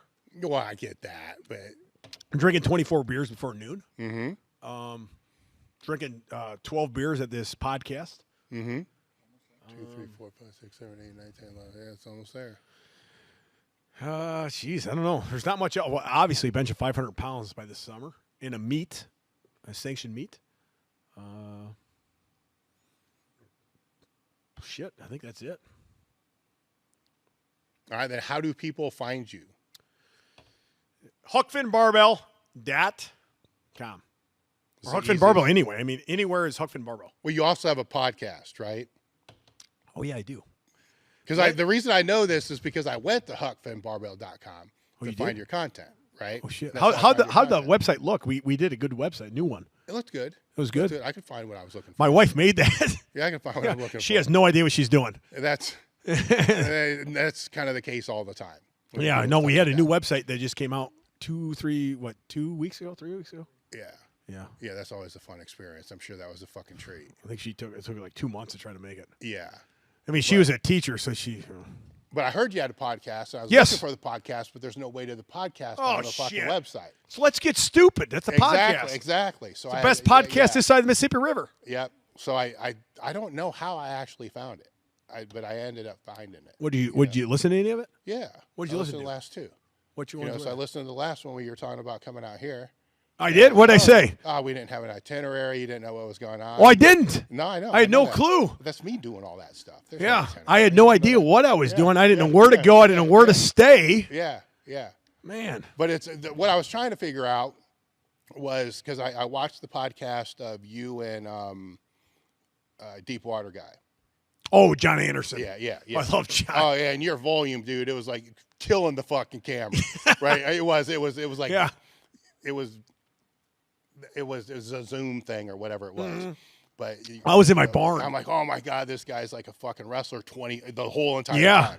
I'm like, and they just like, and we need to figure out how to do this, man. He's going to be way up here. Way too down loud. Here. I'm like, he can't be like this all the time. He is. And then there was like the Mark Bell podcast. I went through that. I'm like, okay, he's kind I was fucking, I was drunk then. Oh, well, yeah. Well, I tore my pec tendon and I literally drank at least a 12-pack of beer, and I didn't think we were doing the podcast that day. Yeah. I thought we were doing it the next day. And like Silent Mike or whatever, one of his buddies goes, "Here, we're going to do the podcast now." Yeah. Because I had just tore my tendon and I was getting drunk. Yeah. I got over there. I'd already have a 12-pack in, so yeah, I don't know. Yeah, then on your podcast, like, oh, okay, the guy's not always in this fucking big-time wrestler. Yeah. Not always. Yeah. So I would say check out his podcast. You know, there's a lot of them. There is. We've been going for a couple years now. 152, I think. Yeah. It's Let's Get Stupid podcast on wherever you find podcasts at. So, and other than that, thank you for coming. I'll let you do your exit because it's better than mine because I just say we're done. And so you can exit the podcast. Well, I'm going to exit this podcast by saying you can find this T-shirt at HuckFinnBarbell.com. And you just got done listening to one crazy son of a bitch who just drank about 13 beers. I got 2 words for you. Okay, bye. We're done. It's not going to your organs. So your liver, your kidneys, your lungs, your heart are not getting the support from your body that they need because you've given your body this very strong signal that it needs to go to muscle.